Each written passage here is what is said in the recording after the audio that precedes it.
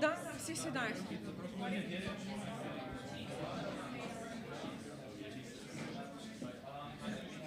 Dear ladies and gentlemen, I kindly ask you to take your seats, please. We are going to start.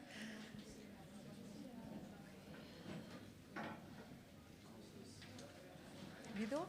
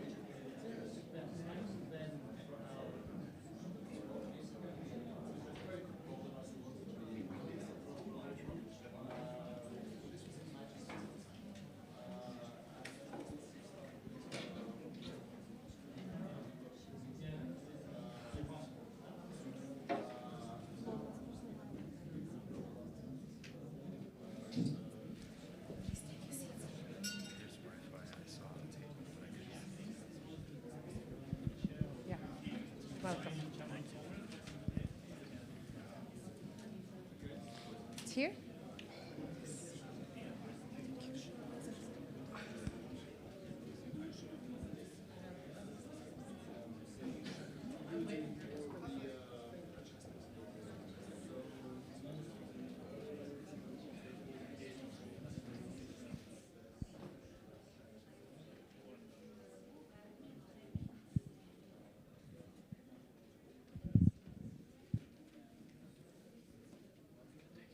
Madam. Good morning. It's here. It's here. Over there. Yes. Thank you. Тут треба посидити. Арсенко не буде, і Марти не буде. Не знаю, чи Христя буде. Я. Hey, thank you. Okay.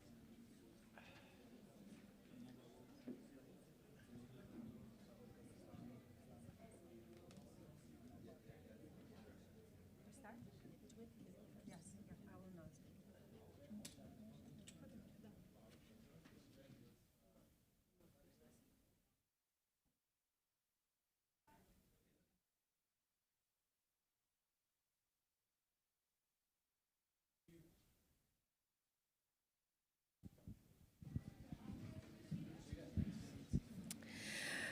Good morning, ladies and gentlemen. My name is Uliana Chromyak, and I'm the Executive Director of Ukraine House Davos. And on behalf of the organizing committee, I would like to welcome you for the second day of our work. And it is a great pleasure for me to show you the video prepared by our team.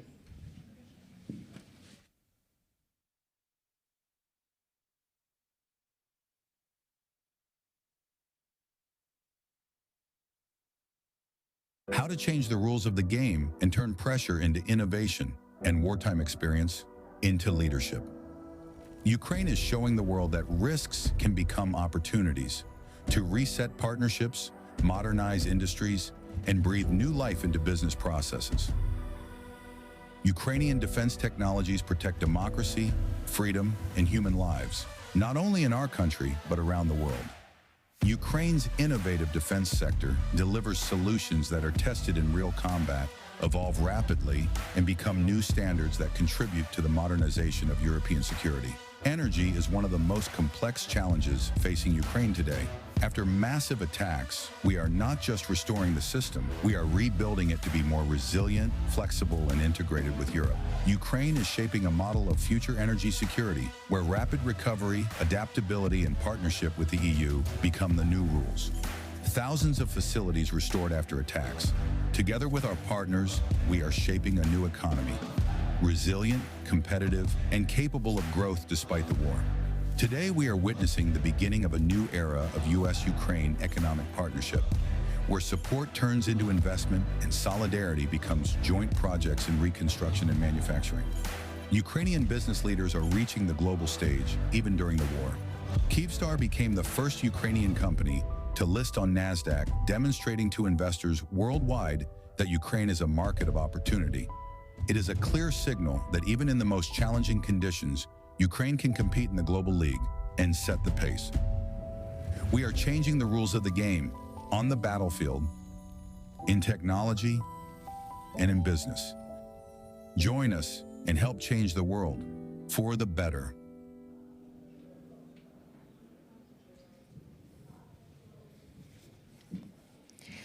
We start today's discussion with a very important topic.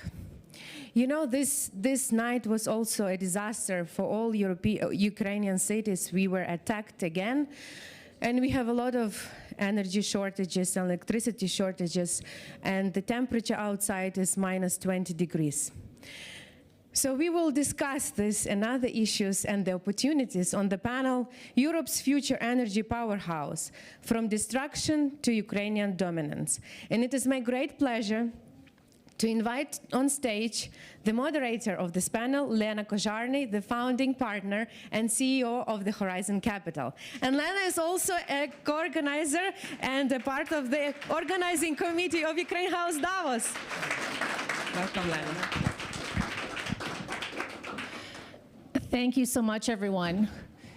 This is our 8th time that we're putting on Ukraine House Davos, and our first time that we're having a dedicated energy panel. We've always included energy in the strategic sectors, but with everything happening in Ukraine, with the relentless attacks, with 60% of the generation capacity destroyed, this topic deserves its own panel, and we need to hear about the challenges and also the solutions from those who are doing the most and leading the efforts in the country. I'm extremely pleased to ask each of our esteemed speakers to come up to the stage. We have a large panel. We have a great number of voices. And first and foremost, I'd like Alexei Sobolev, Minister of Economy, Environment, and Agriculture of Ukraine, to come on to the stage. Alexei is a visionary. Alexei is very knowledgeable on investment economics and is renowned in Ukraine for Prozora Sale, for launching one of the greatest reform efforts during his work at Transparency International. Thank you, Alexei. I'm so glad that you're here. Next, we have Artur Lurkowski, Director of the Energy Community Secretariat. Artur is responsible in leading this international organization that is implementing the energy community EQUI. And these EU-aligned regulations are designed to integrate the energy markets of countries neighboring the EU, like Ukraine, and the EU's internal market. Welcome, Artur.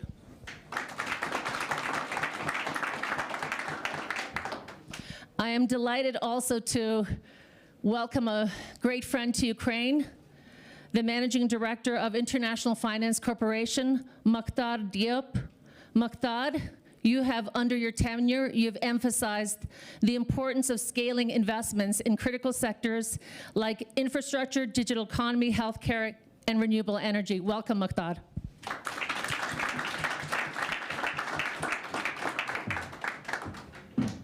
Next, Matteo Petroni, Vice President Banking, European Bank for Reconstruction and Development.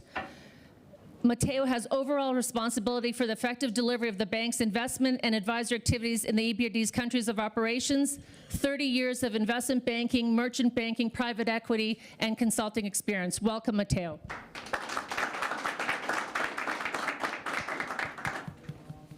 I'm delighted that Heiner Roger is joining us, the CEO and owner of Notice Energy, a company that he founded in 2001, headquartered in Potsdam, Germany, and a leading developer of wind, solar, and battery storage projects. Welcome, Heiner.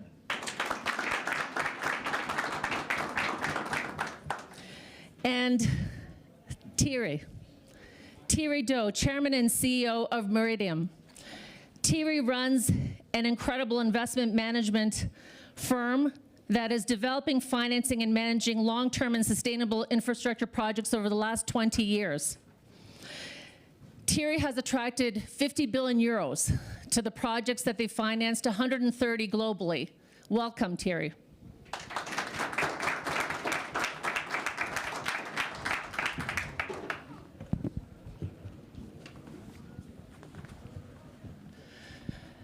I'd like to start with Minister Sobolev.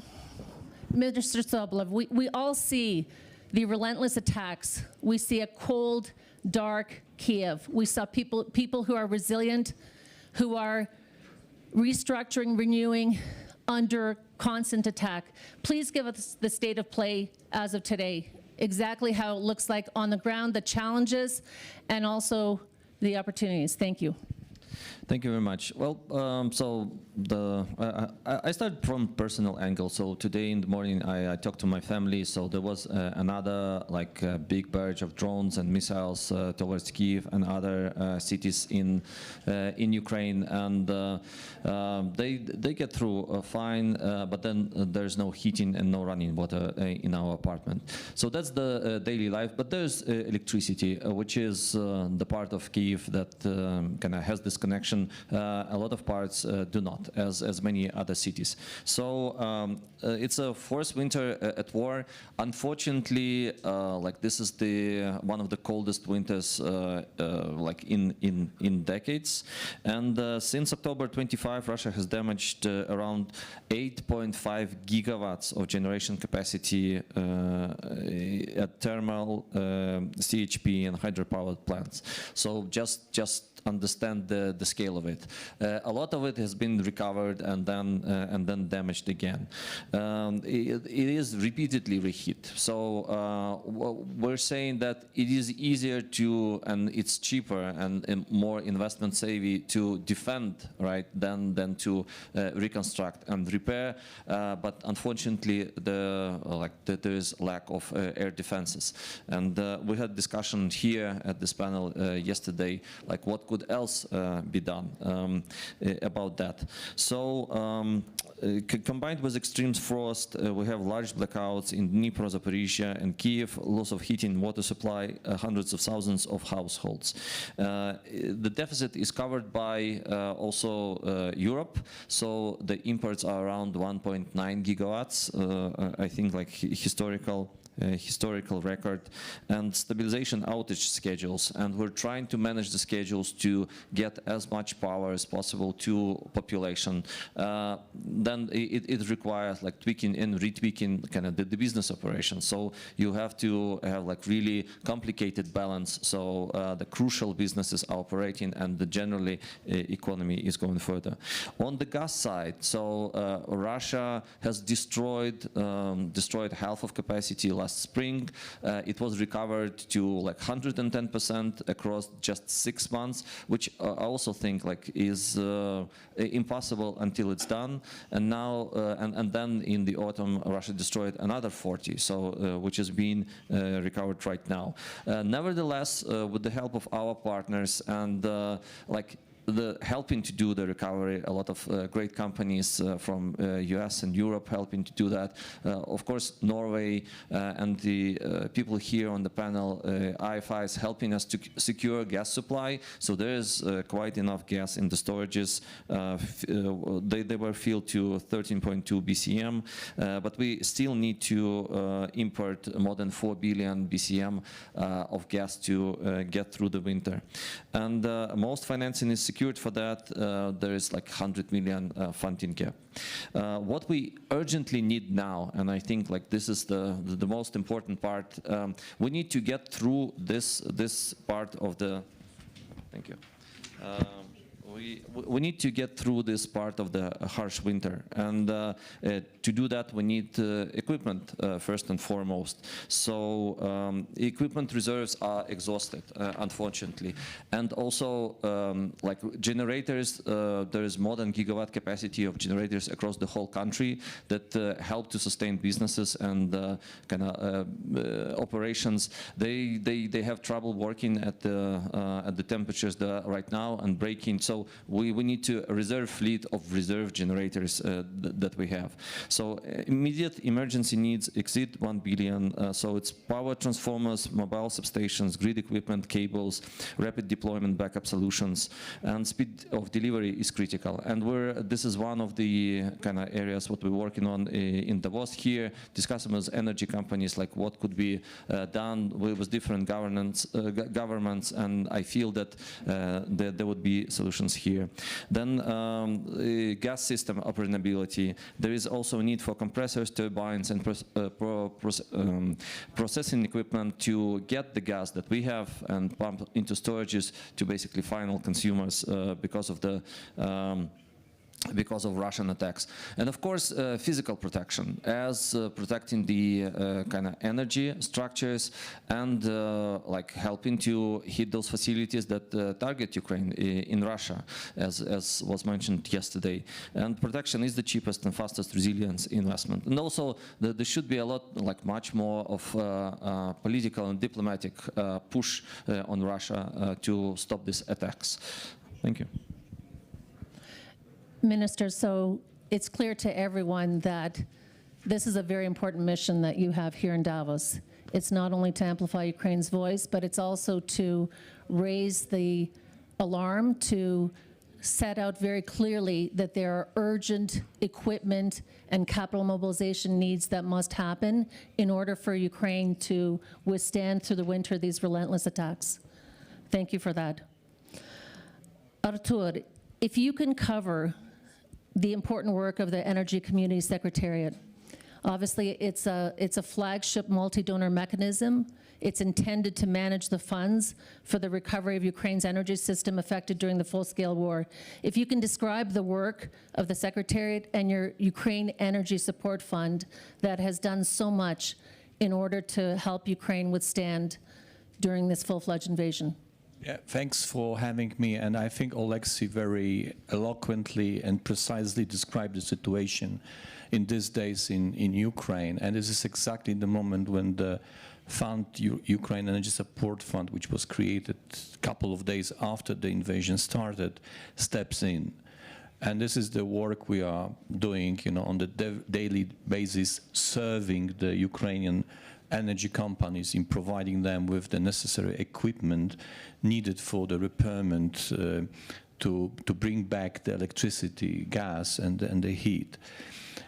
So far, with the support of more than 30 donors, this multi-donor mechanism resulted in accumulation of almost 1.7 billion euro. We are managing more than 1,000 contracts, supply contracts. We are supplying more than 60 Ukrainian energy companies, the key energy companies which are subject and target of the Russian attacks. So the work, and every week there are the deliveries being done, to Ukraine. So the equipment is being delivered to the country. Nevertheless, as Oleksiy explained, that Russia continues attacking. So the needs are growing and growing. In Warsaw, in mid-November, during the conference, rebuilding conference, the deficit of the fund was announced at the level of more or less 400 million euro. And we managed to cover that deficit, which was announced at that time. However, the new attacks produced a new deficit, which is now around 380 million euro. And this is the deficit which is being calculated on the basis of the very precise support request delivered by the Ukrainian companies, which are requiring to receive specific model of transformer, specific model of cables on pipes. So this equipment which is defined by the companies. So we have mechanism, we know how to help, we have an experience. And we are doing that on the everyday. Money is needed, and this is what we will be calling for in Davos, to corporate, but also to the sovereign donors to come and to offer this support to this mechanism so that we can continue doing our job. Thank you so much. That's another very critical message, that targeted support is crucially needed, 400 million euros, in order to meet that very specific request by these energy companies. Thank you so much. Mukhtar, on to you. A great friend to Ukraine, IFC, a part of the World Bank Group, and also front and center in terms of the engagement with Ukraine. Mukhtar, IFC has, of course, continued its high investment engagement nonstop since the full-fledged invasion. If you can share with us IFC's investment volume since then, and also speak to us specific of energy, what role is IFC playing in terms of helping Ukraine meet its immediate energy needs and also finance the preparation for green transition? Thank you very much. For me, it's a pleasure to be here. I remember 3 years ago, Lena, when we were here talking about the reconstruction with, after the invasion of Russia. And I think that at that time we were talking about fixing the more urgent thing. And today we are talking about not only doing that, but helping on the transitions that will happen after, hopefully, the invasion has ceased. So a lot of things have happened, and also we talk about it maybe later, but I remember September 26, 2003 in London, when we signed also jointly the first allocation to your fund, and President Zelensky joined us by video conference. But all that to say that people who are here have been working hand in hand. But let me say also what the Ukraine situation have helped us to do. We have signed a mutual reliance agreement with the EBRD, because as we wanted to support and accelerate the support to Ukraine, we realized that if you don't have processes which are simple, nimble, which are the same among institutions, we are wasting time. So the situation of Ukraine also forced us IFIs to work much more hand in hand and be able to structurally have things that we are doing in common. So we have now delivered close to 3 billion financing to Ukraine since the beginning of the invasion, which is 4 times what we used to do before. So it's a priority. I must say that since the invasion, the World Bank Group meets twice a year with all the ministers for all countries in the world to discuss the situation of Ukraine in a round table. And I personally meet the governors and the Minister of Economic Finance to discuss the priorities. And something that comes up very, very strongly in all the conversation is the need to provide energy. That's why we made it a priority. We have done a lot through the banks, the Ukrainian bank, particularly through the risk-sharing facility, which allows people to invest and therefore to be covered in their risk. We have signed 4 facilities, which totals 370 million euro. We are also investing in large-scale renewable energy. Last year, we announced a package of 97 million with, to the OCO groups. We are thinking also of a wind farm with 147 megawatts that we will be financing. So the pipeline is very strong, and we are really pushing very, very, very hard. And I think that the task of Mr. Minister, I would like to really congratulate you, because it's a very difficult task, because you do estimate in terms of reconstruction and filling the gap, and the day after, these numbers are changing, and you have to go back to partners with new numbers. So we are in this dynamic process of every time reassessing the needs and be able to have the most flexible instruments, but more important, to rely on the private sector. As we're discussing with Lena, the reconstruction of Ukraine, we're seeing 1/3 DFIs, 1/3 private sector, and 1/3 government. But in the energy sector, we talk about 75% of the private sector. So that's why you need people like Thierry. You need all investors who will be coming and joining us in investing and mobilizing resources. But thank you very much for your leadership in all this. Thank you. Mukhtar, thank you so much. And I want to emphasize that last crucial point that you made, that when we look at the World Bank estimates, 524 billion for Ukraine's reconstruction, 60 billion is for energy. And unlike other sectors where there's an expectation that public sector will provide 2/3 and private 1/3, energy can attract 75% private sector. That's crucial. Thank you so much for raising that. Matteo, EBRD is pivotal in Ukraine. EBRD is the largest investor. And EBRD has been backing energy over the long term. If you can give us a recap of EBRD's investment focus, deployment levels since the full-fledged invasion and before in terms of energy. Thank you. Thanks very much, Lena. Before I do that, if I may thank Maktar for reminding everybody the mutual reliance agreement between IFC and EBRD. I remember the first time with Alfonso we spoke about that. That was really the Ukrainian model to be translated in every other countries of operations where we operate together. So Ukraine was really at the forefront of an innovative instrument that we put together. And so going back to what the EBRD does, since the beginning of the conflict, the full-fledged invasion, we invested 9.2 billion euros in Ukraine in 225 transactions. Actually, 87% of those transactions were in the private sector. These 9.2 billion euros were deployed in a variety of areas, but the most important ones most important one is energy, where we deployed 3.3 billion euros so far. And I completely agree with you, Lena and Maktar, on saying that the reconstruction of the energy infrastructure will be a matter for the private sector mainly. However, as the conflict goes on, the public sector plays a crucial role there. And this is where we have focused our intervention initially with Ukrenergo, when the transmission system operations were targeted by the Russian missiles, and then with Naftogaz, where only last year we provided 1 billion euros together with the Norwegian government.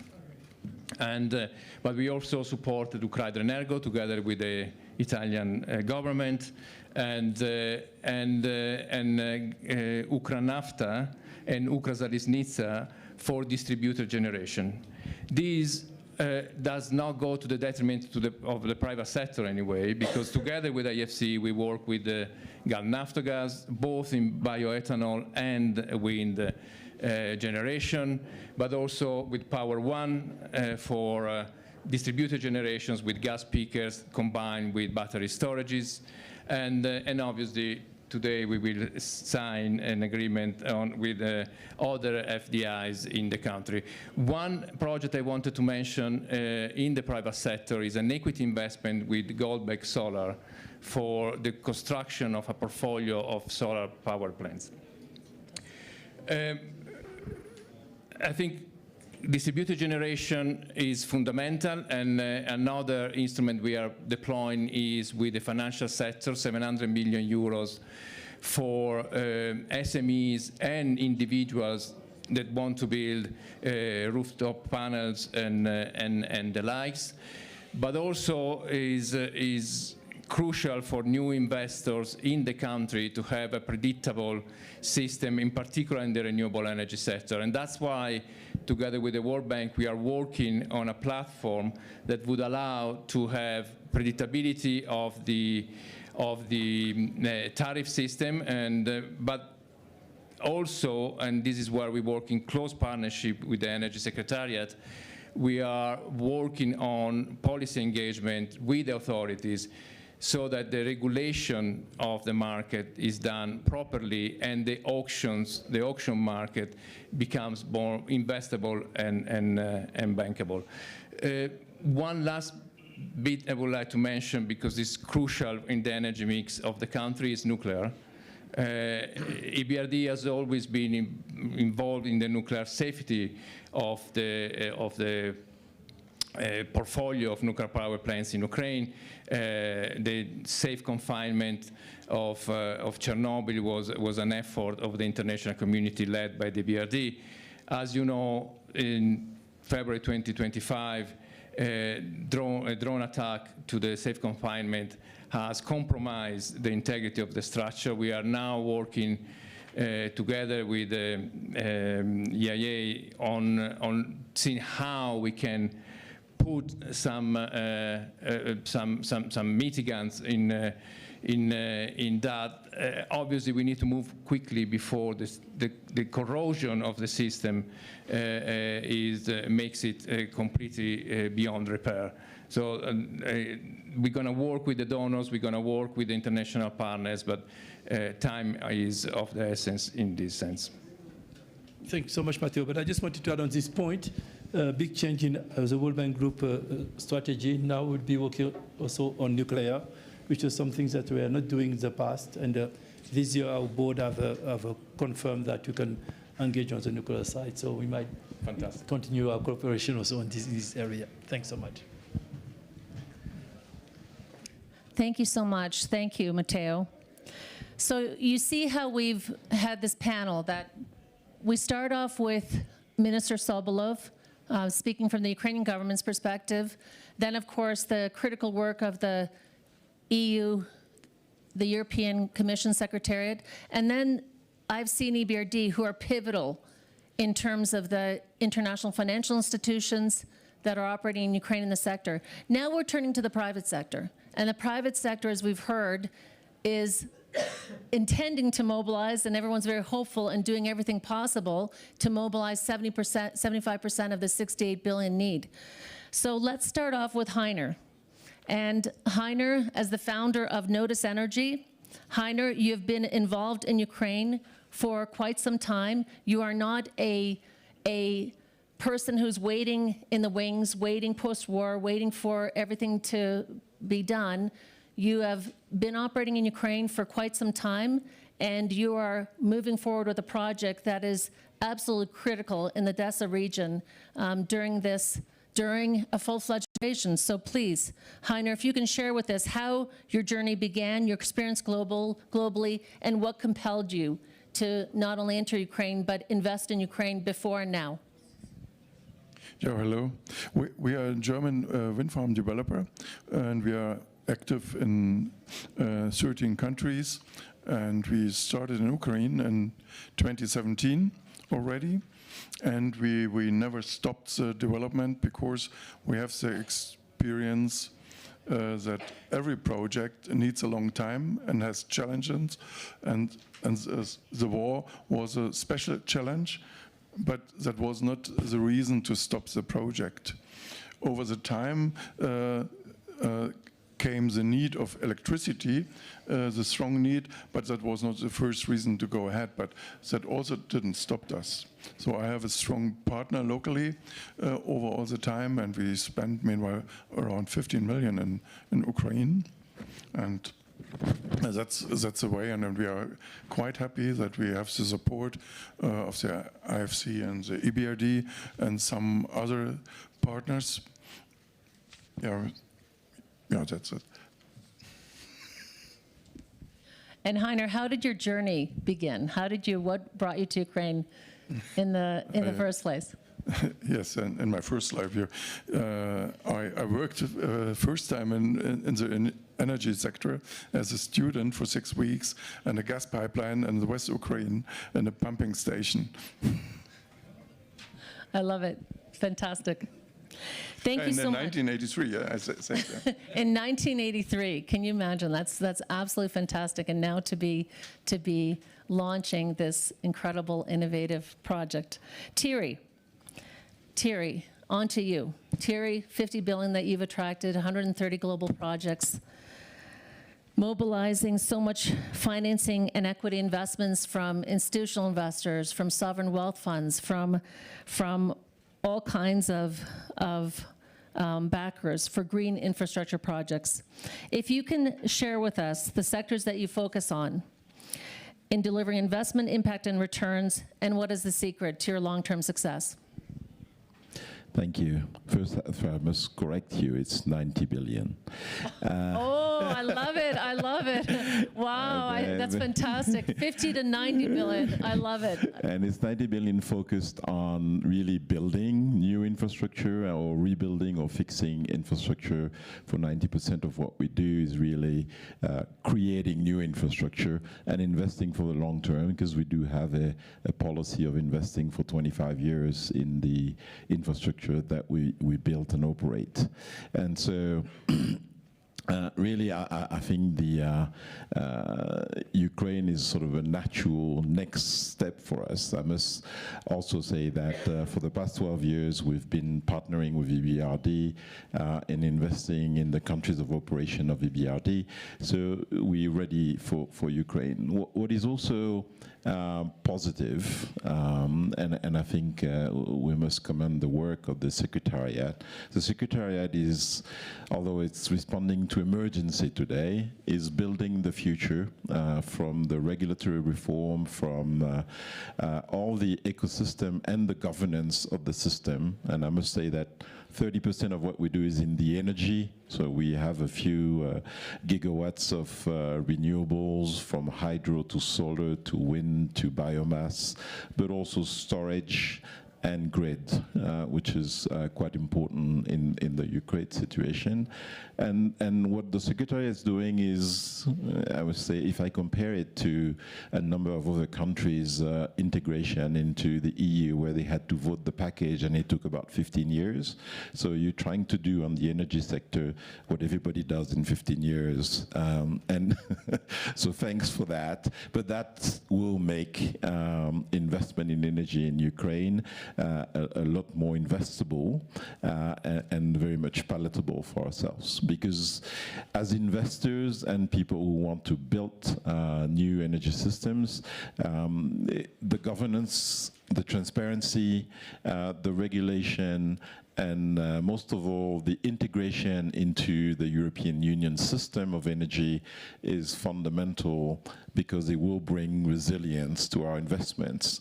And obviously, the willingness of the Ukraine government to build for the future a resilient and sovereign system of energy that is integrated into the EU is a fundamental principle for us in terms of thinking about 25-year investments, because we want to be there with you in 25 years. And for that, we need you to think 25 years. And which is, and so it's really amazing to see how the short-term effort to react to the aggression is actually rebuilding the system. And I'll be totally transparent.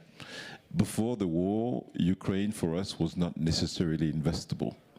Because there was not the governance, there were not the regulations that we were comfortable with, and so we looked at it multiple times because it was in the portfolio of things. But it's unfortunate and it's sad, but this war has become an opportunity for Ukraine for great transformation and reform that really makes it an attractive sector. And the energy that is in the private sector in Ukraine is also to be praised, because without that, government will have difficulty sort of surviving. So we really look forward to doing more in Ukraine, and obviously we'll have to team up. We already have our usual team members, the IFC and EBRD.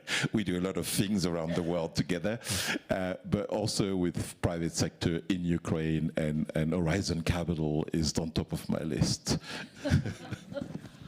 Wow, I am so happy to hear all of this. I'm so happy to hear that there is a silver lining, Thierry, for this horrific war, that you were looking at this before and it wasn't investable, but given all of the hard work that has been done by Ukraine, by the European Union, by the Secretariat, by those on the ground, the IFIs, that you will be looking at projects in the future. That is fantastic. That is newsworthy. Thank you. Artur, please. If I may, on the last point of Thierry, I mean, the phenomena you have described, we call in our technical language accelerated integration of Ukraine into the energy markets of the EU. It is true Ukraine is on the pathway towards the full-fledged integration, but we have selected energy sectors as those who might be accelerated. So Ukraine might become like a member state of the EU in electricity, gas, and renewables. And that is the reason why we are pursuing reforms now, so that this integration with the EU might be the life rope, help for Ukraine in the very immediate context of the destruction, but also could give a positive signals to the potential investors, because the integration with the EU is actually the cheapest de-risking mechanism. By providing the regulatory predictability, by providing the clear regulatory framework for 25 years, as you said, this is something which is, I believe, deeply expected by investors. And this is exactly what we are doing in electricity. That is the reason why now we have in the Ukrainian parliament the electricity integration package, which is aiming at completing the integration of the electricity sector with the EU, which will be providing the certain predictability for the electricity price in the long term, which is critically important for the investors, so that they have a clarity about the price they will be receiving from the market. The same is being done for renewable sector. Matteo alluded to that. So the reform is needed for the auction system, but also some improvements are needed for the sector. But also renewables are, for example, guarantees of origin for renewables are to be integrated with the renewables guarantees of origin of the European Union. And the gas sector is the same. Without having the access to the European gas sector, Ukraine would have a much more problem this winter than in the situation which is now. As I have mentioned, renewables and the decentralization was the topic of many colleagues. They have intervened before me.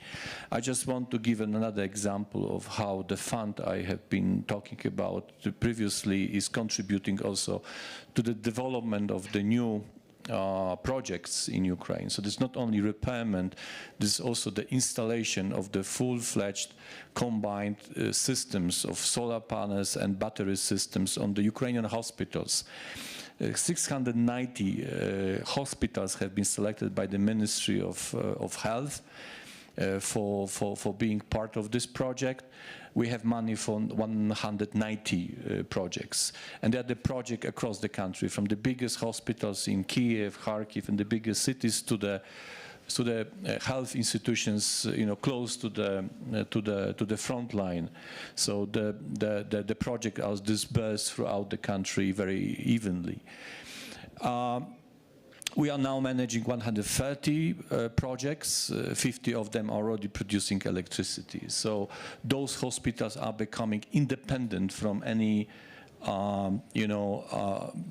disruption of supply in electricity. They can continue providing the health services to the society. They can do their job simply under the work condition. So this is how we also try to manage together the vision of greening and the distributed electricity generation in the mid and long term with the concept of serving the people now and here under the attacks of the Russian army.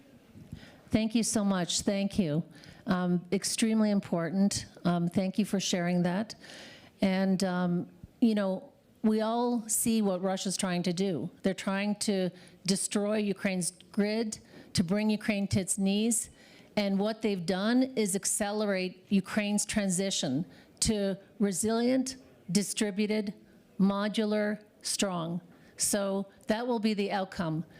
Minister, if you can do two things for me, you've talked about the challenges today, talk about where you see that private sector investment flowing, what is the vision, and you've got backers, EBRD, IFC, but we've also got from energy sector, we have FMO and Swedfund and Proparco and Norfund and others who are backing energy.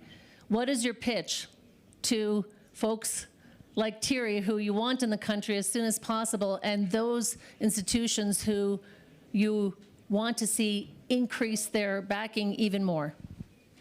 Thank you. Well, first of all, like any kind of economic growth in Ukraine will not be possible without like abundant and cheap energy. And the country learned the hard way that distributed energy systems is the way to go. So there would be a huge need for all types of like renewables and batteries to accompany them. If you look at the World Bank's RDNA report, so the amount of the amount recovery construction need is around 90 billion, so that's a match. 90 billion and 90 billion, we hear that's the match. Is it coincidence? Probably not. So we can use it all. So the World Bank estimates that 68 billion will come from private sector. So there would be plenty left for other countries. So I'm not over pitching. Sorry about that. But I love it. This is what Davos is all about. Yeah, many people ask about the pipeline, right? So kind of okay, all these presentations, all these big numbers, but what about like the actual projects? We've been doing this homework for quite some time. There's investment portal that we do as the ministry together with Kyiv School of Economics. We gather like annually, we gather all the projects from the private sector, and in the energy there are 90 projects in energy sector for 33 billion. So basically there are different stages. A lot of them has like post-feasibility study stage. So we think that in energy sector there is a really kind of stronger pipeline compared to many others. There's also a mechanism that we're designing to do some of the risk mitigation that was mentioned. On the price risk, we're working with the EBRD, and we'll be launching this year, right? It's going to come operational. We also have, we'll be increasing war risk insurance facilities this year to allow this investment. Hopefully the peace comes, the war risk insurance will be transformed into political risk insurance, so it will like tick another mark on the kind of board list. What these projects are, as I said, like renewables and batteries, but also gas engines, CHP storage, fast to deploy, revenue generation, resilient to attacks, like maneuverable generation would be very important. And also Arthur mentioned that a lot of the demand would come from municipal and industrial energy autonomy. So power and heat for cities, hospital, water utilities, SMEs. I think this experience will kind of like the businesses naturally say, okay, we should be self-autonomous in all of that for any kind of resilient situation, etc. That's how kind of Japan rebuilt itself, and I think like and Ukraine probably as well. Also grid modernization and storage to balance renewables, integrate with NSOE, mostly for state-owned companies, and district heating modernization for flexible capacity. Yeah, that's the main vehicles. And as I said, like we're looking during the last year, we deregulated anything we could as a government to make it faster to build energy. From the feedback I get from the business sector, it actually worked. So like our lead-in times are more competitive to a lot of our peers in European countries. But we need to do more, because we need to like be able to as easy build energy right now, because we need it right now. Because so as the government in the government right now, we're doing this like weekly calls with companies to understand, okay, how can we help you more? What should we kind of drop? What kind of regulation tweak so you can connect your generation capacity online much faster? Thank you. Thank you so much. We'll hear from the private investors shortly about how that vision and pitch resonated. But first, Mukhtar, you work with a great deal of investors. IFC is directly working with the private sector and aiding the private sector and backing the private sector. What would you say to Ukraine? How can Ukraine encourage further private sector financing to both help restore its energy sector and also develop a low-carbon energy sector? What else can Ukraine do? No, thank you very much. And I mean, it's not to let it send flowers again to Thierry, because there isn't too many today. So, but we know how to work together. Okay, the three of us, we are been working together in various geography, being in Middle East. Now we have big investment in Middle East, in Africa, in all parts of the world. And the first question that people are asking you is, are price right? Because people want to have predictability and have price right. So the first question, that you talked about it already, is we need to get price right. Secondly, local currency is very important. Third, guarantee is very important. And let's take that opportunity also to think about how other sector can be reformed around this transformation of the energy sector that we want to have. I think it's a good opportunity to think about SOEs, to deepen the capital market, to be able that we have utilities where people can, in the stock market, invest in those utilities, and therefore able to capitalize it to a level that will be able to do the O&M and all the things that we will be doing. Let's not forget also that tomorrow Ukraine will be using a lot of the innovation which should be coming from AI.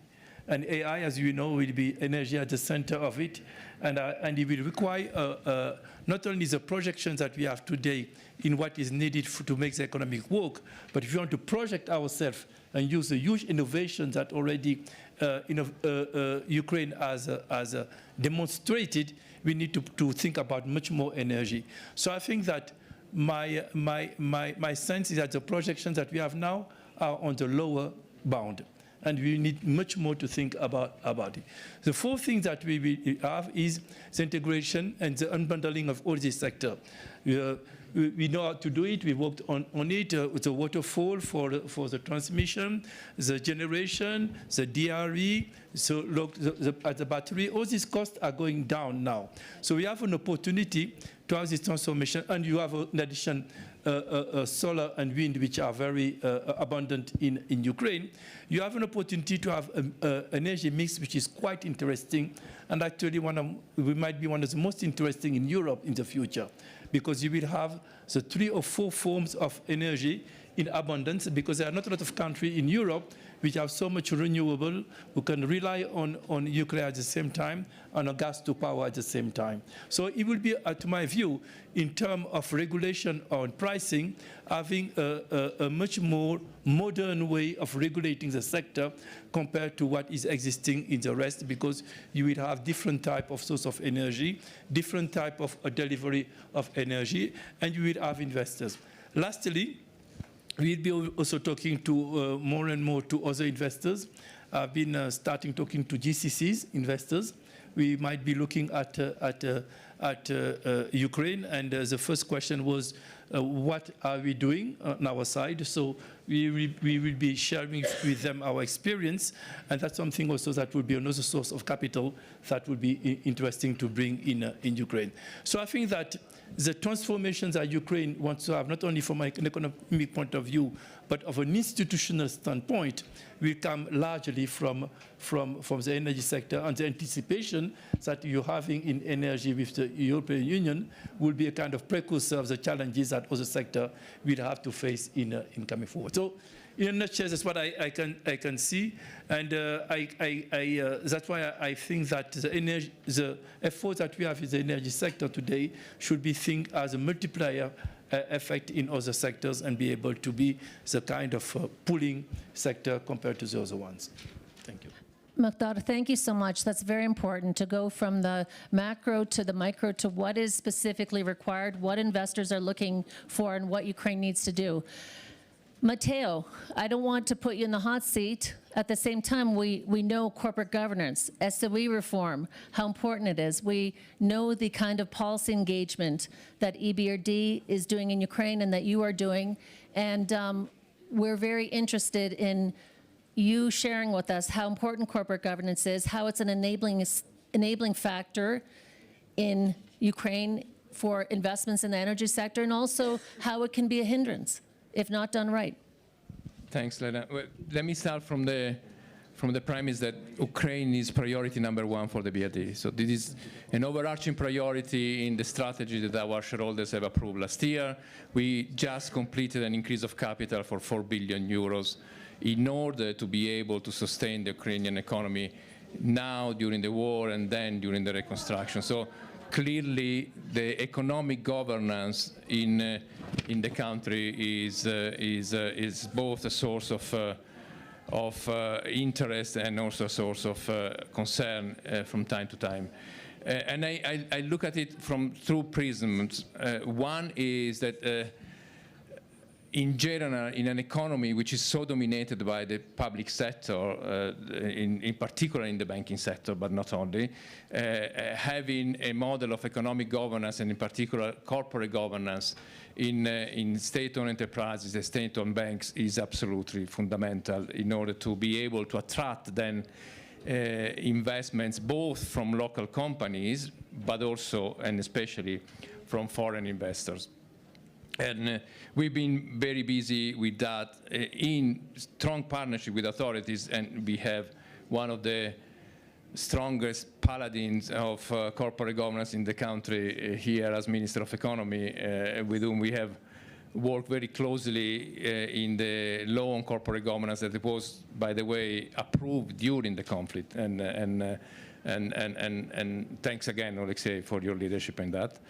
And we are also supporting the Business Ombudsman, which is a channel in particular for SMEs, but also for foreign investors to highlight issues of harassment or undue behavior of the authorities, and of course the American Chamber of Commerce and other actors and stakeholders in the country are very important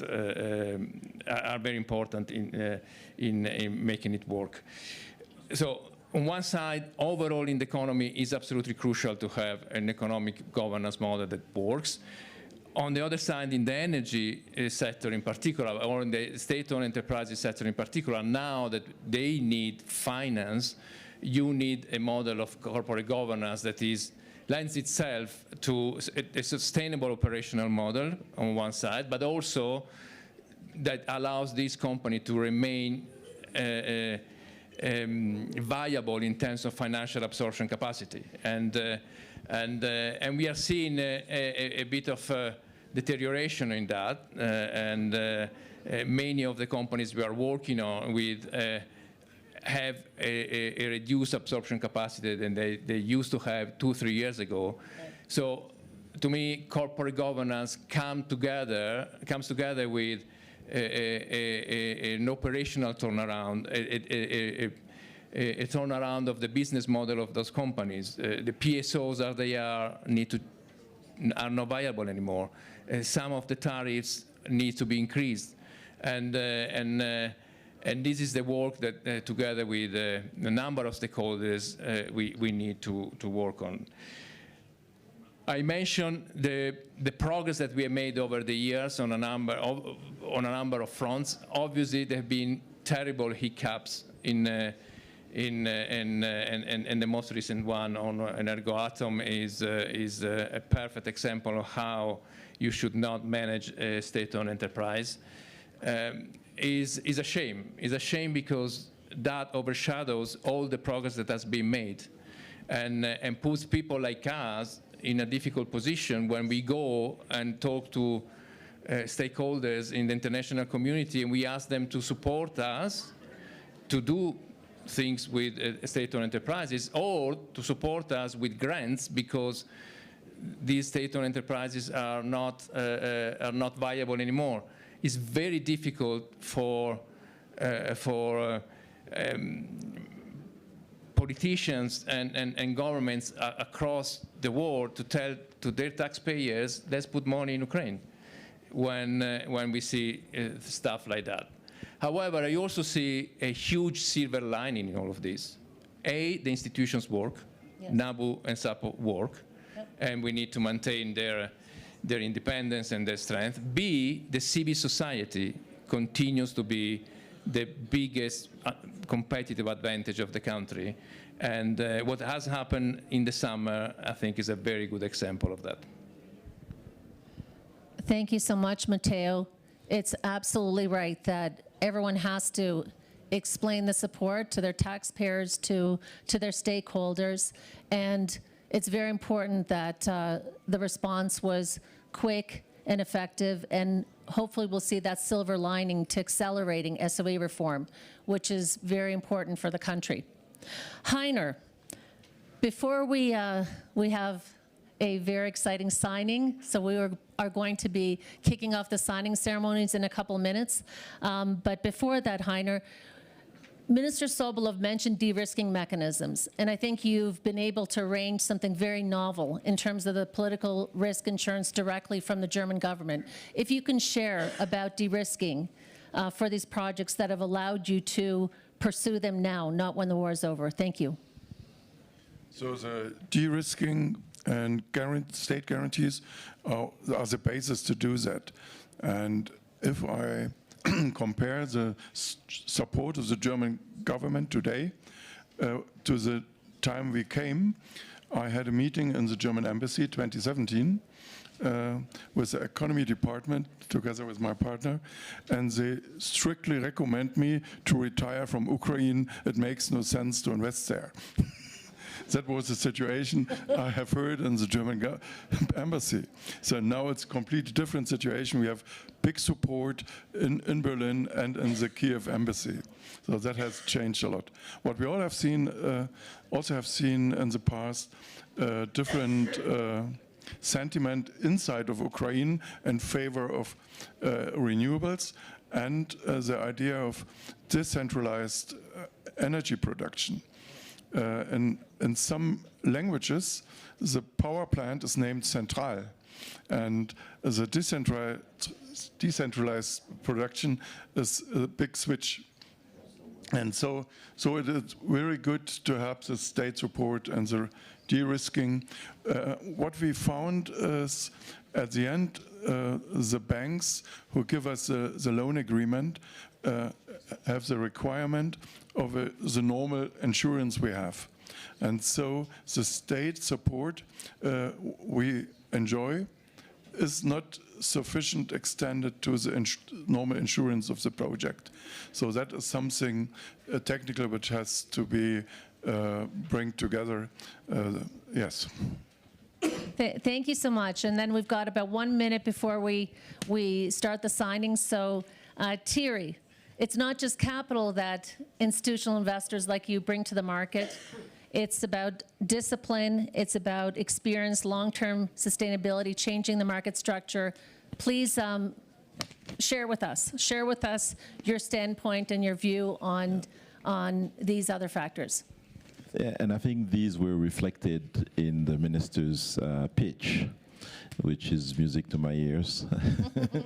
You have priorities, you have a pipeline, which is the fundamental, and you have the ability to have a constant dialogue with private sector, and this is also what we bring. I mean, because these things are complex, these things don't just happen, it's a lot of work, so you are focused on execution, and I think this is where we also want to bring our capacity to execute, have a full dialogue, and do for the best. And I'll finish as well with what Magda mentioned on the leapfrogging capacity of Ukraine. There will be no sustainable grid for a decentralized system if it's not fully digitalized and run by AI. So we'll get there much faster than many other countries will be going to. Thank you. Fantastic. So we heard the pitch to you and the pitch back to the Ukrainian government. Well, I think this has been a fascinating panel. I hope that everyone's enjoyed it. Please join me in thanking all of our esteemed speakers for making time in their busy schedules to join us here at Ukraine House Davos. Ulyana, I pass it to you. Thank you. Thank you, Lana. And thank you all the panelists for such an outstanding panel. You know, energy sector is vital for Ukraine, so we do hope for your support and to help people in Ukraine, you know, to stay resilient. As Alexei said today, all our families are there, and we are here, you know, to amplify this voice of Ukraine. Thank you so much. And we have the tradition to distribute the scarves made by the Ukrainian designer. This is the brand that women run in Ukraine, and to keep you warm, so please have some presents from us. Alexei, you already have one. Do you want another one? It's really cool that you That was the thank you. That was the question whether you want to give it back.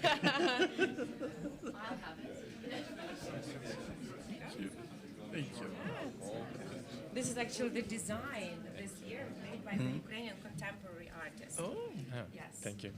Beautiful design. My wife. Okay. Cool. Okay. And yeah, here you go. Thank you so much. And we will have the picture of the panelists. Thank you very much. If everyone can join me for a group, And please stay for the signing for. Yeah. very much appreciated.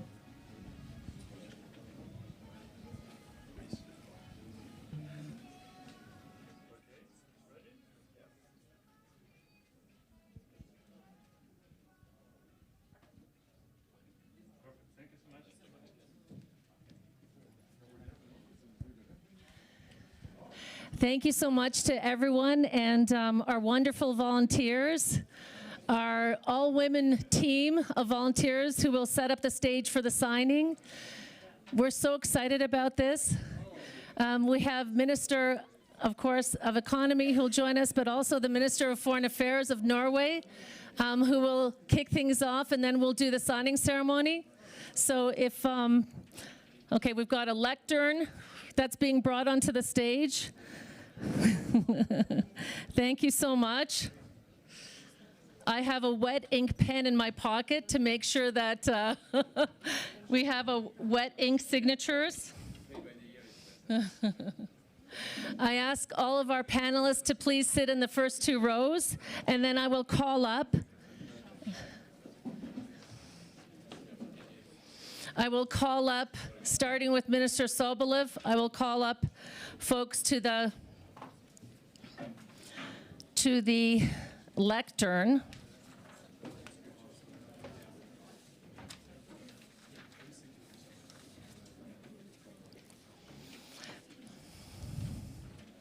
So, Minister, I'm so happy to have you standing beside me, standing as we prepare for the first signing ceremony. I remember Minister Sobolev saying, Horizon Capital needs to do more. Horizon Capital needs to invest first equity in reconstruction-focused sectors. Those who know Horizon know that we have $1.6 billion under management. We've been operating now, this is our 20th year. We are celebrating 20 years in Ukraine across tech, export-oriented, pharma, e-commerce, retail, all very important sectors. At the same time, with the full-fledged invasion, all of us, everyone in the country has stepped up, has done all that we can, and for us, all that we can means bringing capital to Ukraine. So we've raised a $350 million fund for Ukraine, which can do tech and export-oriented companies. At the same time, we realize that construction, energy, digital infrastructure, these are very important sectors for the country. So that is the genesis of Catalyst Fund. I am delighted that we are signing. Minister, 6 months after you gave me a gentle nudge at URC, we are here in Davos, and we are halfway to our goal of raising 300 million. So we today are signing that we have raised, thanks to our wonderful LPs, we have raised 50% of our target. Mukhtar, you talked about HCGF4 and our first fund that we raised after the full-fledged invasion. Back in September 2022, we raised 50% of our target, so I think it's a tradition. But Minister, I would like to pass on the mic to you and to kick off our signing ceremony.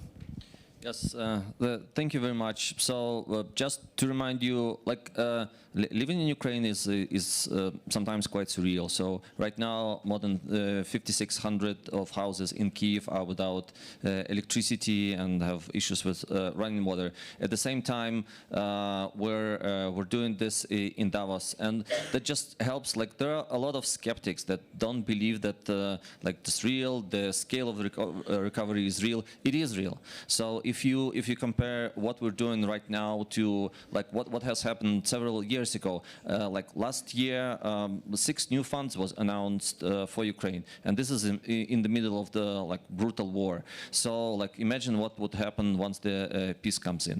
So this is another testament to that, and I think it is very good that both the private sector and the government, they move in the same way. We know what we want, what we need, and I guess how to get there. So I'd like to congratulate Horizon Capital. We value that a lot, and the partners IFC, BRD, Proparca, Swedfund, Norfund, FMO for the first closing of this Catalyst Fund. This is exactly kind of everybody was looking for strategy, for priorities. This is execution of the strategy. So kind of we're moving in tandem very far, and we'll be doing much more later. So thank you everyone, and let's do the signing. Thank you so much, Minister. Thank you so much. Have a seat. And I'm very honored that the Minister of Foreign Affairs of Norway has taken time out of his busy schedule in Davos to come join us. Minister Espen Barth Eide, please, the floor is yours. Thank you very much, Mr. Sobola. We met exactly a week ago in Kiev. So I was in Kiev experiencing the icy cold weather. Kiev has been particularly cold, but it was a very warm meeting with the people, the government and people who are not giving up. And I could see with my own eyes and with my body, you know, how cold it is when it's not, you know, when it's minus 18 here, it's dry. When it's minus 18 in Kiev, it can be raw and wet, and that's much worse. So that's really serious cold, and obviously President Putin is using exactly these weeks to go an extra length into bombing energy production and energy distribution infrastructure and transformator stations and whatever it is in order to make it cold and hard to endure. But the people of Ukraine stand up, and that is really impressive. Norway is already a significant contributor, obviously with weapons, military support, but also on the energy field and other contributions. We made a large contribution to gas purchase last week. But what we're here to do now is actually something very positive and optimistic, because this is about building the future. Because Ukraine needs to win in the sense that we need a peace, of course, but a peace that it is just and durable. But it also has to start its own reconstruction, and we believe that the reconstruction is ongoing. It's not going to start after the war, and this is why the Norwegian International Long-Term Investment Fund, Norfund, has decided to contribute to Horizon Capital, to invest in Horizon Capital, 15 million euros at this time. And as I understand, the specific project is a wind farm in the Odessa region, because we, as ourselves a large energy country and contributor, we know that today you need everything you can get. You need to repair what you had, but you also need to build for the future. I heard the discussion just before about a more distributed production, different sources of energy, a strong grid, a modern management of that grid, which means that you can connect different sources to the same city in order to be more resilient as bombing continues, but also be more prepared to be a modern industrial nation in peace. So this signing is very much about demonstrating that we are not only committed to success in war, but also in success in peace. And everything I do with my dear friends in Ukraine, in the government, and other people I meet every time I go, indicates that this country will be ready for a fast and rapid growth. This is a country with an industrial history, people are used to working, institutions in place that are getting better, obviously tarnished by a terrible war, but once the war is over, the potential is great. So we think it's very smart not only to donate for today, but also to invest in the future, and that's why I'm here today. Thank you so much, Minister. Please, thank you so much. This was very important to highlight Norway's contribution and also this important investment. Okay, so now I have the pleasure to ask all of the signers, and Minister, I'll be have the pen ready for you a moment too. Mukhtar Diop, Managing Director, International Finance Corporation, please, if you can join the stage. And I will ask each of the signers to come up on the stage, sit down, and then they will speak and sign with the wet ink right here in Ukraine House Davos. Matteo Petroni, Vice President, Banking, European Bank for Reconstruction and Development. Maria Aglert, Chief Investment Officer of Swedfund. Edgar Martin, Senior Investment Officer, Private Equity at Proparco. And Anne-Marie Von June, Head of PE Funds and Co-Investments at FMO. Fantastic. So we are delighted that you are all here. Without you, we could not get to over 150 million raised. And what is most important is that this capital that has been raised is going to be deployed now. Our investors are very committed and pushing for this deployment, that we not wait until the war is over, that we make an impact and we do it immediately. And that's why immediately after the signing of Horizon Capital Catalyst Fund, we will sign our first deal in the fund. Okay, so let's start. And I've got the fantastic, Alona has the signature pages. I will remove this. I will put in the wet ink pen. And I will ask Mukhtar if you can come and please sign this document and please give us a statement as well. Thank you so much. This works? Yes. No, thank you. It's a big honor to be working with you. Thank you. It's a huge pleasure. When we started this effort, a lot of people thought that we should be doing it. They were looking at us a little bit as a group of a bit wild people. Okay? We believe that there were no other options than to support Ukraine. And to do that in a way that can mobilize everybody, you needed to find people who have credibility and partners who have done it, who have the credibility on the market. And we couldn't find someone better than you and Horizon to do that. So please, a round of applause to Lena, because she's the one. Thank you. So together we gathered in London and we signed. I remember it was until the last minute. I remember talking to Rémi Rioux, to Proparco, to all colleagues, Odile, and everybody were trying at the last minute to make all the paperwork. And we managed to do that because we knew that it was for the right cause. And I think that today we are, again, even more confident that we are going. But we're doing it in a context where it's a different perspective. It's not just taking care of the most urgent things, but it's also to build the future. I would like to really thank France and the European Union, who have brought a mechanism of guarantee which allows us to also to move fast and to mobilize. And without their support, it would have been difficult also to do that. So today is a big day, and we are looking forward to continue working with you because you know how to deliver. You are signing the first transaction right today. So that's what we need, and I'm sure that in the coming years we will continue working with you, and in a much brighter horizons that we have today. And so I would like to say thank you to Ukraine House and to you and to all my colleagues who are participating. Thank you. Mukhtar, thank you so much. Thank you.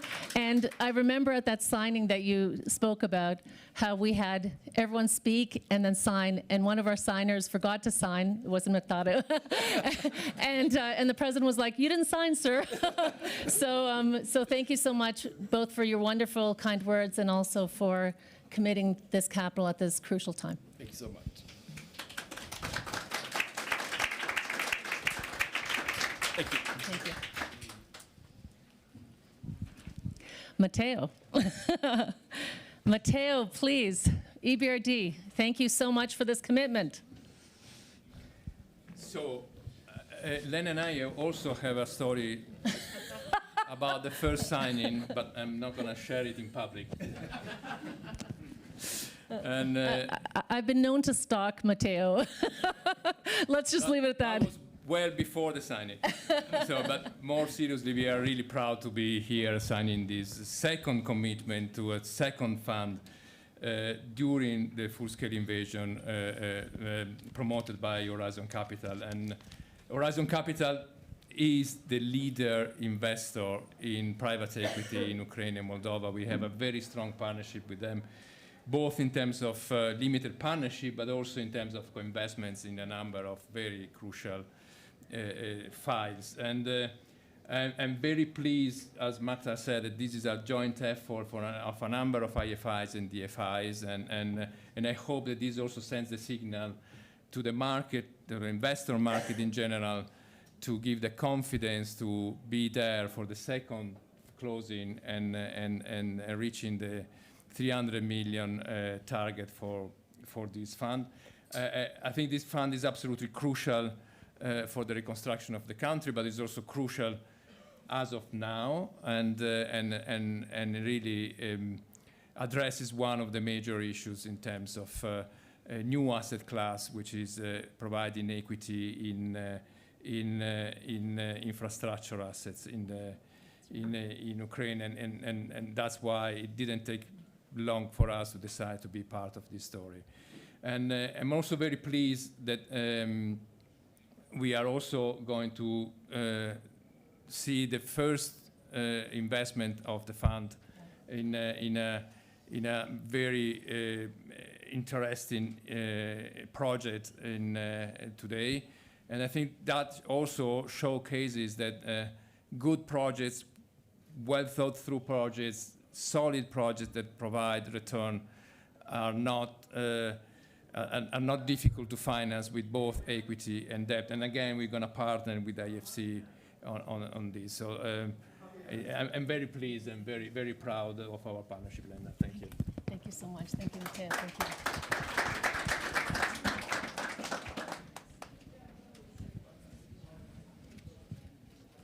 You also need to sign. I'll sign all of them. Thank you. Thank you so much. And Minister, you not only told an amazing speech at the beginning, but also you are signing on behalf of Norfund, and have this. We have this wonderful opportunity for you to put your signature to paper, please. Thank you, and I already spoke. So suffice to say that I already spoke. So suffice to say here that this is about the future, but also about getting to the future. And investment from a publicly owned fund like this is also supposed to catalyze private capital. So that's very much the idea. I'm very proud to work with you. So I'm just signing, and that's it. Here. Thank you so much. And catalyze is exactly the word of the day. Thank you. Catalyst and catalyze. Thank you so much. Thank you. I really, really appreciate it. Okay, so now we are delighted to welcome Marie. Marie, please. Swedfund has backed us in our first fund after the full-fledged invasion, and now today with this landmark commitment to the Catalyst Fund. Please, Marie. Thank you very much. First of all, supporting Ukraine is one of Sweden's key priorities. And Swedfund, as Sweden's DFI's role in this is to invest into the private sector, strengthening the economic resilience and supporting the recovery. And you're right, already 3 years ago, we decided to invest in one of Horizon's fund focusing on the IT sector. And through that investment, we have seen how Ukrainian companies can adapt, continue maintain operations, and create value. So we are very pleased now that we can also invest into the Catalyst Fund, that invest into sectors that are crucial for recovery of Ukraine. 1 year ago, we decided to open up an office in Kiev. And this way, we can strengthen our investment capacity, and we want to continue to grow our portfolio in Ukraine. We have seen that Ukrainian companies, they have shown such courage and strength through these difficult times. And As a Swedish former UN Secretary General, Dag Hammarskjöld, once said, "For all that has been, thank you, and for all that is to come, yes." Thank you so much, Marie. Thank you so much. Thank you. Thank you. Thank you for your commitment. Thank you for being with us today on this momentous occasion. Thank you so much. Edgar Martin, Proparco, who has also backed us in multiple funds and has made this historic commitment today. Please, Edgar. Yeah, I'm very delighted to be here today and to replace, sadly, Rémi Rioux that could not come. But it gives me the opportunity to give my personal opinion of Horizon team, because I've been part of all the due diligence and I met you so many times. So I like the Horizon team because they always demonstrate their ability to adapt to change in the Ukrainian market. And we are really proud to support them today in their transition to investment, to infrastructure and energy, because it is pillars for Ukraine reconstruction and economy. I like the Horizon team because of impact, because the team has always been at the forefront in terms of impact, including job creation, reduction of gender inequality, support to Ukraine economy, and now I hope also development of renewable energy. And finally, I would say I like the Horizon team because they give us the possibility to stand with Ukraine. Thank you so much. Thank you, Edgar. Thank you. Thank you so much. And thank you for your commitment to enable us to already start investing today. Thank you so much. Thank you. Thank you. And lastly, Anne-Marie, last but not least, who has backed us FMO in every single fund since we started 20 years ago, and today is committing to this latest asset-heavy, domestic-oriented fund. Anne-Marie, please. Which wasn't easy in itself, as you know, but I am very proud to be here and indeed to underline the fact that we as FMO have been partners with Horizon Capital for 20 years this year, and we've supported every fund. And this one is especially made available because our government, the Ministry of Foreign Affairs, made available funding for investing in this fund, and we think it's super important. Indeed, also because of what we heard, that mobilizing private capital now is super important, and that is exactly what this fund is doing. And there's one thing in particular I also want to underline, because a number of great things have already been said, but if you think for a moment how many people have been involved in this from all of our teams. So first of all, the Horizon team, of course, but also from FMO, and I got to bring George today, and Chris, but if I only think about in the organization FMO, how many people need to be involved to get this over the finish line, and also in an amazing 6 months, which is impressive for fundraising and private equity.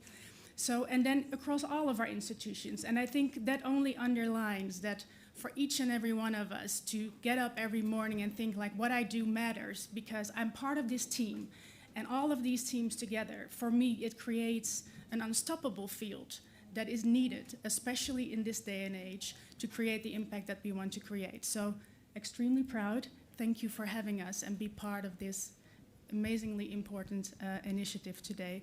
And yeah, thanks a lot. Anne-Marie, thank you so much. Thank you, thank you, thank you. And thank you for your commitment. Thank you for your signature. Minister, I know that you have to rush off, so we will do a slight change to the program. We will ask now Heiner to come up, and we will do, Minister, if you can share with us your comments on the Notice Energy. And I will be asking Heiner to come up. Yeah. Heiner, please sit down beside Mukhtar. If you can come up, and Dima Borodai, please, the lead partner at Horizon, who has led the Notice Energy transaction, the very first transaction of the Catalyst Fund. We're delighted. Minister Sobolov, I know it's important not only to catalyze funds, but also for them not just to raise money, but to start deploying it quickly. Yeah. So, Minister, please. Yeah, exactly. So, like from just mere seconds from raising the fund to the first transaction, this is how we like it. This seems to be normal right now. Like, okay, a benchmark for everyone. Sorry, no pressure. But thank you for that. So I started about the number of homes that were without electricity, and now so this Notos Energy project will provide 124 megawatt wind power in Odessa region. So it's not just energy; it's gonna provide 120,000 households, and will create with energy, and will create 350 high-skilled jobs. It's also another kind of the whole agreement is 250 million in capital in Ukraine, in industry, in energy. This is exactly what we all want, need in distributed energy. So I congratulate on this investment, and it also shows that from like mere seconds from raising the fund, the first investment is there. It's not that hard to find a good pipeline, so let's do that. We want more deals like that. Thank you very much, and congratulations to everyone involved. Thank you. Thank you, Minister. That's raising the bar, no pressure. And Heiner, let's do this because Minister Sobolov has to. Minister Sobolov, one picture. Let's do one quick picture before you leave. If you can just jump on the stage, and then we'll have Dima and Heiner. So let's. We're going to do one group picture. We have to go with this. We have to go with. We know how important Minister Sobolov's schedule is, and then we will continue. Do we have everyone here? Yes.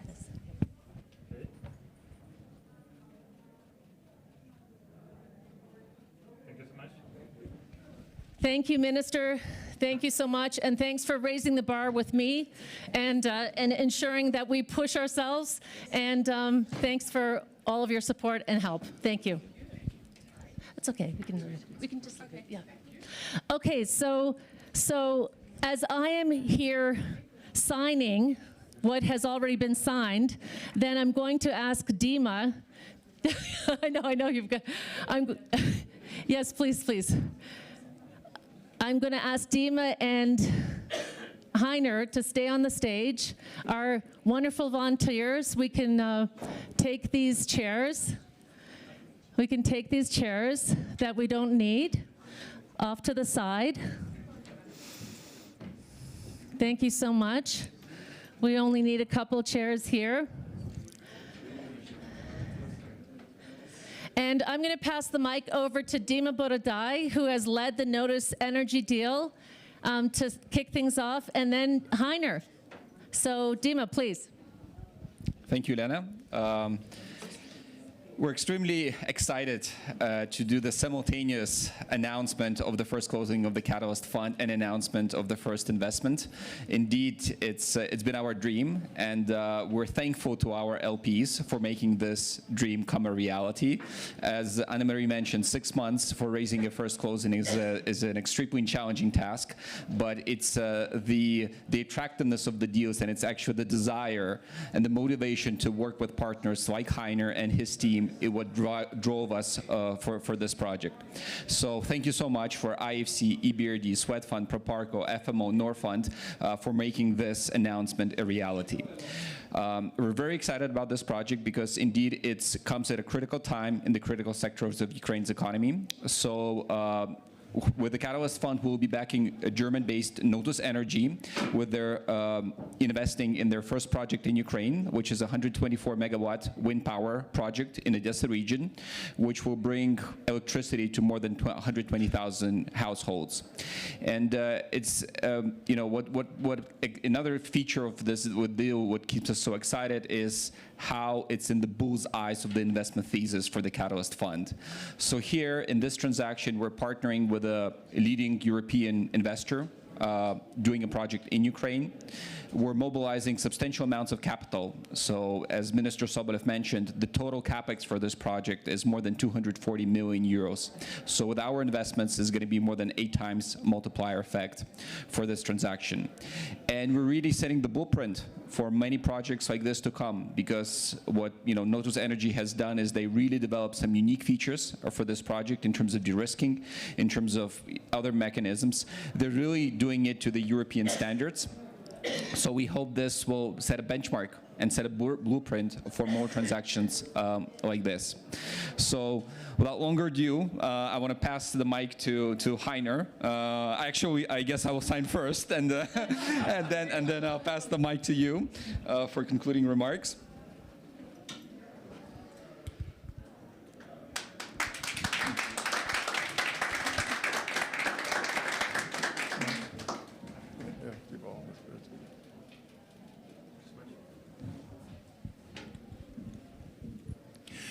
Yeah, the project is working with us, or we with the project, since 2018. We bought already developed project from a French developer who retired from Ukraine. And then we were faced that some law has changed in Ukraine, and the Odessa airport said, it's not possible to install the whole project with 21 turbines. And so there remained just 9 turbines. We could proceed, and the others we had to start again from scratch. And so, and that happens during the war. We found new places where we can install the turbines. We had to move the already existing building permit for the substation. And then we want to start half year before the war starts with an American English investor via Capital. And one day before we want to sign the contract with a turbine manufacturer, as they retired from the project because they had some trouble with the Ukrainian railway, and not with us, because they had some discussions there. And so we crossed all these problems, and now came the moment when we are ready with all permissions, all paperwork, and so we need some finance and investor, and we are very glad to have the contact to you. And Dima, we met first time in May in London, and then there were some other investors on the table, but you were the quickest and smartest and nicest. We enjoyed very much the cooperation with all your staff and all the people, and so we are very glad that we have a big step forward in the project, and hope that we have the financial close latest in mid of the year, and then we start everything to sign the contracts. We prepared everything. The turbine supply, it's a big issue, and the substation supply. So.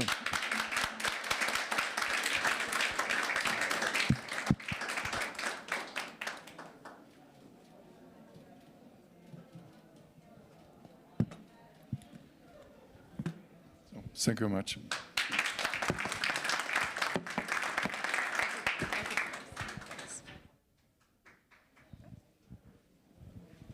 Thank you so much. Smartest, nicest, fastest. I love hearing that. I love hearing that. I love hearing those words describing our deal professionals. And Dima, I want to congratulate you. Heiner, Alexei, Hannes, thank you so much. We love partnering with you. And today is the beginning of a new day for Horizon. It means that we can invest pretty much across all the sectors of Ukraine, and we're starting with one of the toughest in the energy sector. So delighted to start our partnership officially today.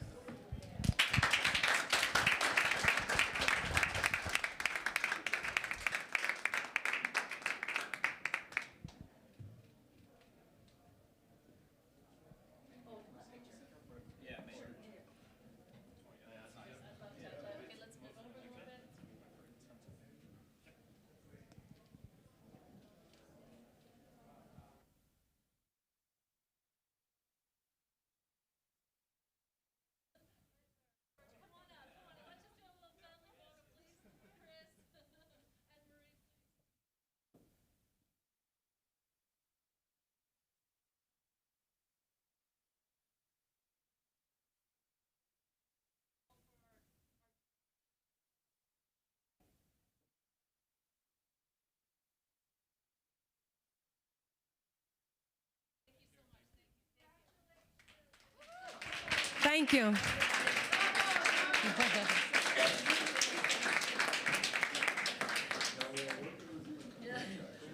Thank you. And I would like to invite everyone for our next panel that will start at 1 p.m. We will talk about the innovations in the defense sector. Please join us. Thank you.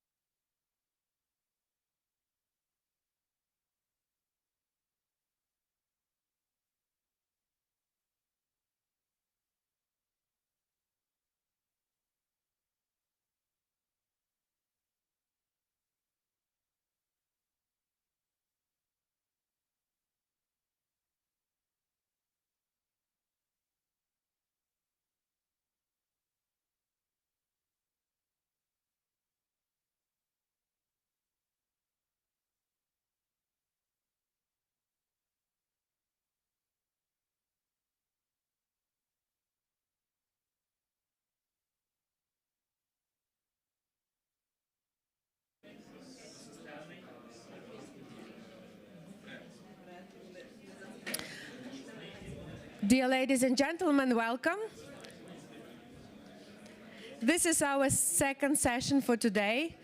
My name is Uliana Chromyak, and I am very pleased to welcome you on behalf of the organizing committee of Ukraine House Davos. This panel is dedicated to the innovation in defense sector.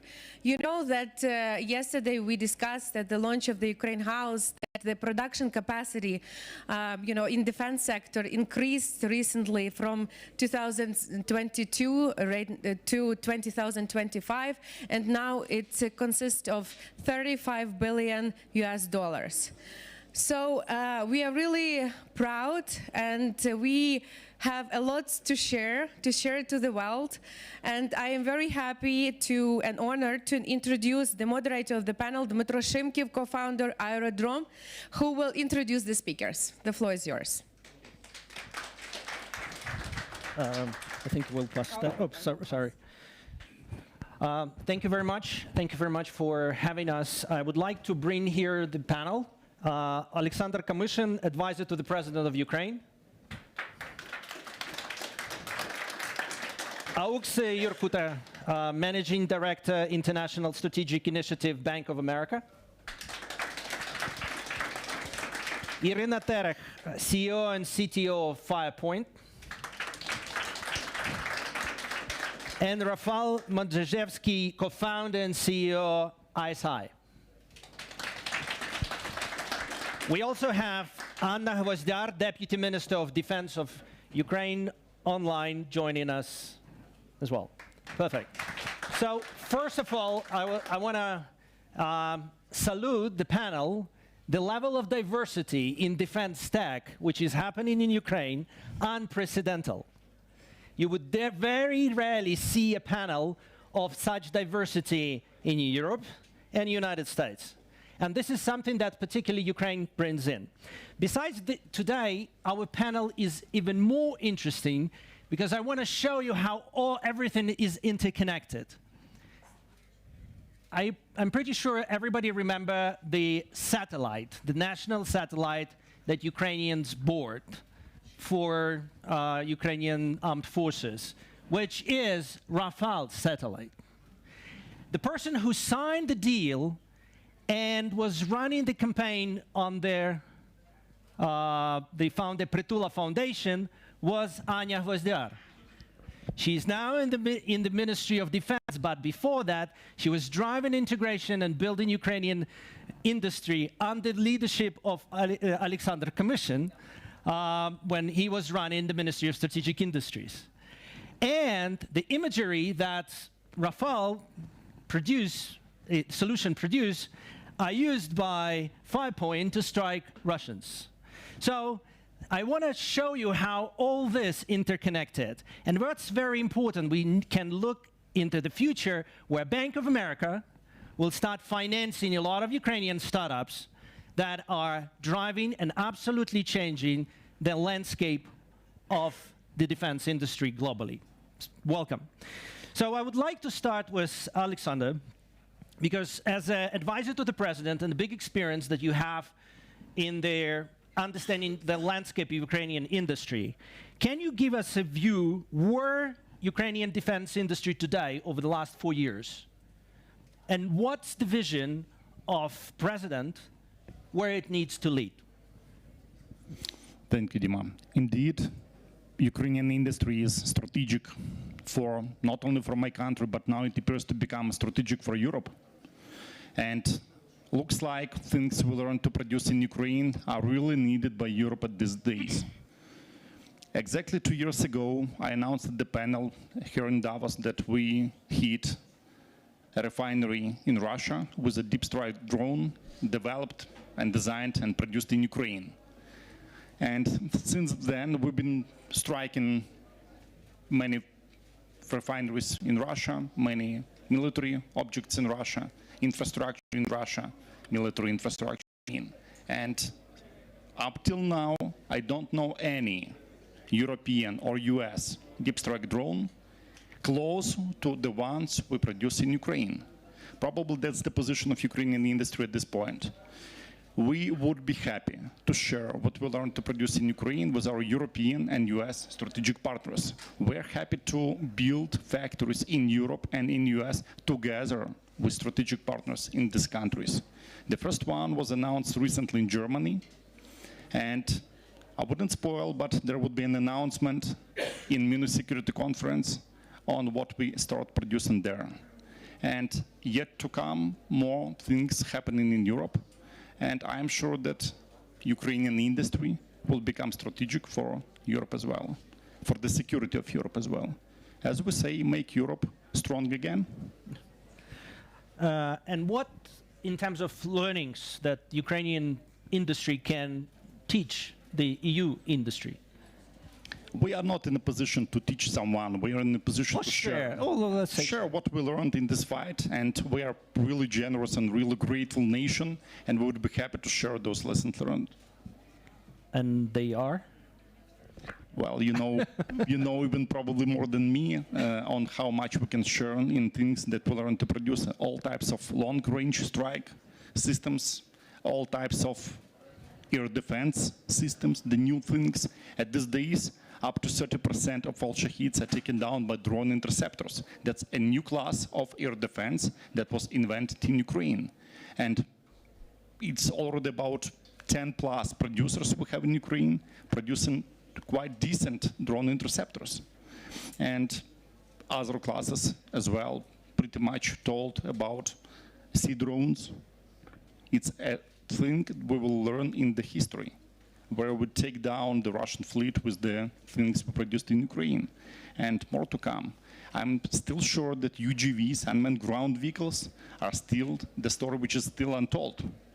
And I'm sure that more to come for the front line this year. So in all domains, air, ground, sea, we will prove that unmanned technologies are something we have to admit and embrace and deploy. So that's all about lessons learned we would be happy to share with Ukraine. How would you assess the current learning appetite from our partners to learn from us? We see strong interest, and I'm sure that it will come. Okay, great. Anna, I'm going to come back to you, Sasha, but I want to... Anna being a fundamental leader in the Ukrainian government, being a liaison for dialogue between Ukrainian industry and the government, and a lot of simplification and initiative that happened in Ukraine, including economic incentives, being driven by her. So, Anna, for the international audience here, could you please share what today an economic incentive Ukrainian Ministry of Defense, but also Ukrainian government is offering to incentivize the growth and development of the industry? Thank you, Dima, for your introduction and for the question, of course. So as the government, of course, first of all, we try to fulfill the expectation of our manufacturers because they are crucially important now for our frontline, but also for economy as well. So I'd say that we work very closely with our parliament, with Ministry of Finance, Ministry of Economy, and that's how we at Defense City. This is defense industry manufacturers, some tax regulation, assistance with the relocation, because for some manufacturers very important right now, help with some exporting procedures, because export becomes, as Alexander mentioned before, we understand that now we integrate into EU defense industry as well, so export becomes very important for us. And also we provide to our manufacturers some other services like cheap loan program, when the manufacturer pays only 5% of the price of the loan. And are you breaking up, I think, from connectivity?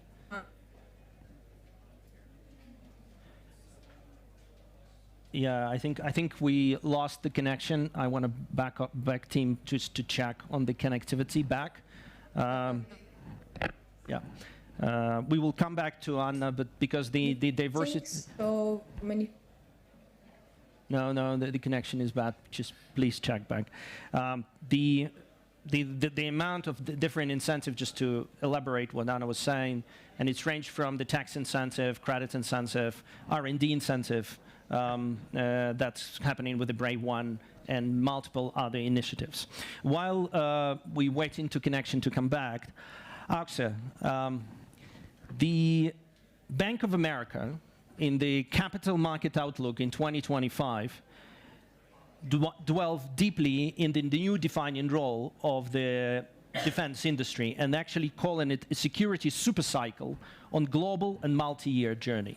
Can you elaborate a bit more how Bank of America sees this growth from the perspective of Ukrainian and European industry development? And some numbers would be fantastic. Absolutely. Well, I think everybody knows about the increased NATO spending budgets, but there's a disconnect between what the commitments are and where that money can actually be spent and how that money is being spent. We all know very well that there's limited capabilities to the primes that we have in Europe in particular, and especially at the speed of the development and the research and development that is being done by them is sometimes not necessarily answering the urgent needs that are actually coming to many defense ministries across Europe at the moment, and they don't necessarily have the product that is needed. So we see this as a super cycle because there is this increased spending, but there's a huge push towards innovation, towards products that most of the European primes do not produce. And there is a good amount of cooperation that is happening, but there's still too much silo from procurement perspective that is all across Europe, all across NATO countries, that is actually not benefiting and not answering the needs that are needed. The reality is that, you know, when the drones appeared in Copenhagen, Munich, I'm from Lithuania, so it's a sort of weekly occurrence for us there. When these drones appeared, most of these airports had no idea how to deal with it. Most of the defense ministries had no idea how to deal with it. So we see a huge opportunity because everything that is built and tested in Ukraine, that a lot of these products actually should be in the reserve, should be in the ordering procurement systems of all the European countries, but it's not happening quite yet.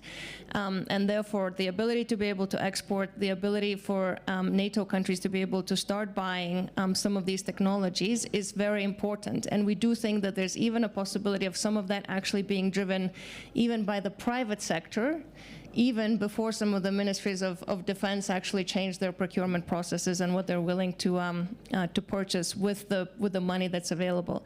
I think Poland is going to be a very interesting case in point, where it is a country that clearly has huge needs, has an ability, especially through the SAFE program, to be borrowing quite a bit, needs to be spending a lot on defense, but doesn't have the incumbent primes.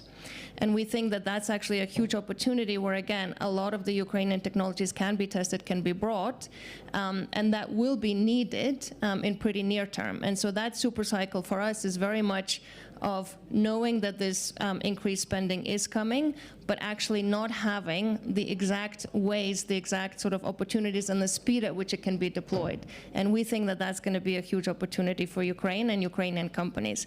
Now, it still comes down to capital, right? And that capital, again, yes, there's huge spending that is coming from all the governments, but that's still not the capital or the amounts that are being dedicated to be funding the R&D, to be funding innovation. It's still not quite going in the right direction. And so a lot of it still comes back to the typical, investment sources that have not been available to defense so much, but are actually changing quite a bit and are dedicating quite a bit of money to it. And therefore, again, going back to the whole VC growth community, what is being done from various corporate venture arms and how much money is being invested, as well as just your traditional private equity or institutional money that all of a sudden actually can be doing defense and are defining ESG as social and security and changing their parameters of where they can be putting their money in. Exactly. And so that all should be driving. And again, the reality is it's still going to be that private capital that is going to be giving that first impulse that is going to be followed by all the government spending that has been put in place.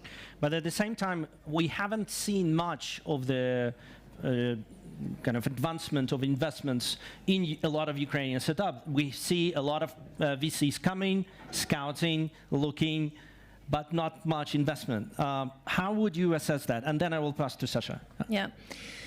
Look, it's early stages of works in progress, right? It's very clear that what is being proven on the battlefield is proving what those technologies are capable for.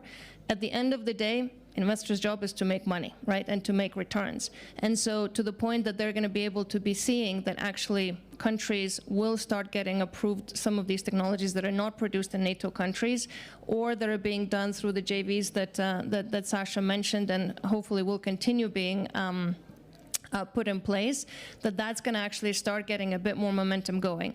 I think at the moment, again, there's a little bit of, we know very well how many different companies, how many different startups in Ukraine have been created literally, not even in 2 years time frame, right? How old is Firepoint, right? 3 years.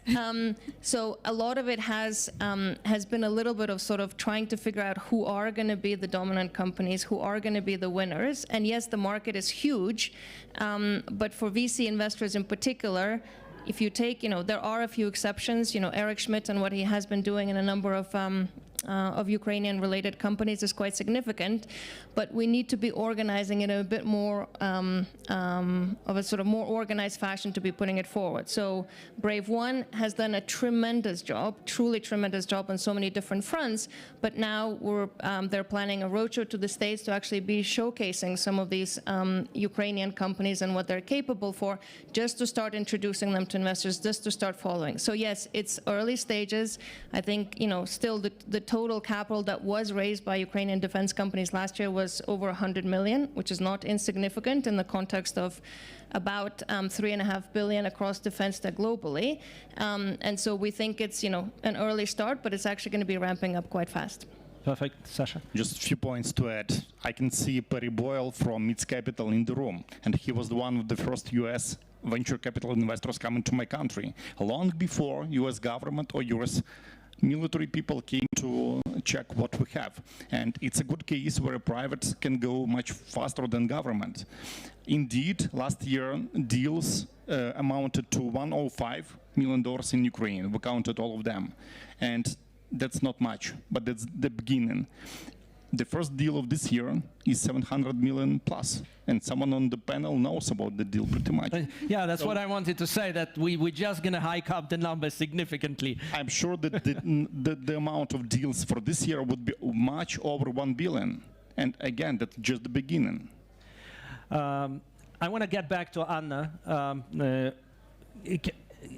Just to continue on the different incentives that the government produced, how you see from the investor perspective and cooperation projects that you see from the Ministry of Defense happening today in Ukraine between Ukrainian private industry and international partners?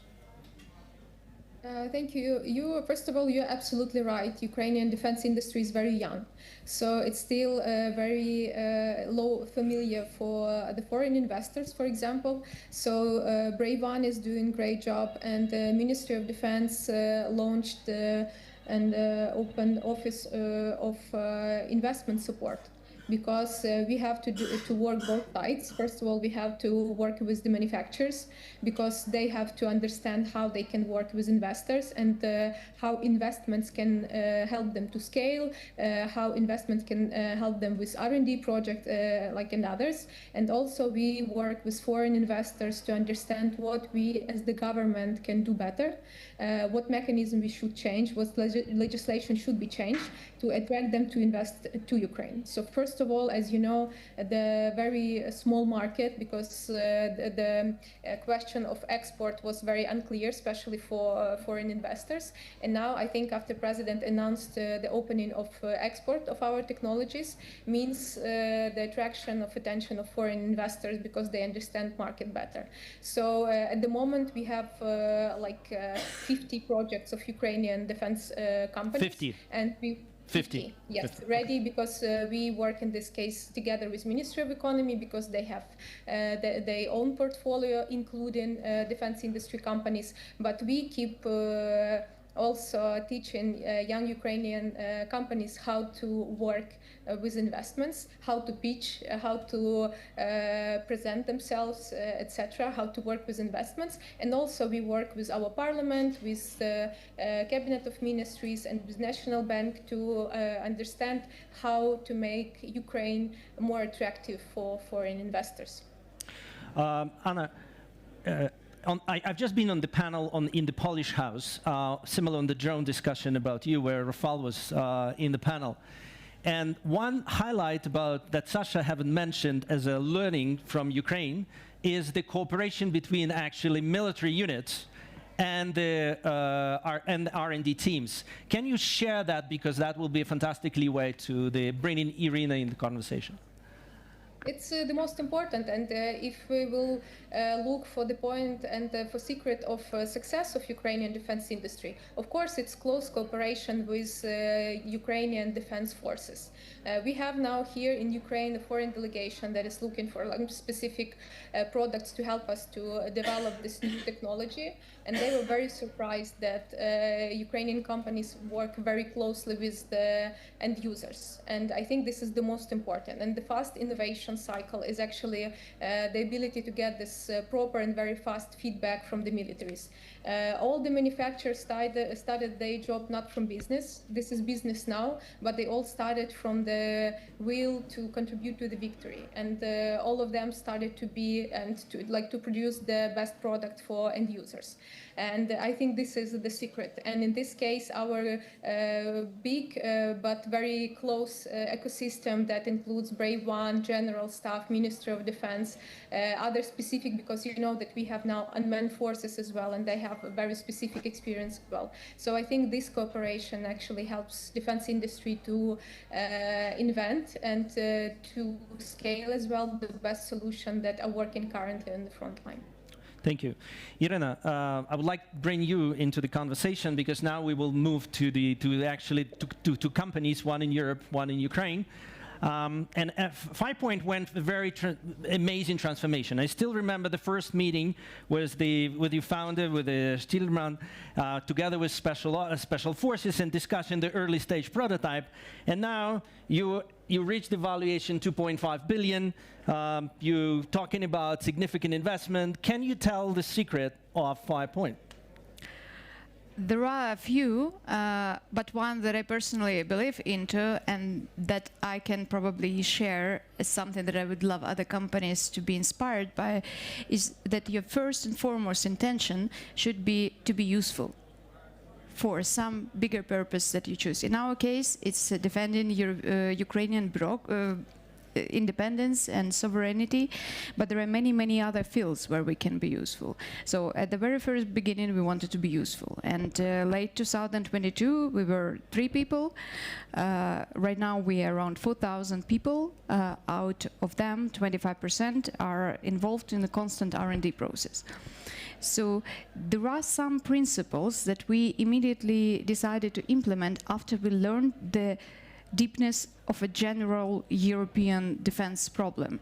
And the problem is that since the Second World War, Europe and Ukraine and some countries on the European continent implemented lots and lots of completely infantilizing practices, including deindustrialization, including giving away the competences, the key competences, the skills, killing the productions, do not providing the correct conditions from the government side. And all of this together led us to the point where we are completely dependent from USA, from China, and have basically no free will. So our main idea as a company is to bring back the feeling of being adult and responsible for your own security. Do not live in the illusion that somebody will come and save you and sell you something. Until we have a kill switch on almost each and every Western weapon. Have you ever thought of this? That almost all of the weapons that you have from West in your arsenals can be switched like this at any given moment, like happened with Patriots in Qatar recently. That is not the way how the modern world should work. So our first main principles, we build everything without a kill switch and without any possibility for the third party to interfere in any of our systems, including ourselves. So when you buy something from PowerPoint, you can expect that you can use it at any given moment. Probably the second important thing is that the weapon itself is never a Wunderwaffe, no matter how great the weapon is. It's a whole ecosystem. In our case, it's a close cooperation with end user. It's logistics, because actually logistics wins the war, not the weapons themselves. It's the logic. Our logic is to remove as much as possible of a mental load from armed forces. Whatever we can do as civilian people, we do as civilian people, and we let them, the most important part of work, to plan, to think strategically, to launch, and then to collect the data and analyze it in a correct way. So many other tricks that we discovered on the way, but all of them are united by the general idea that we have to grow up and look seriously in the eyes of a threat that we are facing. So the primary growth of the company is based, from what I'm hearing, being driven by the demand and engagement with the Ukrainian government, with the funding that you've been basically producing the weapons and then scaling R&D. And now you actually start producing in Denmark. Can you share their cooperation, because it's interesting where it's going, as well as the prospective deal everybody's been mentioning now on the panel, investment from UAE? I think the cooperation with Denmark will once be written in the history, because I was completely amazed when I learned this. I never knew this in the previous years, that they decided on a highest political level that security of Denmark equals security of Ukraine. And each and every decision were made from this perspective. Maybe they felt the threat, and now we see the outcome. But in some way they realized that they have to overcome the fear and probably be more reactive onto the modern world changes. So the idea behind this cooperation is that Firepoint had reborn the technology for solid rocket propellants, and in general it's a key component for a missile program, whether peaceful or defense or offensive. And in Ukraine it's very hard to build such a big factory under constant attacks and shellings, so it also cannot be placed underground. So we, together with Denmark, were very glad to accept the offer to come and build something like this in there. From their side, they completely decreased the bureaucracy. They did everything that was in their power, completely untypical for old ecological requirements. Yes. Well, Northern Europe, yes. Absolutely unusual. But when we started a conversation with Denmark about this, I shaped in my head the main idea that biggest challenge while cooperating with Europe or any other countries outside of Ukraine is fear. Fear could be covered in bureaucracy, in some rules, in the fear to meet the opposition, trying to misuse this help against you on the next elections and blah, blah, blah. But we in Ukraine, we feel it very deeply that when choosing what you want to be, a target or a victim, we choose being a target, because sometimes you have to take the risk. And that's what Danes do, and this was amazing. I think this was a game changer. Well, it's fantastic. They finally practicing Vikings law versus Jante's law, which is great. As a person who lived in Denmark, I'm glad to see that this is dynamic. Can you give us a glimpse about UAE deal, or you cannot talk about this? About my what? UAE deal? Yes, a glimpse, because the official announce will be a little bit later in the end of Q1. The key idea behind the UAE cooperation is we want to bring the space art, the peaceful space art, back to Ukraine. Ukraine was always having very powerful space program, but again, as any other European country, we gave it away and we abandoned it. So we want to reborn it. We are planning to build a spaceport in UAE and everything related to the missile program, then in the future we will have our own space program. Fantastic, and that's bring us the spaceman, Rafael, which is, I hope you will eventually start leveraging 5-point launch of fantastic satellites. But I want to, a bit, before we go into the future, a bit of rewind and hear from you. The story of ISI is amazing. The company had an idea in 2012, very quickly advanced, raised the first initial funding from Europe, and then advanced to absolutely unprecedented presence in the space with the data, with SAR radars that actually helping Ukrainian army to plan the mission, to execute. It was very, very important. What's the secret of ISI? And why, and one thing which is also amazing, they keep to be a European company. Look, I will try to, of course, answer as thoroughly as I can, but I don't believe that there is a single silver bullet to starting successful companies. But what has been mentioned, I fully can subscribe to. Look, when we started ISI, it's also has been about making money or building a company of a certain size.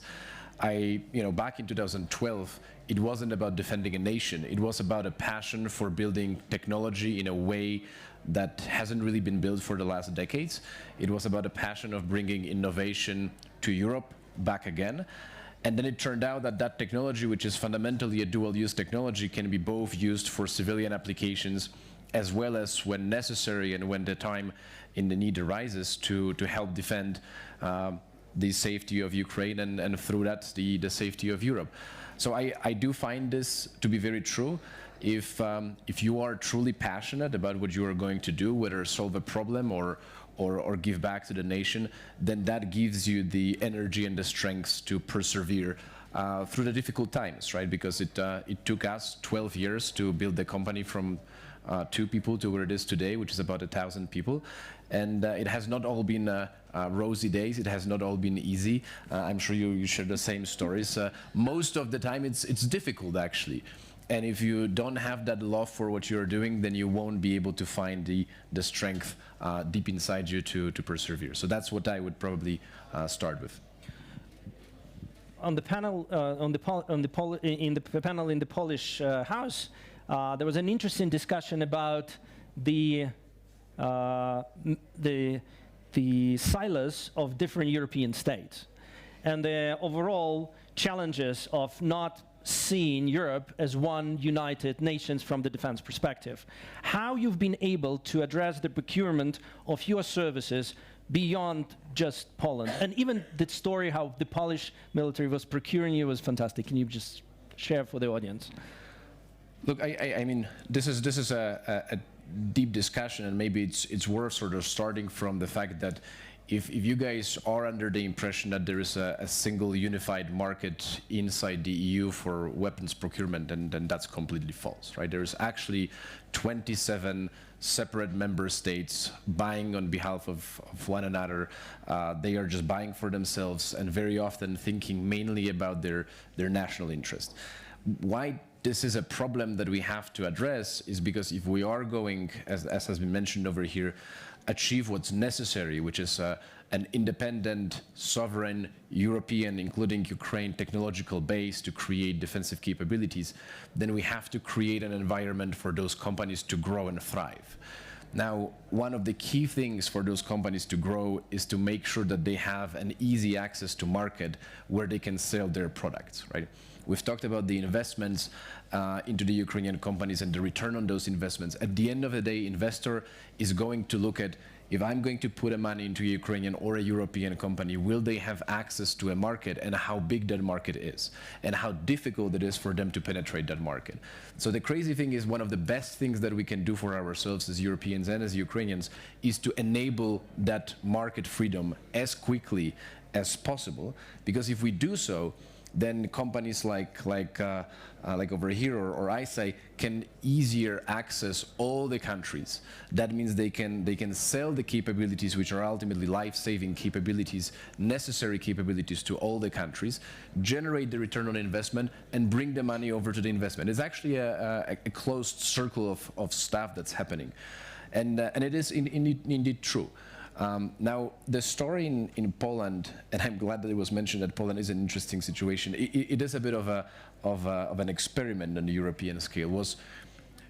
Anna has mentioned that one of the most important things that enabled innovation in Ukraine is the fact that companies worked with the end user, with the armed forces. 100%. I think anybody that has run their own company or been part of a company knows that there's only one way to build innovation fast, which is you connect the user with the engineering team, right? If you can connect the user with the engineering team, they are going to make things happen, and they are going to make things happen fast. Now, over the last 50 years, for whatever reason, we've actually detached the procurement arm of armament in Europe from the end user. It's not the general that's in charge of the money. The army wants to have fighting capabilities. They have needs for drones, for satellites, for strike drones, for whatever else, but they do not have the budget themselves. They need to go over to a civilian entity which has created a whole pile of processes in order to slowly buy stuff which actually is needed fast, right? That basically means that the people that are buying are not the people that are using. And that's by default is a crazy story. And how this has ultimately reflected on our procurement in Poland is the generals knew that they needed satellites. They were actually convinced. They said, like, look, we've seen what you're doing in Ukraine. We've seen what can happen. We know what the future is. The quicker we buy, the better. And then a whole debate in the civilian agency started, which lasted years. And it lasted so long that one of the generals ultimately got frustrated and issued an emergency demand. He said, like, look, I'm going to pull in almost like a war type of situation. I will issue an emergency demand, and that basically forces the civilian agency to issue the procurement as soon as possible. But you know how long it took from the emergency demand to the ultimate procurement? Still 12 months. Right? That's how quick the procurement was. So this actually shows that the way we are doing this today is way off. And actually, I think, kind of circling back to the beginning of this debate, one of the things that we can definitely and should learn as a lessons learned from Ukraine is how to procure in a much better and more efficient way. Maybe, Sasha, you can touch base on the, I see you keep nodding, like, what? Because you've been part of the driving force behind speed procurement. Not procurement, but production. And being on the production side, I was always unhappy with the procurement procedures. And I was always thought that that's kind of headache in Ukraine. But then when I spoke to other nations, I understood that's a headache for all nations. So we're not alone in this fight. I also wanted to, Rafał, because before we had a conversation, and it's not a secret that as European industry and Ukrainian defense industry emerge with a lot of innovation and deep integration start happening in Ukraine, the competition with the United States on some of the products is surfacing. Recently, the ISI reached the ability to provide images of resolution up to 25 centimeters, which is non-exporting version from United States. Those who worked there know it. How do you feel this competition restriction still being a very European company with your American counterparts, including alliance? Don't forget, US is an alliance. Despite whatever's happening in Greenland, Denmark. We're not going to discuss Greenland here. But what's your view on this competition, cooperation? Yeah, so I think the first bit is to almost start with a statement which I think has been a little bit debated in Europe, whether that's true or not true. And we always look with a level of envy towards Stanford and Silicon Valley. And for a period of time, there existed a belief that if you are not in Silicon Valley, then you don't have the right quality of talent to ultimately innovate in things as complex as defense tech, perhaps space tech or rocketry. I think the example of both of our companies proves quickly that that's actually a false statement, right? And that's a good thing. That's a good thing to realize. It's a good thing to realize that we have the type of founders and the type of technical teams to make things happen in Europe in a sovereign way without the dependency of the United States. Now, the second bit that we have to ultimately realize is, look, an innovation is driven by the collaboration with the end user, but at the end of the day, a company needs money to keep on innovating. The best way to guarantee money supply over to the company is to provide it with orders, right? Now you have your sort of market, which is your nascent market, and if we enable the procurement in the entire Europe, the market that the companies will have access to will be larger, and that's good. But the ultimate thing that you want to do is you don't just want to sell to your home market. You actually want to create capabilities which are advanced enough to be able to export them to Japan, Middle East, Latin America, anybody that needs ultimately capabilities to defend themselves. And the more you export, the more money you bring, the more experiences you bring, the more end user experiences you bring, and the faster you can advance the innovation, right?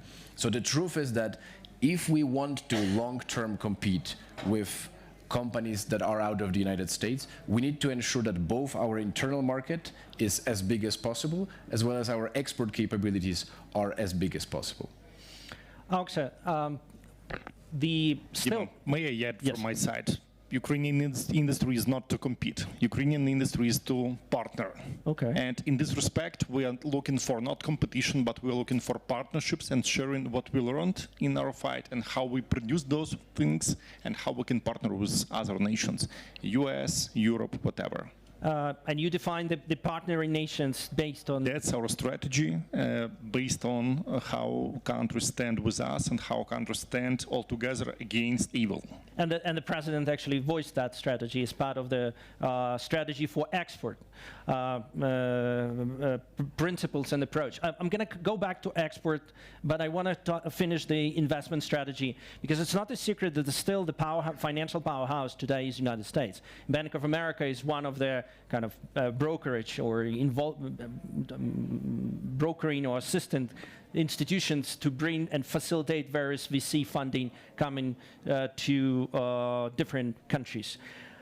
It's also not a secret that for many years US investors were asking startups to come to US. What's the current dynamic? What's your advisory for US venture funds or investors, as well as to startups in Europe in these circumstances? So I think there's a couple of trends. So first of all, the money that is raised specifically for defense is increasing quite significantly. So again, if you count even some of the recent announcements from Warburg Pincus, some others, there's about almost 20 billion that has been raised specifically for defense tech. Secondly, the pools of money that are available have actually changed quite a bit, and I alluded to that a little bit before. So you've got the VC funds, you've got private equity, you've got institutional money, you've got various corporates that are actually spending quite a bit of money through their venture capital, and you've got various either sovereign wealth funds or in some cases some of the new funds that are created by European defense ministries or somewhere within the government. So the pool of money that's available has increased quite a bit. Ultimately, again, the driving matter for all of these investors is the returns, right? And so the question is, again, what opportunities can we be bringing to them where we can be showing the backlog, the order flow that actually these companies have, and how that order flow can actually be quite secure for the next couple of years to come. I think one of the big opportunities, especially given the constraints that Ukrainian companies are experiencing at the moment, I do believe there will be a defense as a service model, right? And that goes back to the part that actually there's no other personnel, there's no other country across the world that actually has the experience that the Ukrainian frontline officers, as well as the companies that are designing the products, have. We can train a lot of Europeans to be able to do the same thing, how to use the drones, how to use the radars, how to use certain technologies, but it's not going to be as good as people have been doing it for the last 4 years on the front lines. So I do believe that there's going to be an opportunity for this defense as a service model, which will probably be a bit sort of even more straightforward to finance and to invest in. And that can come not just from the defense ministries, from the procurements of various but it can come from the private sector as well. And I do think we're going to see a bit more of that trend with the chaos that, that you think about the chaos that has been caused in the logistic systems, the infrastructure, and what the ultimate cost of all of that is. I do think that there's, transportation ministries and others that are actually thinking, okay, how can we combat this? And pushing their ministries of defense of saying, we need this protection, we need this investment, we need this spending to happen. Now, look, US funds, again, there's a huge growth of them that has come out. I think it's also very clear that even with some of the innovation that is happening in some of these areas that are quite nascent, even in the US context, the superiority of some of the European and Ukrainian product is pretty obvious, right? And we read these stories and we sort of... We've seen who actually hits the target. Yes, and who even launches successfully in some cases. So, and I think that is very much being noticed, and that is being noticed by the investor community as well. You know very well sort of the ultimate business model for VCs is, you make 100 investments and you hope, 5 of them work out really well. And so therefore, I do think that as long as we continue putting these Ukrainian companies in front of the investor universe, the audience is definitely there. How fast that investment is going to be capitalized is to be seen. And I think, again, a lot, as Anya was mentioning, a lot is being done by Brave One and by the Ukrainian government to actually get these companies ready, because that's not, they haven't been spending time learning how investors think, what they want to see, how to put a business model together. Exactly, how to put a financial model together. So we're trying to do a lot of things to help them on that respect as well, to prepare them and to put them in a position to be able to be educating on their story and conveying what's likely to come. There's also this sort of big misconception among the investors is that, okay, if the war ends, what happens to these companies? Right? What happens to their demand? What happens to the supply chains?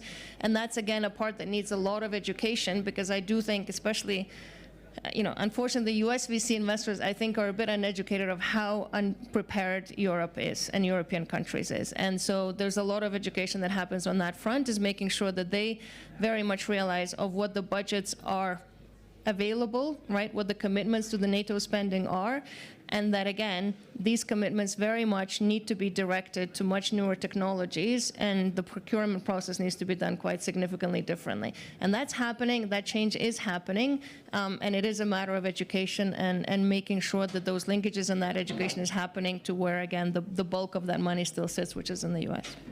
Thank you. I want Sasha and Anya to respond to this concept of defense as a service. I've seen this such approach in South Korea, where the patrolling of the border control is done by the private company as a service to the defense. How about that idea? I will just give a few words and then I will pass to Anna, because that's not my domain at this point. I still focus on the industry and what we tried, a mission as a service. That's what we already tried in Ukraine. I'm sure that at some point we'll come to the service to the military as the service, but I'm not ready to speak more about that. Maybe Anna will do. Anya? Thank you. I think we just absolutely, we speak a lot with our partners who have some threats or they feel some threats for their security.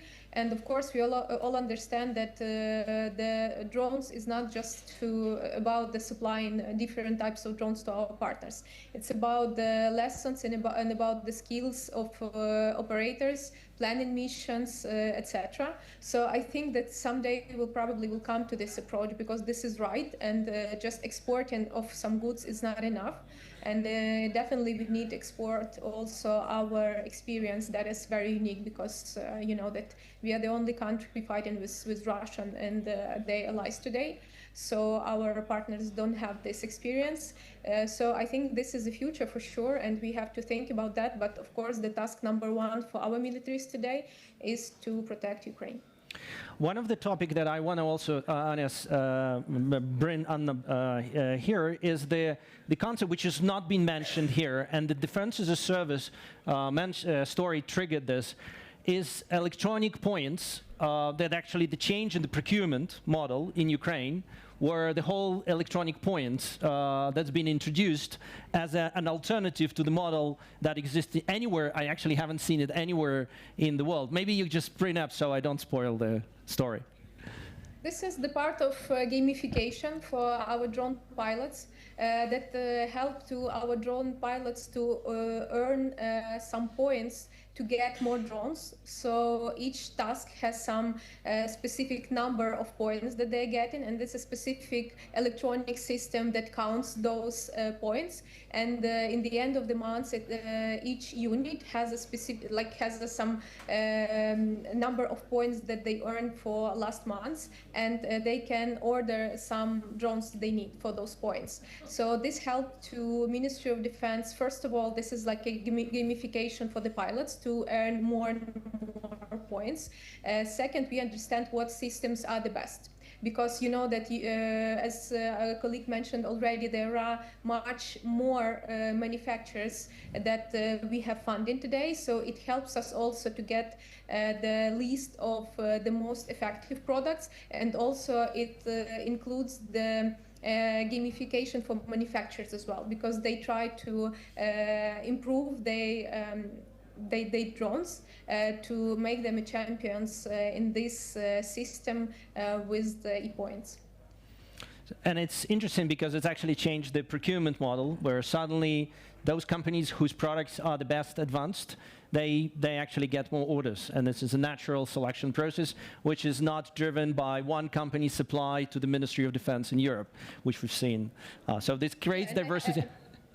And it's you have to understand that it's also different because we communicate with companies a lot, and it's like 1 month they're on the first position, then they're on the 5th, and they try to improve something to come back to the first position. So they get a feedback from the users what they can do better to be part of this e-points.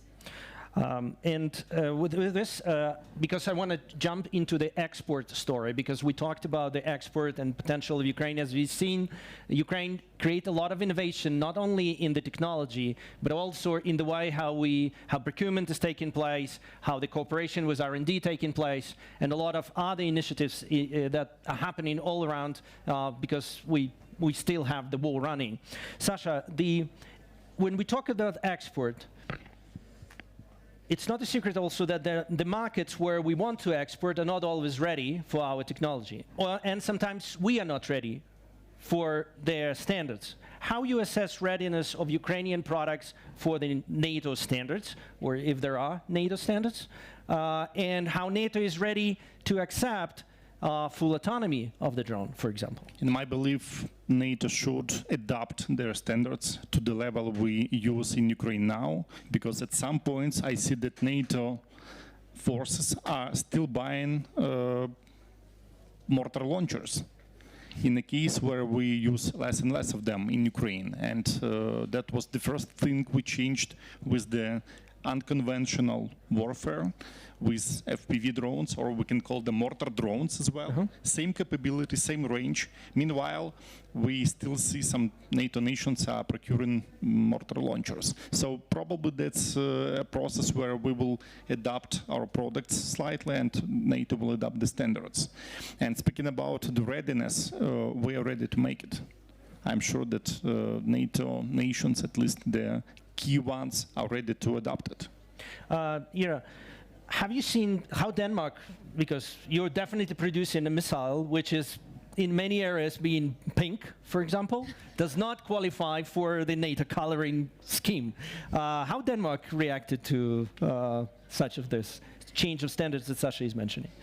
I do agree completely with Sasha that it is NATO who has to adapt more to modern realities rather than Ukrainians have to try to squeeze into unrealistic, under modern circumstances of war, standards. And the idea behind it is that weapons should be effective on the battlefield and not on NATO paper. Not in reverse way. Again, we would love to share our experience and our cheap technologies and our knowledge about how to face the threat, but there should be, again, a step from the NATO procurement system, NATO decision-making system, NATO defining what's safe and what's not safe, because from my opinion, it is much less safe to sit and wait for some miracles to happen than try to push Ukrainians into, I don't know, making better climatics for 20 years of safety. Please survive for 20 years, and then we will discuss whether or not we will still need this weapon. In terms of that, we really love, let's say, the rock and roll approach that Ukrainian government and the circumstances created for Ukrainian manufacturers. Nobody cares about what color it is until it shows the result on the front line. And in these terms, we don't focus on unnecessary stuff, and we can really bring all the focus only on necessary stuff. At the same time, one of the challenges that NATO army has versus adversaries such as Russia, China, North Korea is the decision making. You know, NATO still insists that human being needs to be in the loop. I haven't seen much of the changes there. While in Ukraine, we heavily involved with full autonomy, last mile, where the robots or drones are making the final decision. Well, we still comply because still the human locks the target. Okay. We still do it. Yeah, but there's the amount of, okay, so more to come. I'm just coming from the NASDAQ session on the physical AI, and that's coming as well. Yeah. Deeply diving into this case, indeed, we still comply with all the directives where the human being still locks the target, but we're looking for the coordinated attack, the swarmer, which should bring the full autonomy. So the full autonomy swarmer is coming. Rafal, what, from the experience that you have in working with the military in Ukraine, could you give a feedback to those who are still, or investors who are still thinking or not making the decision to go and dwell in the ecosystem of Ukrainian startups, innovation, and Ukrainian defense? Because I know you're also an investor in some of the companies in Ukraine. You know, the best advice is do it. do investigate the ecosystem. Look, the ecosystem has fundamental advantages today versus any other ecosystem out there, right? And many of those advantages we have talked about, and we know that the disadvantages that perhaps were perceived in the past are not there, right? So the talent and technology is there, and it seems that through the strategy of partnership, the access to markets outside of Ukraine are 100% there as well. And we see this happening with access to markets in Europe, with your example with Denmark, with the Middle East. So I don't think either of those threats is really there. But what's there is the ability to test the products for their real performance and the ability to innovate with a pace that's driven. I'm amazed with this electronic point system because it means that it doesn't drive decision making on procurement on an annual cycle or a quarterly cycle. It literally changes the procurement decision making on a month by month cycle. And the shorter the decision making cycle, the more agile the procurement and the more efficient it ultimately is, which means it really drives the best product outcome. Those companies will win in this fight. So if you are an investor, you should take a look. With this, I think this is fantastic closing. I want to thank you, the panelists, and I would just want to quote, just do it if you're thinking. Ukraine has a lot to offer as innovation. I want to thank Ukrainian government for driving this. I want to thank investors for investing. I want to thank you, the companies that's innovating and helping Ukrainian armed forces. And probably the biggest thank you is to Ukrainian armed forces who's showing on the battlefield that the fight for freedom is the most important things for us. Thank you. Slava Ukraini. Thank you very much. Yes, thank you. Defense sector is indeed really, progressive in Ukraine, and we have a lot to offer. So join us, invest in defense, and help us to win this war. Thank you. I would like to thank the panelists, and as our tradition is, we support Ukrainian small and medium businesses. So this is a small, present from Ukraine to keep you warm in Davos. Thank you. Thank you. Thank you.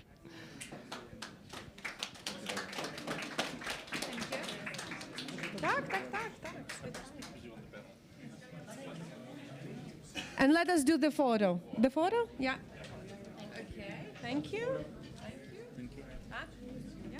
I bring Secretary to the Ministry of Economy. By Bank of America. You are Minister. Yeah, that's what.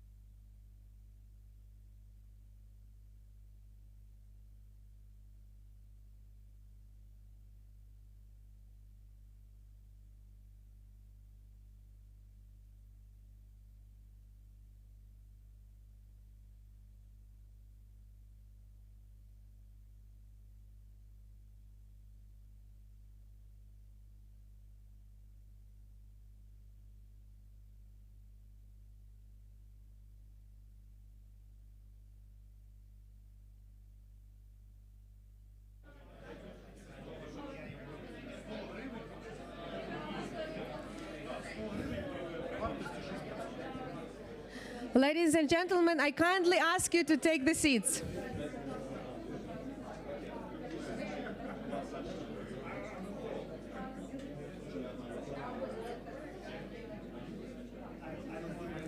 Please take the seats.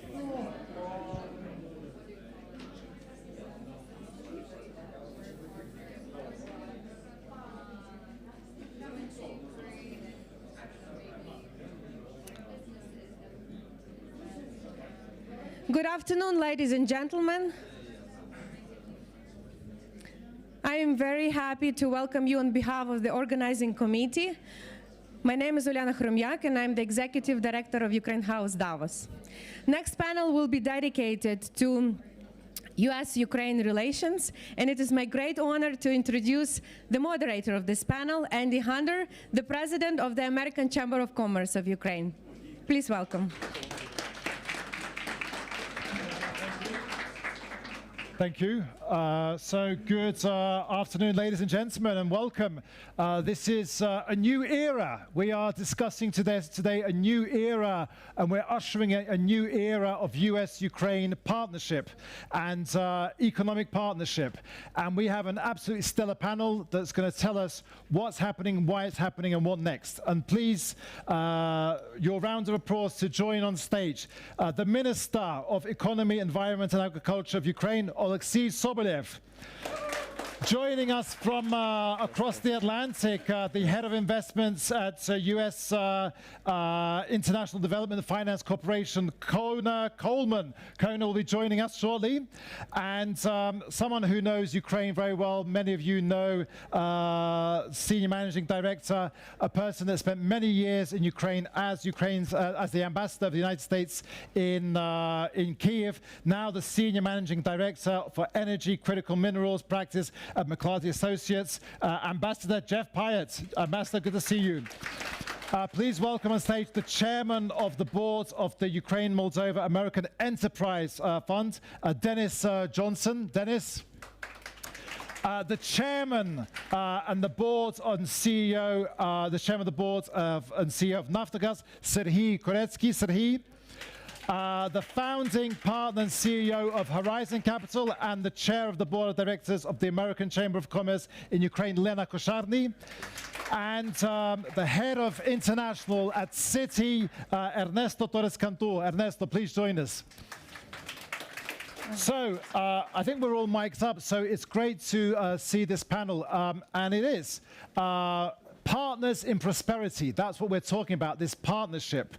And we are ushering in a new era of US-Ukraine economic partnership. And there's so much going on. I think we're all reading the latest news about what is happening this week in Davos between the US-Ukraine partnership, and who better that really can tell us what's going on than the people that bring it all together. So we have the DFC. I know they will be joining us in a minute online.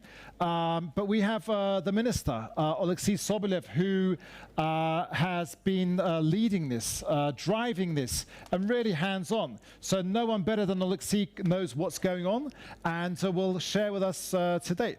I think just in terms of background, we do, yesterday the American Chamber of Commerce, is that a thumbs down? No Kona. Okay. If he does join them, please do let us know. So Jeff, will I be asking for you to stand in on behalf of DFC, so Ambassador. But I think yesterday the American Chamber of Commerce, together with Citi, we put out a brand new survey. And what we see today, that 90% of the members of the American Chamber of Commerce are fully operational in Ukraine. This is during a full-scale war, and we see the American business continues to operate.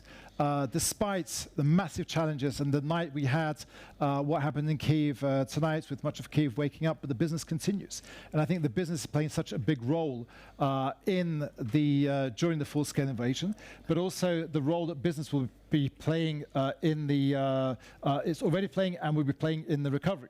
So Oleksiy, if you can, the minister, please, if you can kick us off.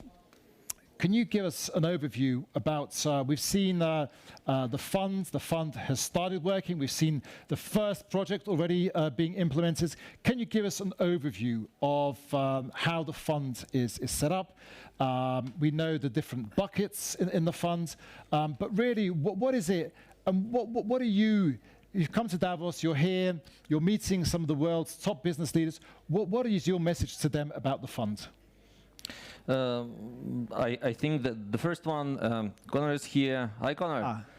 Hey, Connor. The main message is that the fund is operational, and there were a lot of skepticism of like, will it work? Will it matter? It does matter. It creates change, and it's operational already. So right now it's open. The website is open. People are submitting projects.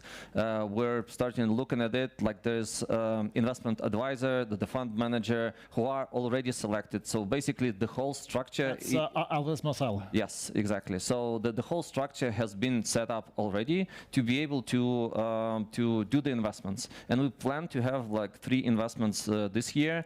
Initial ones, they should be good, like they should be profitable to people, to the fund. Like eventually benefiting Ukraine, just because the fund invests in Ukraine. Can you disclose the 3? No, like we don't have them selected. So there's going to be a process of due diligence, but kind of all the procedures. And as I said, like the fund manager was selected in November or December. So it's fairly new, but we will do them across the next across this year. So yeah, that's how we're saying to everyone that this is real, and kind of please apply. And the better pipeline we have, kind of the easier it's going to be to select the 3 most important ones, and to show it as a success, and then we scale it up. Yeah. Okay. In terms of the pipeline, we were just discussing with Deputy Minister Daria Marczak in terms of privatization. So is privatization also part of the fund? So the fund invests in Ukraine. That's one like big limitation for the fund, or like we think it's a opportunity, and the rest it's not buying out properties. It's not it does not receive licenses for minerals. It supports the projects that work in the strategic sectors for the fund. As any usual fund, the fund has a mandate, the investment strategy there. So it's in critical minerals, in energy, in infrastructure, in some of the kind of IT solutions that support the critical infrastructure in Ukraine. So that's basically it. Quite a regular fund, just because between two great countries.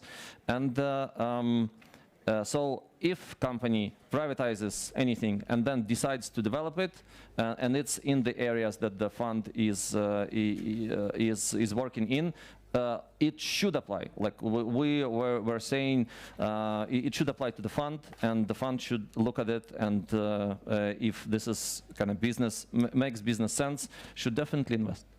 Okay.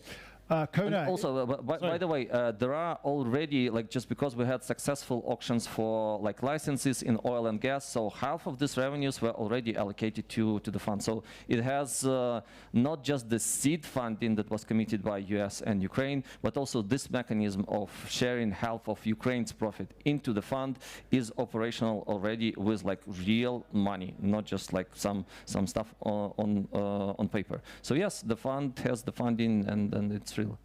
Fantastic. Kona, it's great to see you, and greetings from Davos. And I think the last year we have been, it's been a bit of an exciting year in terms of this, how the fund's been set up, but I think we're there. So tell us, from where you're sitting in Washington, I mean, we have sort of Kona on the screen there also. So Kona, tell us, I mean, what is the view from where you're sitting in Washington? What are you doing at the moment, and what are the plans for the next 3 to 6 months? Yeah, absolutely. First, guys, I appreciate you having me join from DC. I wish I was in Davos with you all. It's definitely much nicer than Washington, DC. But well, I completely agree with the minister. I think it's, look, both what the Ukrainian and the U.S. government teams were able to achieve to make this fund operational over the course of the past 9 months is truly remarkable. And I think that what we're really excited about this year is to start actively looking at investments. We just last week held our first pipeline discussion with our advisors, Alvarez and Marcel. We're working towards kind of an initial IC over the next kind of couple months, as well with our first prospecting committee happening towards, I believe it's the end of the month, early February. So we're actively reviewing transactions across the board. I would say the sentiment in the United States government is one of very much excitement about the fund overall. We want to make this the flagship of kind of Ukraine's reconstruction efforts from the United States' standpoint. So we are very excited on kind of deploying this capital. I would say from an investment strategy to start, we're looking at kind of 3 specific types of investments. One being greenfield projects, the second being brownfield kind of M&A expansion, and the third being growth and venture projects. So those are the 3 kind of key areas, at least initially, we are going to focus on, with obviously the fund being very flexible, and it's what we're going to do till as it grows, being able to take on more and more responsibilities. I think additionally to what we are starting to think about within the U.S. government side of things, alongside of our Ukrainian partners, is how do we scale this investment platform? How do we partner with kind of fellow like-minded private sector DFIs to bring in additional vehicles, whether that be at the co-invest level, co-invest vehicles, or just bring them in as preferred partners at the project level overall. So look, we view this fund and the fund's capital as being a multiplier effect overall for private sector dollars coming in alongside of us. The real benefit of this fund at the end of the day is not necessarily the dollars associated with it, even though there is going to be real and meaningful dollars associated with the fund. It's the fact that this is a joint United States and Ukrainian government partnership, and it provides comfort to the private sector that as problems arise, as things happen, both governments are there and willing to help kind of make sure the investment is going smoothly and the impact that with UNRWA is being effectuated. So look, I think it's all just pure excitement for this year. Obviously, this past year was just more so operationally getting focused, and now we're getting to the fun things of making investments within Ukraine. Well, we're very much looking forward to that, to the fun bits. And but from DFC's perspective, in terms of bankable reconstruction, yes, what should Ukrainian U.S. partners do differently to unlock a significantly larger scale private capital? Look, I would say unlocking private sector dollars, I think that's the one thing we've seen over the past couple months is the excitement from the private sector around the fund. I think there is a tremendous amount of capital that wants to come in alongside of this fund, whether as preferred partners or in co-invest, to really make this operational. When I think about the private sector, definitely some things just to highlight for everyone is obviously the goal of this fund is to make a return. So this fund is not like a grant-based vehicle overall. We're going to partner with other kind of private sector DFI institutions that have some grant or concessional-based financing overall, but this is going to be a fund that's targeted at making returns and both has a catalytic portfolio and a commercially driven portfolio with the aim of kind of more so bankable projects. I think we're already seeing immense amount of traction of certain projects that are coming in that will only grow over time as the fund starts making investments and provides that signal to the private sector. And God willing, there is an end to the war soon that will also provide supercharge to the kind of types of investments that this fund's able to look at. Okay, well, brilliant. So, Ambassador Pai, if I can bring you in. So we've had the first PSA tender, Dobra, the lithium deposits. What happens next? I mean, where do we go from here? I mean, will this be the ports, or what happens next? Yeah, well, thanks, Andy, and it's great to be with this particular group of people. I want to start by making one point as a reminder to everybody. In a couple of weeks, we're going to celebrate the 4th anniversary of Russia's full-scale invasion, which the Kremlin thought was going to be a 3-week affair. It's a good reminder to everybody never to underestimate the resilience and capacity of the Ukrainian people. And I want to also huge shout out to Connor, to the whole team at DFC, to Secretary of Treasury Bessent and his colleagues at the Department of Treasury, but also to Minister Sobolev and everybody on the Ukraine side who put this fund together. And I think you talked about how complicated the past year is, and I'll be frank, some of the ideas around this started in a really complicated place, but what has emerged is one of the fundamental pillars of the U.S.-Ukraine relationship. Frankly, I think when I was U.S. ambassador in Kyiv after the Revolution of Dignity, I wish we had a vehicle like the Reconstruction Investment Fund at that time to be a catalyst, but also to provide the architecture for what Secretary Bessent has made clear is intended to be a multi-decadal U.S.-Ukraine economic partnership. And then you add to that what you heard from Connor this afternoon, which is the desire of the Trump administration to use the fund to crowd in resources from other partners and allies around the world. And it becomes a really exciting prospect to leverage the resources that are going to be so fundamental to Ukraine's post-war recovery, but also to take advantage of some of Ukraine's great strengths, especially in the areas of minerals, energy, and human capital. Sectorally, I mean, I would say, first of all, I think the buckets that the fund has identified as priorities are the right ones. And in terms of what comes after the Dobra PSA, I mean, this is really Connor's question to solve for, but my view would be the sectors that show the best prospect of rapid return in a way that addresses the supply chain and commercial needs of the U.S. government. And it should really be seen in terms of advantage in both directions. So I'll give you an example. After you and I last saw each other, Andy, in the fall, I had the opportunity to spend time with the CEO of Fluence, one of America's biggest battery storage manufacturers.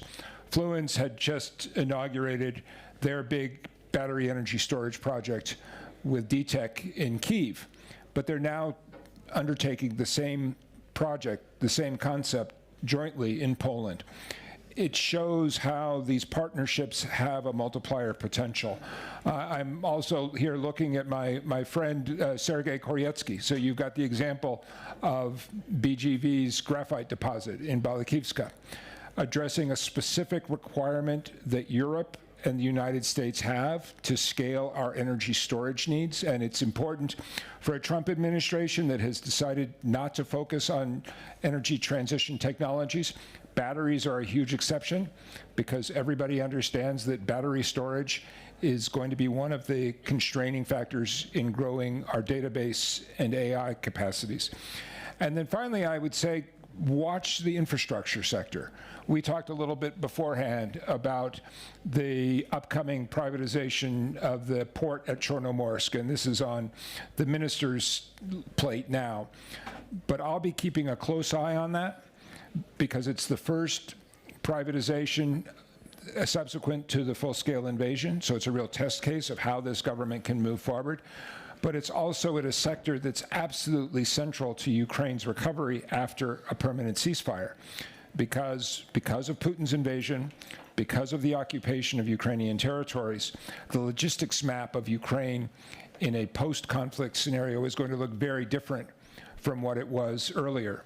So getting that privatization right, and then drawing in the capital to grow that port's capacity as fast as possible is how you unlock the huge economic potential that Ukraine has, both as its own large economy, but also as a country that's continuing with reform, is moving inexorably towards full membership in the European Union, and will be able to take advantage of all the cost advantages that Ukraine has to really propel growth going forward.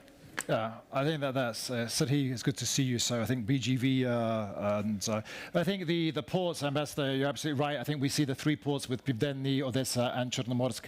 And for our agricultural members, that is so important now to keep that. With Mykolaiv currently closed, those 3 ports to have that. So yeah, Dennis, if I can bring you in. Dennis is chairman of the Ukraine-Moldova American Enterprise Fund. So. Many investors see Ukraine as post-war, as they say, "не на часі" in Ukrainian. What evidence can you point to that Ukraine is investable now, even under fire, like what we had last night across Ukraine? And we say Ukraine is open for business. And what are you eyeing in Ukraine, and which sectors are on your shortlist? Thank you. Ukraine-Moldova American Enterprise Fund, or formerly Western NNS Enterprise Fund, was on the ground and investing in Ukraine for over 30 years. We invested $190 million in 143 different companies in that period of time.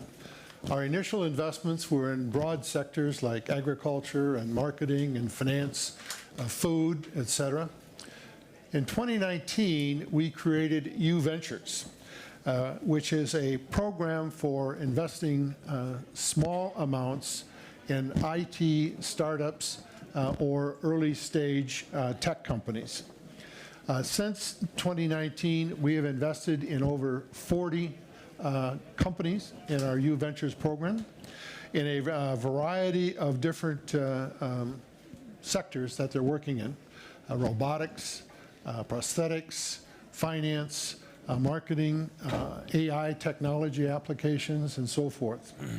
Many of those companies that we've invested in also had other venture capital funds invested as part of their capital structures, and we come in as a smaller minority investor to participate in those.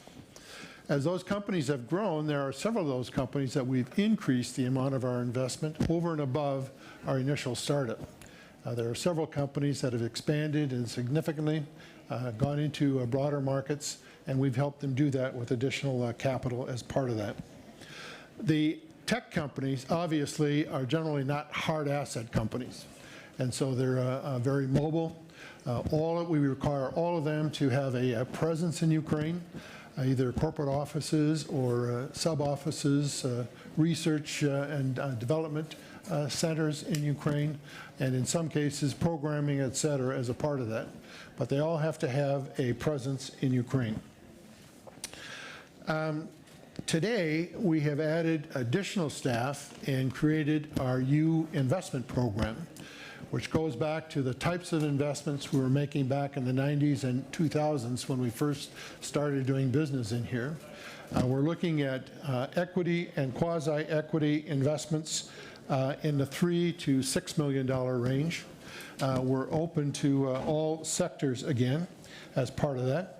But our primary investment today, where we're finding the most significant opportunities, is in the food and fast-moving commercial goods sector. And we have several companies that we're in discussions with on that, and expect, hopefully, to make investments here in the first half of 2026. These are companies that have actually grown significantly since the start of the war. And they're companies that are filling a market gap that was created in some cases because of the destruction of manufacturing facilities in the East, in some cases because of vendors who vacated Ukraine with the start of the war and didn't want to do business in Ukraine. So they have been able to grow and develop and fill those kinds of markets. These are companies, as would be implied, are hard asset, physically based asset companies that are in the manufacturing business as part of that. So it's not the kind of portfolio company that outside investors are interested in. We are. We're here. We know what Ukraine is all about. We know there's investment opportunities here. Outside investors fear, they don't know the market very well. They fear the war, the risk that's associated with that. But we believe that we can manage that risk and move forward. So we're doing that. These are also companies that are not large enough for outside foreign investors in terms of investment size. They're generally looking for larger companies, and I said are looking for non-risk-based companies in most cases. In 2006, we created Horizon Capital, and that was one of the, I told Lana earlier today that that's one of the best things we did as part of the fund. And we've invested in Fund 1, 3, and 4 as part of the fund development and portfolio investing for Horizon. We have also co-invested in several portfolio companies with Horizon and some of the other partners within the fund. I guess our message is that we're here to stay. We think Ukraine is investable and we have the capacity to do it, which is the other part of it. And we're looking forward to continue or to work with companies that are growing and looking for investment at this time, as well as preparing and gearing up for companies we can work with once the war ends and there's a major focus on reconstruction. Yeah, well, brilliant. Well, thank you, Dennis. And I think it is the stories that are on the ground, and that's what we see every day with the members of the American Chamber of Commerce, the companies that continue to operate during the full-scale war. And we get so many from across Europe and across the world. I was invited to by AmCham in Taipei, in Taiwan, in March, to really, because no one has an MBA how to run a business during a full-scale war. But I think what the business community is showing, the resilience and really the innovation is quite phenomenal. But moving on to Serhii, the chair of the board and CEO at Naftogaz. So we've got three buckets. So minerals, infrastructure, and energy. So energy, this is the big one. I mean, where does one start with the opportunity? You know, with the storage, the offshore, the destruction to the exploration that's taken place. So, you know, this is a massive opportunity. Where does one begin? Good afternoon to everyone. Thank you for having me here.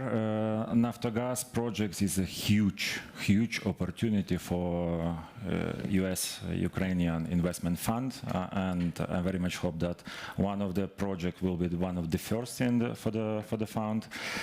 So there is a huge range of different projects. With small entry ticket 20 million up to 2 billion USD for a couple of years. What we're talking about, the biggest underground storages, 31 BCM. Half of them Ukraine would like to use for our own needs, and the second half, very warm welcome for all potential partners to fill these storages with the gas.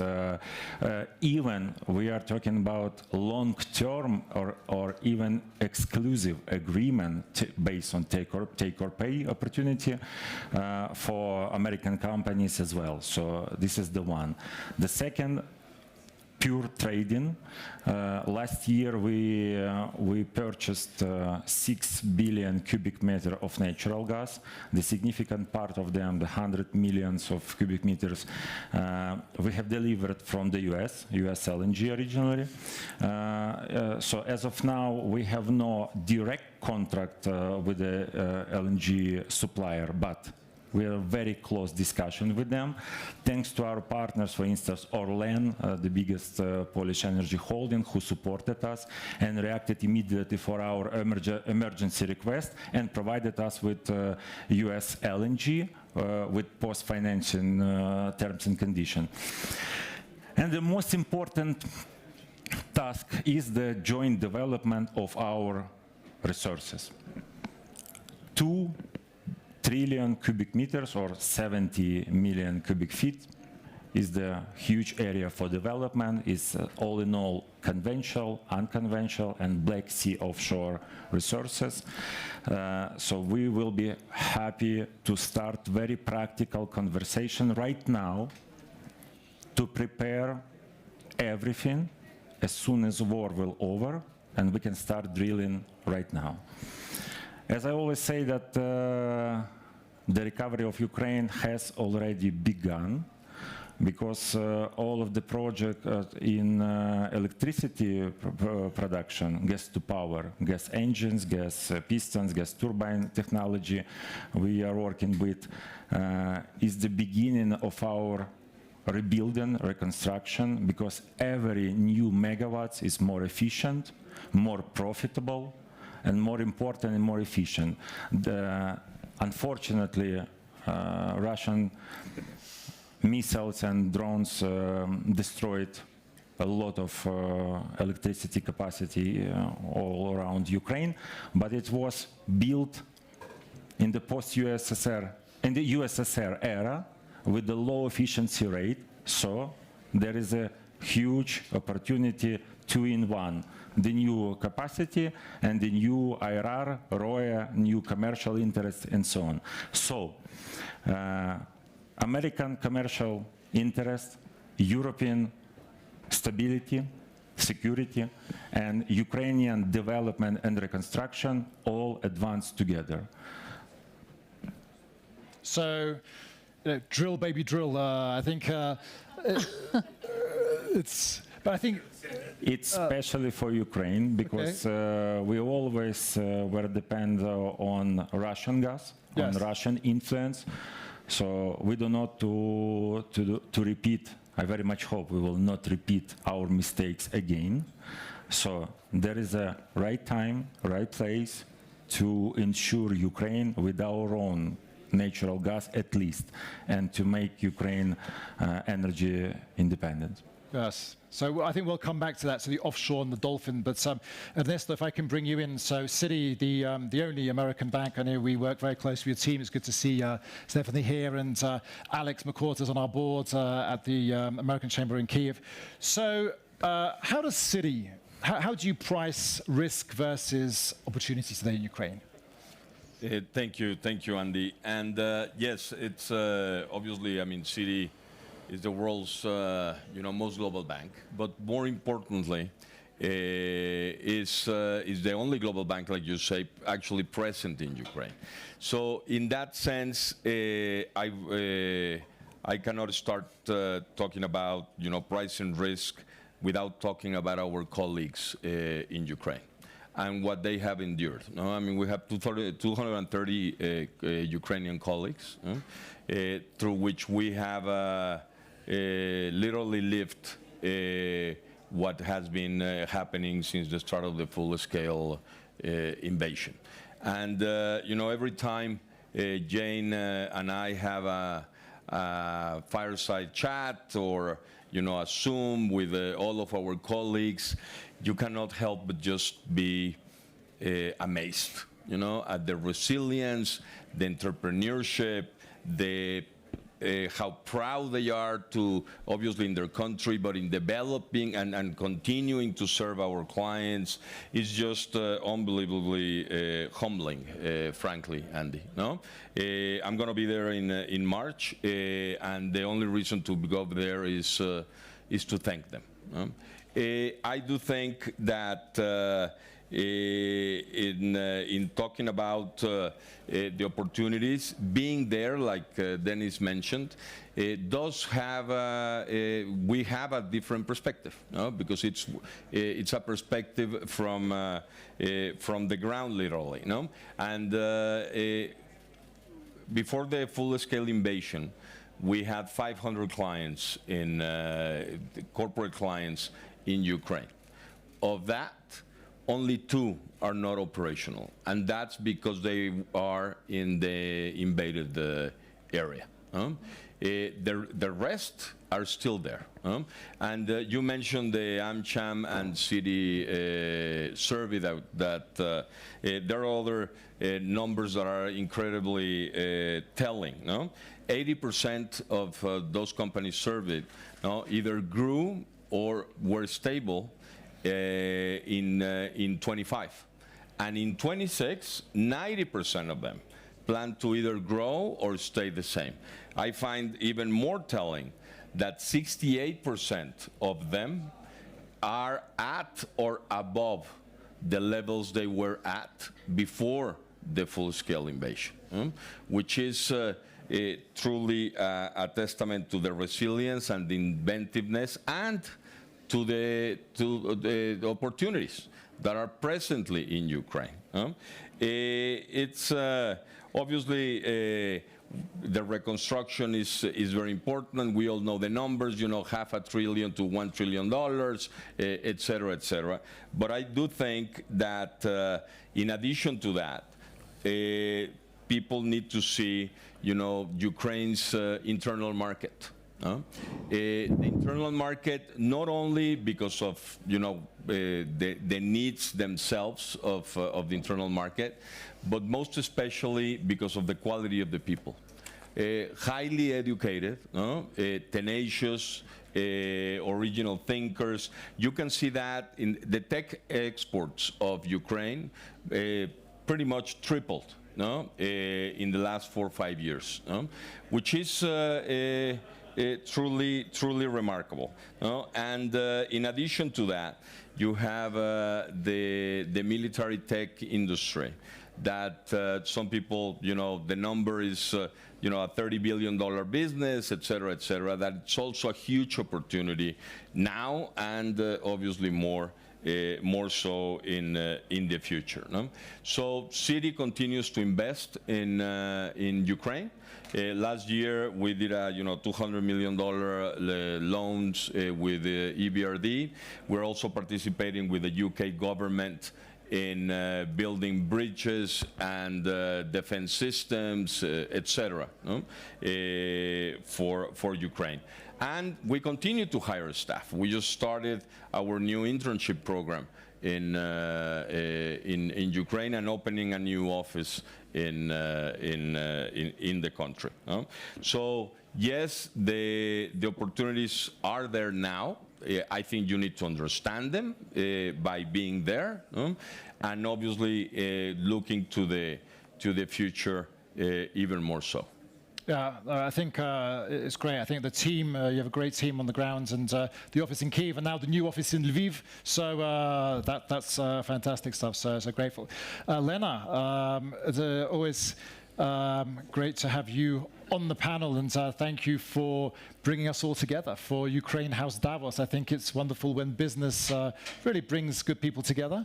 And I think we often hear, I think, on the panel earlier today, and please, I'll ask, because you had a signing today.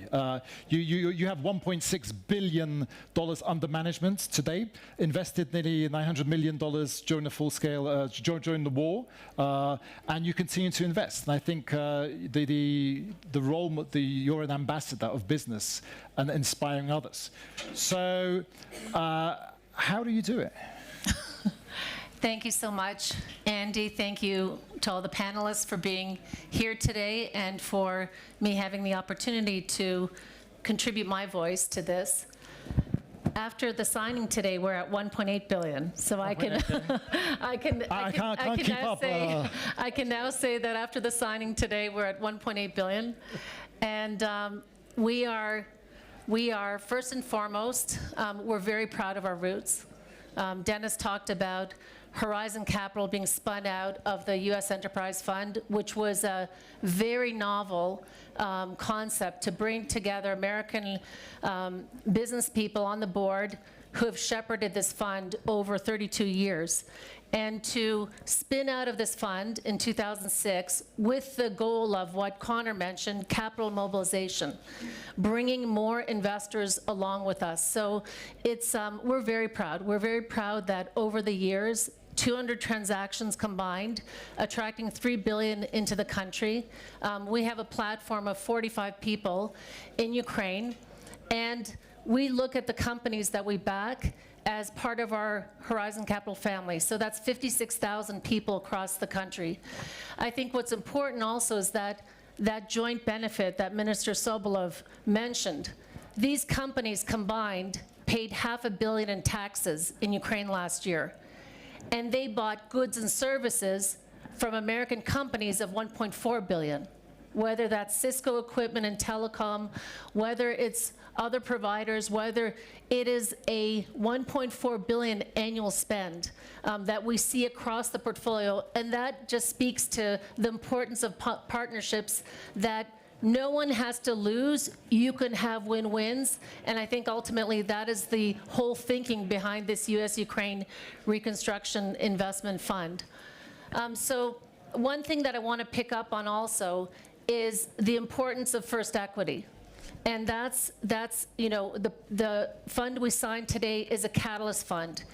It is about first equity, because what we've seen from the 30 years of, I've lived in Ukraine for 32 years, that first equity is crucial. Without that first equity, you cannot get that additional equity. You cannot bring on the debt. You cannot de-risk. You cannot get the guarantees. So where we see now since the full-fledged invasion, that first equity is key. It's also key that with the U.S.-Ukraine Reconstruction Investment Fund, that it answers the questions that a great deal of investors have. If you've never operated in Ukraine, if you've never invested in Ukraine, you're thinking political will, trust, transparency, rule of law. Working with the U.S.-Ukraine Reconstruction Investment Fund answers a lot of those questions for you. The political will is there on the U.S. and Ukraine side. The trust, the transparency, the rule of law in terms of addressing any issues that arise. So I think it's not just about the capital. It's about the trust, about the confidence, and really being that driver for transactions. You know, we're really excited. We can now invest in almost any sector in Ukraine after today, which is very important. We're renowned as a tech investor. We're the largest tech investor in the country. We've done retail, pharma, manufacturing, food processing. At the same time, it's very exciting to be able to do energy, construction, to do digital infrastructure, which is so important for Ukraine on the road to 5G. So it's an exciting day, it's a new day, but for me, the important piece to communicate is the value of partnerships, the value of first equity, and what Connor mentioned about capital mobilization. At the end of the day, we want to bring in those U.S. investors. We want to ensure that they feel comfortable that in working with U.S.-Ukraine Reconstruction Investment Fund or UMAIF, Horizon Capital, and others, that we can help accelerate their market entry into the country. So in working with Citi as a partner who's been there for so long, that they know that they have shoulders to lean on. They're not doing it alone, and they can do it profitably and with many of the challenges addressed. Yeah, I think you know, everyone who's got a Ukrainian phone has got their phones buzzing away because all the critical alerts. Ukraine's been bombed now during the day also. But I think what Lena mentions, even the technology, how that technology has kept so much of the banking sector up. The banks managed to move the data centers up into the clouds, and I think that's why we have a functioning banking sector. But also 5G. The panel after this, which I do invite you to stay, you'll hear the story of a listing on NASDAQ, the first ever Ukrainian company to list on NASDAQ, Kyivstar, and how they're running a network when there's not much electricity in the grid, and they're managing to keep us connected. So I think a lot of good news stories there. Alexei, I know you have to run shortly. In terms of so the sectors we've defined sort of the three buckets: energy, infrastructure, and the minerals. In terms of the first one, Dobra, that's already up and running. Anything else? I mean, for the next 3-6 months, what do you see? So look, to clarify what Dobra is, right? So this is the first ever this type of contract for we've doing production sharing agreements for oil and gas, right? But then this is the first one for hard kind of rock, so like lithium as it is in Ukraine. So we did a pilot. We had two bids. Great international companies, was very reputable with a lot of projects across the globe. The TechMed plus Rock company bid one. It was like better on all the parameters, what was easy, like made my life so much easier. We didn't have to go into much like selection. It was like very, very clear. So why it is good? Then the initial investment is around 170 million, but the kind of investment for the part of the project is around $500 million, which is across like the next 7 years, and that's there in the books. But with the potential, if everything goes well, if the kind of material is good enough to reach 1.7 billion. So I think it is not right now connected with the fund. So basically, company applied without any of the kind of fund coordination. The winner could then apply to the fund to receive additional equity investment from the fund and to do this greenfield project, which like the TechMed has also DFC investment, so there would be a lot of kind of logic to that. But I think because like, so people who are ready to invest in Ukraine for tens of years, like $500 million at least, right? I think this is a great example that it's actually working. It's allowed us to think long term. Yeah, this is the story of Dobra.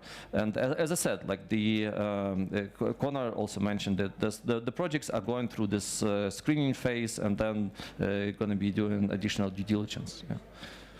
Okay, that's fascinating, because I know you have to run. So, I mean, Kona, in terms of the view from, again, from Washington, thank you. So, ladies and gentlemen, Minister Alexei Sobolev, thank you.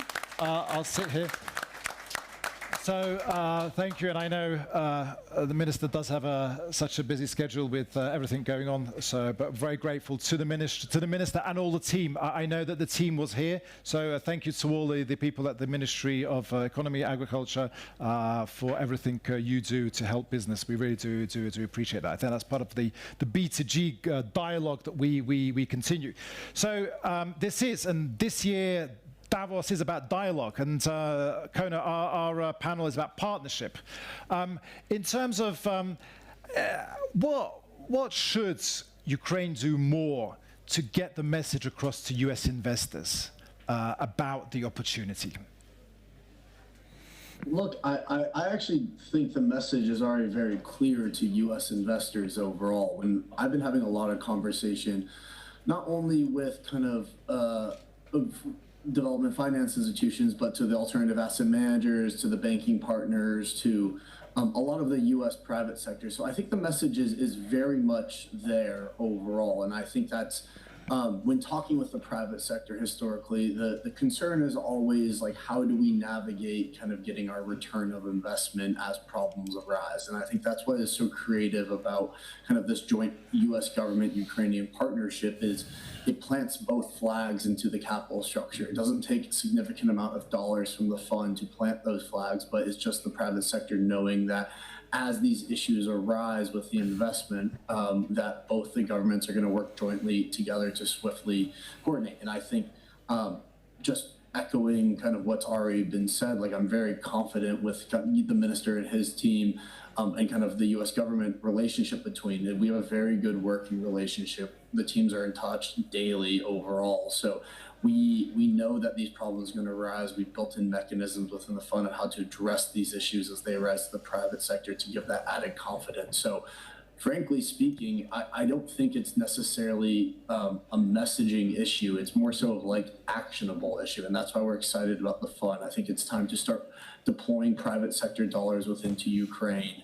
I think you're going to see investments coming down in the next 3 to 6 months' time from the fund leading the charge here.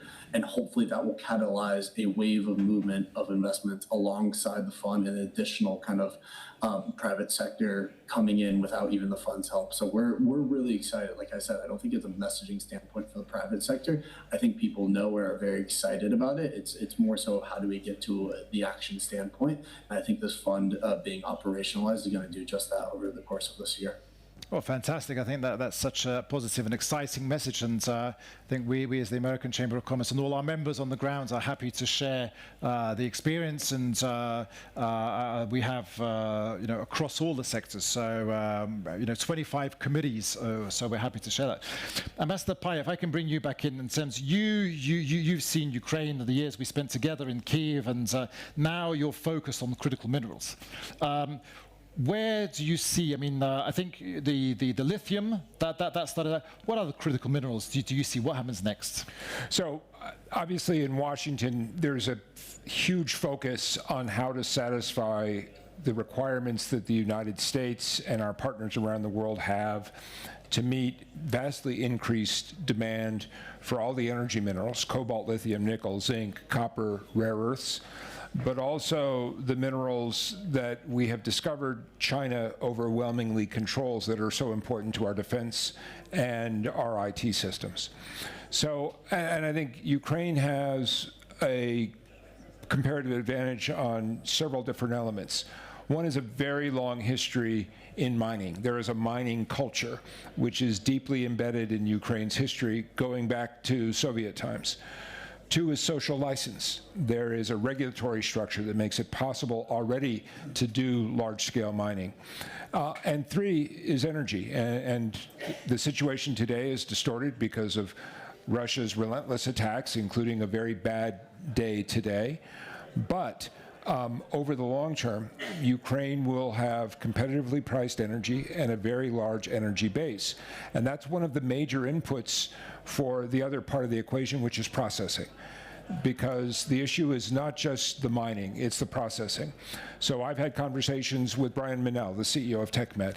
Brian's vision, and I don't think this is a corporate secret, Brian's vision is not just to move ahead with the PSA and to conduct the process, the prospecting, and to extract the lithium ores, but to eventually get into the processing and refining, and then hopefully over the longer term, the manufacture of battery cells. So that leverages all the opportunities, all the capacities that Ukraine has, and that same model should be repeated across, again, the BGV graphite example, refining and providing anode material. The rare earths conversation is particularly important. And then the final observation I'll make, and I too, like the minister, am going to have to run. When I was in government working on these issues, I dealt with a lot of mining ministers around the world. I have never met a minister of mining who is as technically literate and competent as Igor Pereligan. So Igor, who's the minister in charge of these issues in Kyiv now, former CEO of UMCC, Ukraine's titanium state enterprise. He knows these issues inside and out, and I can tell you, because I've been there with him, he just wows the global mining executives, most of whom have never paid any attention to Ukraine, and that's where the work that Connor's doing is so important, because it really puts Ukraine back on the map as a global destination. And then the last observation I will make, since I mentioned titanium. Titanium is a great example of how defense materials has become a focus of particular attention. Because when China began to put in place its export controls on rare earth materials last year, all of a sudden our biggest defense prime contractors discovered the commodities that they thought they were buying from Japan or from Korea actually were coming from some obscure mine in Xinjiang, and Beijing had just turned off the tap. So there's a huge opportunity for Ukraine there to play a central role. In the case of titanium, there's an American company, Chemours. Chemours argues that they are the largest exporter of U.S. or of Ukrainian minerals because they are an exporter. They are a very large consumer of Ukrainian titanium oxides, which are then sent to the United States for processing and go into industrial processes. So what I want to see happen is to multiply that kind of partnership times 10 or 20. And I think between Connor and Minister Sobolev and Secretary Besant, this is totally within reach. Well, we're very grateful to you, Ambassador, and very grateful to have a friend on that side of the Atlantic and all your support in this sector. So yeah. But I think what you mentioned the team in the ministries. It's a young team. If you look across the board in the President's office, across the government, it's a very young team, very passionate, very driven. People like Serhiy. And then I think, Serhiy, the way you turned around Ukrnafta, and now your massive job at Naftogaz. I think we from the business community, and I know from our members, we're very grateful for you to agreeing to do this job and for taking it on. I think that's where the people are so important, being there at the right place at the right time. And you see the bigger picture. So. In terms of, we discussed the storage, we discussed the exploration, just the offshore. I mean, tell us a bit more about the Dolphin and what can you share about offshore? Thank you for your kind words. Dolphin is the biggest existing license in Naftogaz Group in entire Ukraine, almost 380 million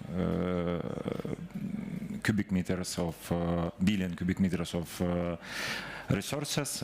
So we have covered with 3D seismic. So we are ready to start immediately. As I said earlier, the preparation, feasibility, due diligence, economic model, and so on and so forth, it will take a long time. So we don't want to spend all of this time, and it's a great opportunity for the exploration and production company or the financial investors for joint development of such license. We have spoken with Connor, with DFC team, online, offline, several times. At the same time, we're in a very close cooperation with the EXIM, US EXIM. So institutionally, we can do more. But our funds are limited, unfortunately, because we cannot cover all our needs. The replacement of destroyed equipment, the new drilling. For instance, last year, 140 new wells is the biggest number ever in entire Europe, despite all of these circumstances, especially on the eastern part of Ukraine next to the border with Russian terrorists. So we can do more, but we do need to attract additional financing. So of course, we respect and we understand all of the rules, all of the procedure, the onboarding, KYC, and so on. Sooner or later, we will find decision. It will be the most, as of now, it is the most challenging process for us. But sooner or later, we will find a decision. We will attract the additional financing as a credit facilities, as investments, because there is a lot of opportunity, as I said, and there is no panic. Our crisis management of during these circumstances, we continue repairing all damages and destroyed equipment thanks to our colleagues, 100,000 employees from Naftogaz, which carry about our facilities 24 hours per 7. That's why we have gas in every house, in every apartments for the industrial companies, and this heating season, I would say more or less we are ok. But we need to start the preparation for the next heating season, and the equipment is the key challenge. Why? The lead time is between 8 and 12 months. So there is a massive destruction of our compressor units, distribution grids, etc. We do need to start order this equipment right now to be 100% ready for the next heating season. So there is a lot of opportunities, and we would like to switch on the philosophy from ask something to propose, to suggest, based on economic model, based on the additional value, based on IRR and ROE and other, let's say, economic metrics. So we can do more. Together, we will do more. Well, brilliant. I think that the narrative, this shift of narrative, moving Ukraine from a charity case to Ukraine as a business case, and then Ernesto, just in our survey. So before coming here, we asked all our members of the American Chamber of Commerce, what message should we deliver in Davos? And over 34% they said, tell them to invest in Ukraine now and scale up. And 25% said, encourage them joining Ukraine's recovery to capture the first mover advantage. So Ernesto, you cover all of City International Globe. I mean, how important is that first mover advantage? Well, I think it's very important. I think you know, you're there not only because of what traditionally is understood as the first mover, but also because you're a part, since the beginning of the reconstruction. And I think that's incredibly important. And like Dennis mentioned, and I mentioned earlier, having the knowledge, the local knowledge, is really, really critical, Andy. Okay. And then I think no one better that has the local knowledge than Lena, Horizon Capital. I think what the knowledge, the team you have, both you working with the investors and the team, the Horizon team on the ground. So today, up to 1.8 billion already. I think that's so this is new to Horizon Capital. Traditionally, in terms of the tech and export-oriented, but now energy. Where does Horizon go from here? Thanks, Andy. It's a new sector, but what's important is that we take the same partnership approach. In all of our investments, we're focused on growth equity. We're a minority investor. We're looking to partner with companies who are entering the market or companies who are strong and on the ground today. So it's the same partnership approach. We don't pretend to know everything about every sector, but we do know how to structure first equity, how to attract additional equity, how to de-risk on the debt side, how to bring in what is required to bring in those debt providers, and really how to create a multiplier effect, how our capital can bring in 10 times in terms of the total project size. Today we signed out of the first, we signed for the fund with the investors, and then we immediately signed our first transaction, a 250 million transaction that is catalyzed by our first equity. So that is what we're looking at. We're really excited about the opportunities. We're excited about investing now, not when the war is over, and also about working with Citi, working with Morgan, working with Goldman, working with others in order to post-war, bring in those investors into platforms that exist. We've got a lot of Ukrainian CEOs here, a lot of people who've built successful companies, who are looking to partner, who are looking to, in some cases, are interested in selling or expanding their businesses. Let's see what happens. But I want to take this opportunity, Citi, to congratulate you, because I'm often talking about the Ukranafta story. I mean, living in Ukraine for 32 years, and I've been, I like to talk about my first, imagine in 1993, my first job was with a technology fund that invested in an iron ore mine in Żółte Wody.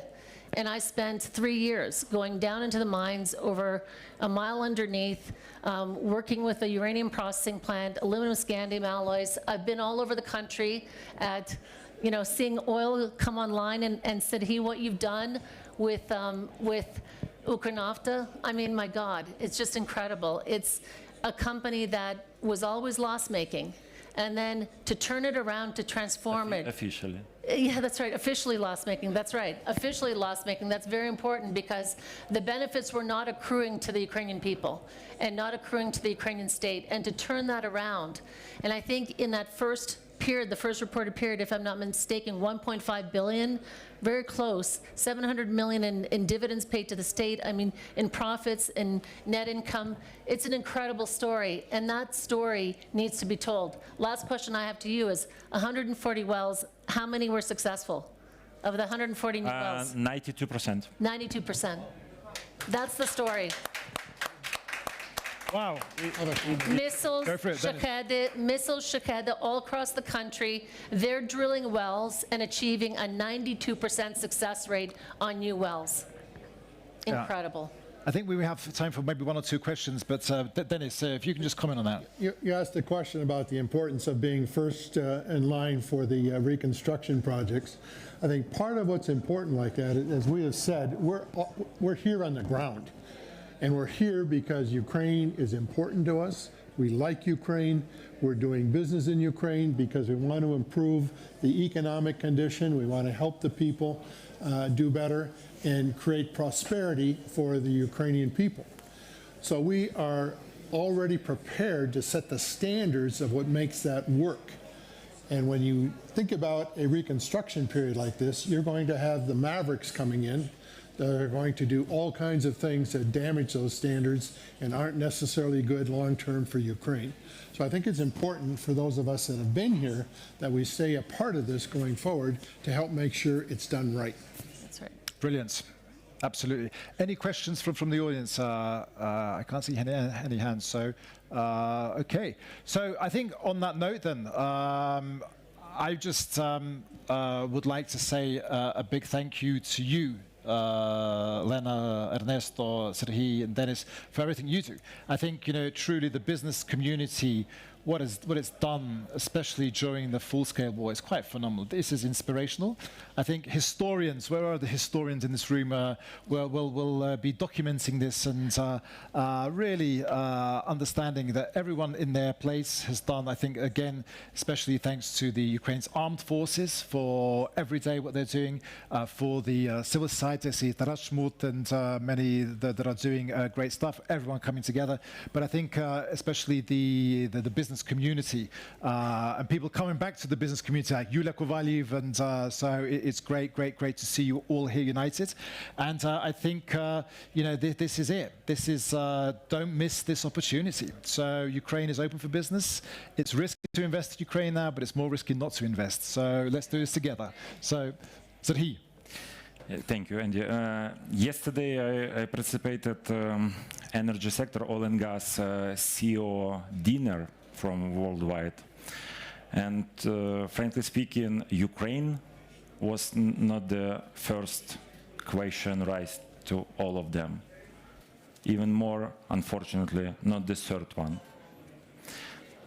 Such platform, such event in Davos, in any other places, this is a great opportunity to remind once again about Ukraine, about our resilience, about our future and our people who is living with power cuts, with no electricity, no water supply, partially of course, but it is. So please keep your attention on Ukraine, on Ukrainian resilience, on energy sector. First of all, we need to survive. Then we will go further to our development and reconstruction. So we will not give up in any case. And thanks to your attention and thanks to your cooperation. Absolutely. Brilliant. Very well said. Thank you so much. I mean, this is impressive what Ukrainian business is doing in Ukraine and what are the state companies doing to make Ukraine resilient. So Serhii, good luck to you. Really impressive story. We hope that, the other investors will join to support you in order for Ukrainian people to keep them warm and to survive this, very severe winter conditions. And target us to the just and sustainable peace. Thank you very much. Thank you. And we have some souvenirs from Ukrainian fashion designers here to keep you warm in Davos. Wow. Super. Thank you. Wow. Let's get every year I get a new one. Super. Thank you.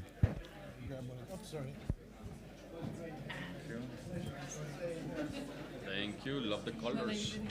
Can I give one to Dima? Okay.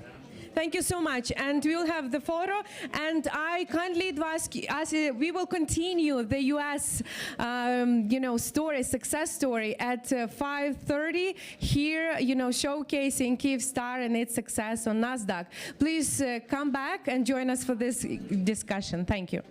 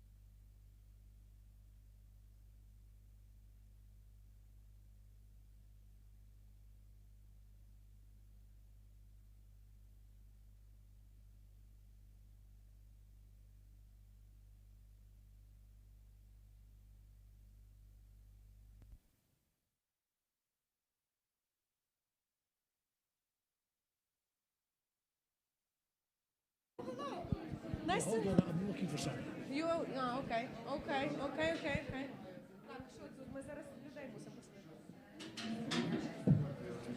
Dear ladies and gentlemen, I kindly ask you to take your seats. We will start the panel in a minute. Please be seated. Thank you. Come. We have more space here.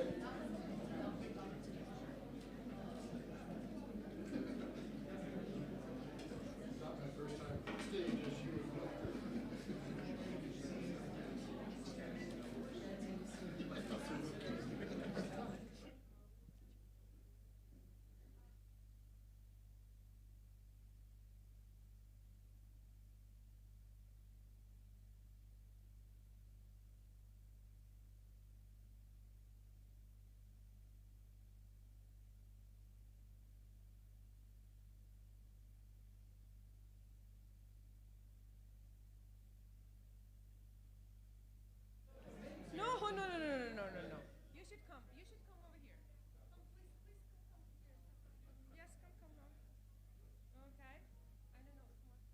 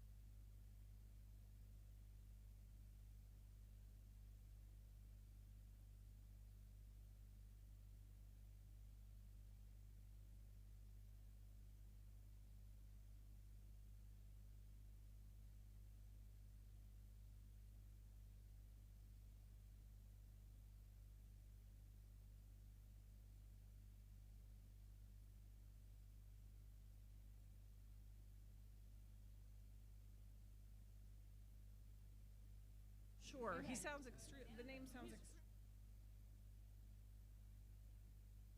Коли воно закінчиться? We need to start.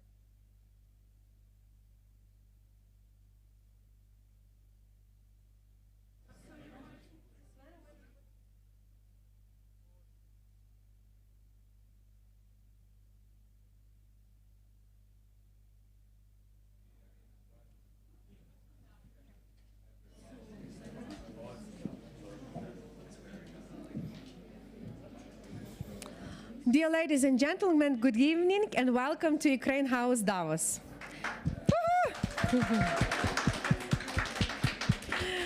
We continue the discussion on US-Ukraine relations. You know, on the panel before, we talked about the financing, we talked about the Ukrainian companies being successful. But right now, we continue this discussion and its success story of Kyivstar, which we are very proud of, our partner this year. And its success story on NASDAQ. And it is my great pleasure to introduce the moderator of this panel, Andy Hunter, the president of the American Chamber of Commerce of Ukraine, and our old friend. Thank you, Uliana. Good evening, ladies and gentlemen, and delighted to see you all here. I think this is a really exciting panel. Why? Because this is about success, and then this is about the relationship. We've been talking about this special relationship between the US and Ukraine, and here today you will hear what happened, why it happened, and how it happened. And who better to tell us how this all kicked off is the CEO of Kyivstar, who led through the whole process of getting Kyivstar onto NASDAQ, Alexander Komarov. And joining us from across the Atlantic, now advisor to President Zelensky on reconstruction and investment, a great friend of the American Chamber of Commerce, a great friend of the business community, Ambassador Oksana Markarova. Oksana, it's great to see you. Welcome. And I think it is always having the best possible advice for any transaction, any deal. And we have, who is big part of this deal, the partner and the head of the CIS region at Rothschild, Giovanni Salvetti. Giovanni. So I think we look at it from a historic perspective, and I think we've already said that I don't think no one in the room has an MBA how to run a business during a war. And really understanding, firstly, you know, how do you run this business? With all the hits we've had today, overnight, but then coming up with an idea to list on the NASDAQ. Being the first ever Ukrainian company to list on the NASDAQ, and what a fantastic ticker with Kyiv. Alexander, I mean, kick us off. I mean, how did it start? And then, you know, what messages did you start communicating to the investors across globally about why invest in Kyivstar, why invest in Ukraine, and why invest now? Okay, first of all, you are the best showrunner I ever met. Okay, so yes, good evening everyone. Oksana, hi, very nice to see you online. Okay, so yes, okay, it's here. Okay, so it has started before the war with the idea to list the own operational companies, especially on the local stock exchanges. So this was the basic idea. Okay, taken into account that literally Ukrainian stock exchange doesn't exist. So we were considering a number of options, and of course, everything was put on hold since the beginning of the war. Somehow not for 100% at the end, because even in 2022, we did valuation of our business, okay, in order to understand what is the pre-war valuation versus war valuation and what we should consider. And then there were a lot of, you know, so back and forths around this question during 2022, 2023, and 2024, you know, so when the chairman of our board, Augie Fabella, said, so, and I will be back with a kind of context around this statement, but he said that let's consider that it will be not a liquidity event, but it will be a credibility event. Okay, and this was the final point when the board decided to go ahead. Okay, but it is very important to understand the context at that moment of time, because it was actually end of 2024. Okay, we were almost 3 years in a war at this moment.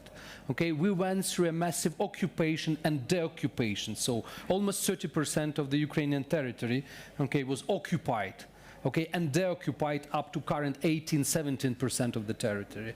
Okay, we went through destruction and reconstruction. So thousands of sites were recovered and big pieces of our technical infrastructure. Okay, we went through the biggest cyber terrorism act in the telecom history. We were down for 36 hours with core services.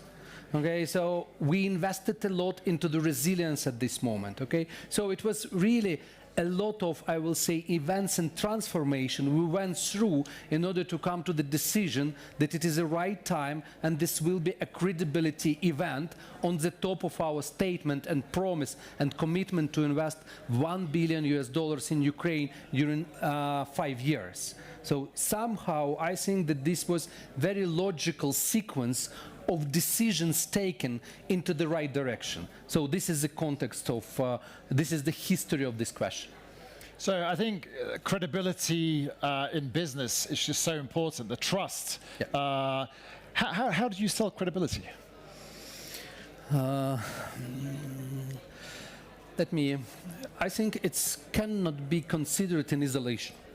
So it should be considered as a number of events. Okay, so commitment to invest, a record high capex to revenue ratio. So we have never ever had so high, even during the 4G deployment in Ukraine. This is where I was in charge of this company. Okay, we had much lower capex to revenue ratio. Okay, we have never ever built so many sites per year. Okay, since probably 2G rollout.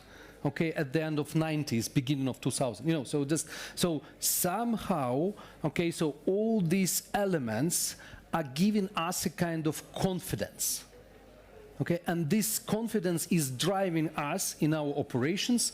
This confidence is driving us in facing very difficult reality right now, and this confidence is somehow seeding, so let's say, bright and I will say unorthodox ideas like let's make Kyivstar public during the war on NASDAQ, and this will be the first listing of the Ukrainian company on the American Stock Exchange.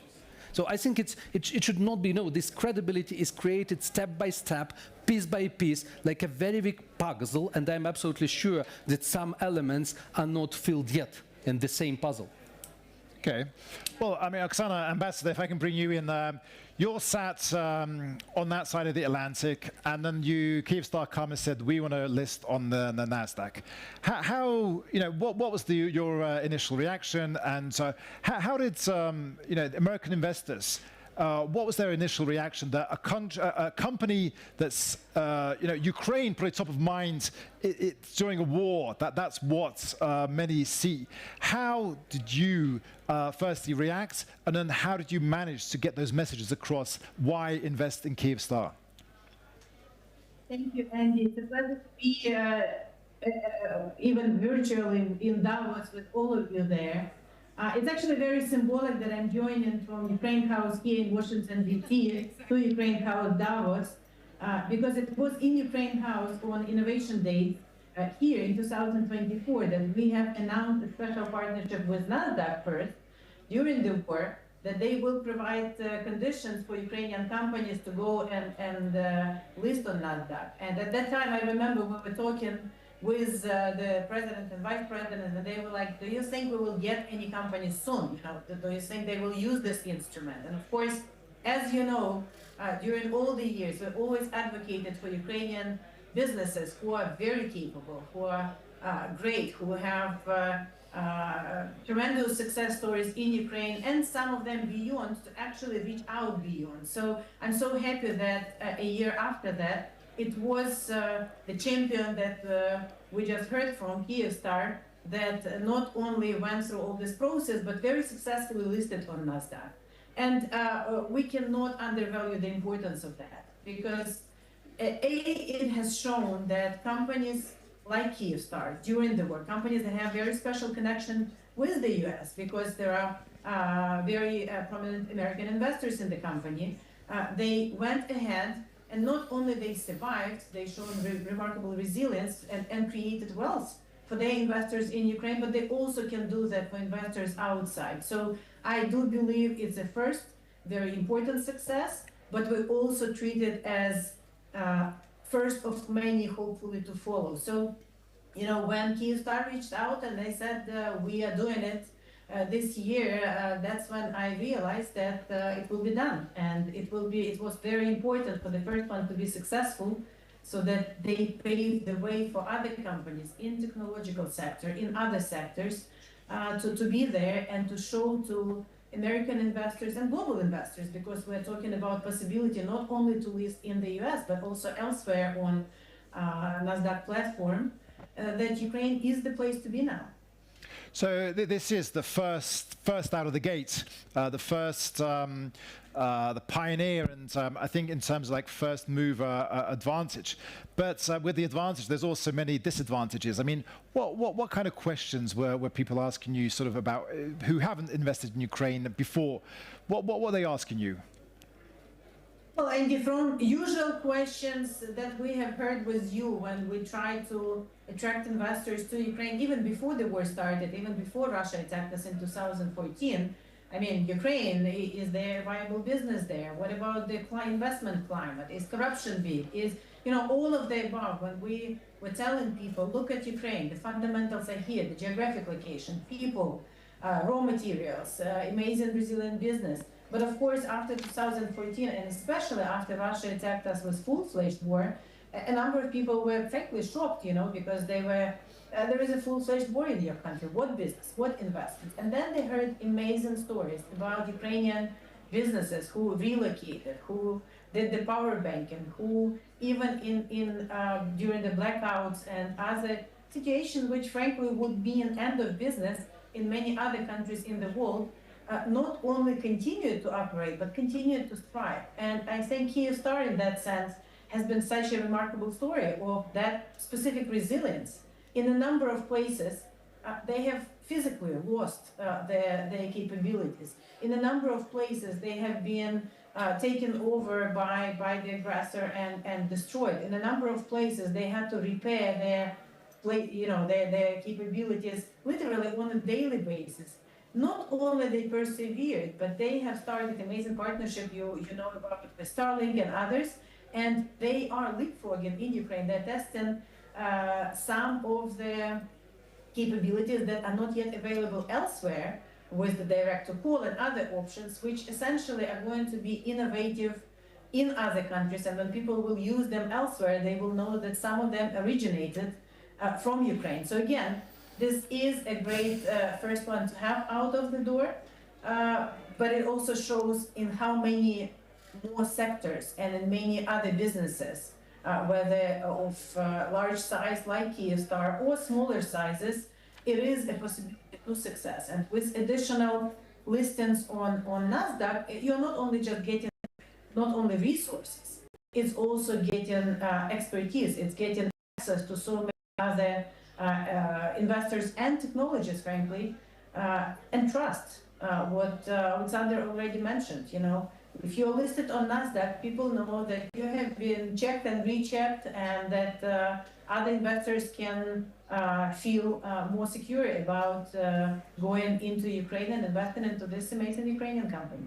Okay, Giovanni, if I can bring you in, sort of Rothschild, international, global investors, and then you turn up and say, I've got this great company that I want to list on NASDAQ, I want to do an IPO. What was the initial reaction? Well, first of all, the internal initial reaction was that, you know, when I took the project, I put it in I have different folders. I put it in the Mission Impossible folders. It's actually one of my favorites, and I actually did a few of them. So let's see if this one is working. I also sent an email to New York to my colleagues in Wall Street, and they print it out and they put it on the floor, and they say, "This is the craziest email of the year. Let's see, Giovanni, if you can do better than that." But to be frank, retrospectively, I have to say that it was less difficult than we were anticipating. Effectively, investors are not risk adverse. They are risk adjusted. So you need to give them the possibility to identify, quantify, measure, and price the risk. If they feel comfortable that they have identified all the risks, then they can invest. And I think the key thing is to shift from the investor the attention from the headlines and the bombs to the facts and the numbers of the company. When we managed to do that, people get into the company. We had a lot of things to show. Company with strong cash flows. I mean, people don't know. Say, well, Ukraine, cash flow is going down. It's just metro. How will they survive? No, cash flow were going up. Oh, okay. And resilient. They've been bombed here and there, but still they build what they bombed. Okay. Governance, very strong, by the way, very important people on the board, Western-style governance, NASDAQ-style governance, reporting, very transparency. Okay.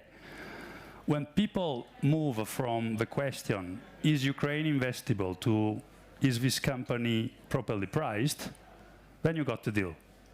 When you move them there and they start getting into these things, then you got the deal. You know, capital is not brave or reckless, is analytical, and rational. And we had to put rationality into these, and I think that was a key of success. Okay, I think it's sort of the balancing the risk and the resilience, and I think that's quite phenomenal. I think, Alexander, so much of Kyiv today is without electricity. Many thousands of apartments are without water. The infrastructure is... How do you run a network with no electricity during a full-scale war? It's true. Right now, situation is very difficult. Okay, so so with such type of challenge in 2022, we would be fully down. So literally, communication services in Ukraine will not exist. Maybe like banking service, like ride-hailing service, like any kind of the digital services. Okay, so. And right now, with an extremely difficult situation, we can consider Kyivstar network as a real-time electricity supply research across the whole country. We have 16,500 sites, technical constructions connected to the electricity. For your understanding, right now, in 9 regions, okay, we are facing, that our infrastructure is disconnected from the electricity supply from 40 to 60%. So in some regions, according to our internal, let's say, classification, we are in a total blackout. More than 50% of our technical infrastructure, okay, do not have supply of the electricity. But at the same time, less than 10% of our network is down.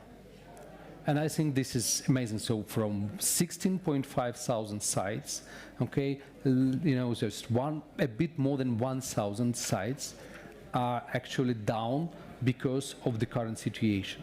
And I think this is a tremendous evolution since 2022 until 2026, okay, with hundreds of million investment, with mobilization of our employees, okay, with the new processes. Okay, so right now, Kyivstar can only, by our own resources, to double number of engineers who are mobilized for the non-regulated blackouts. So thousands of people can be mobilized. What's the total number of employees? The total number is around 5,000 and around 2,000 plus.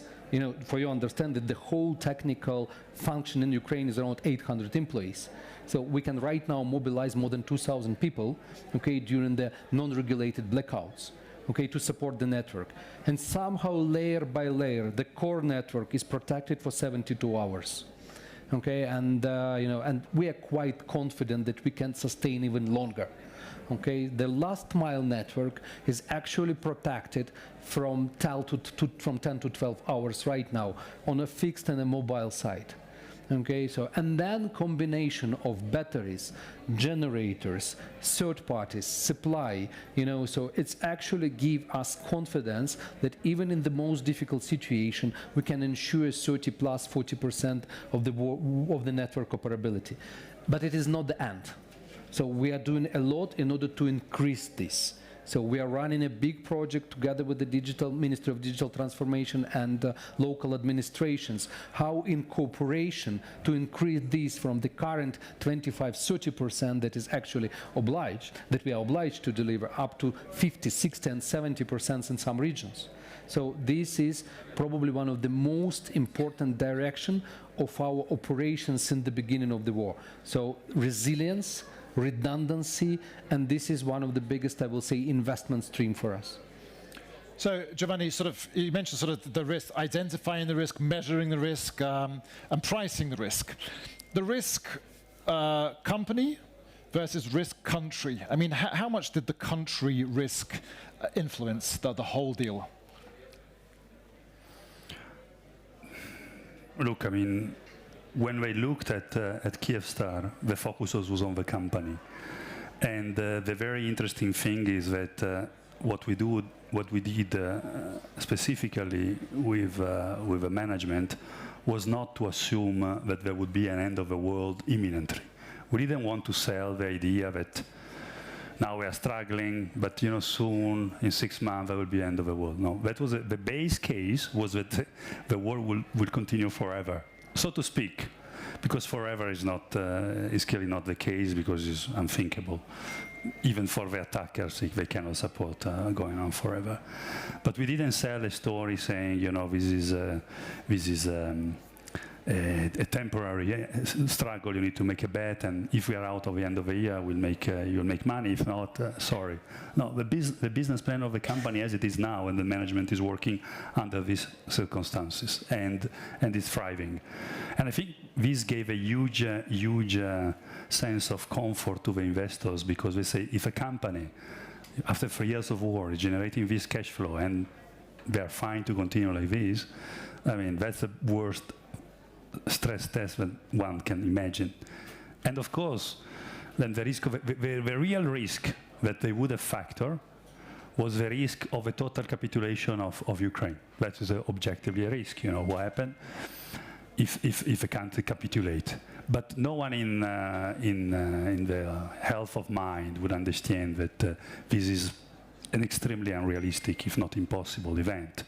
So there could be, the investor were thinking about the country risk of a fine-tuning of adjustment on the borderline, on the front line, but you know, Kyivstar has demonstrated to be able to adapt themselves also to adjustments on the territory.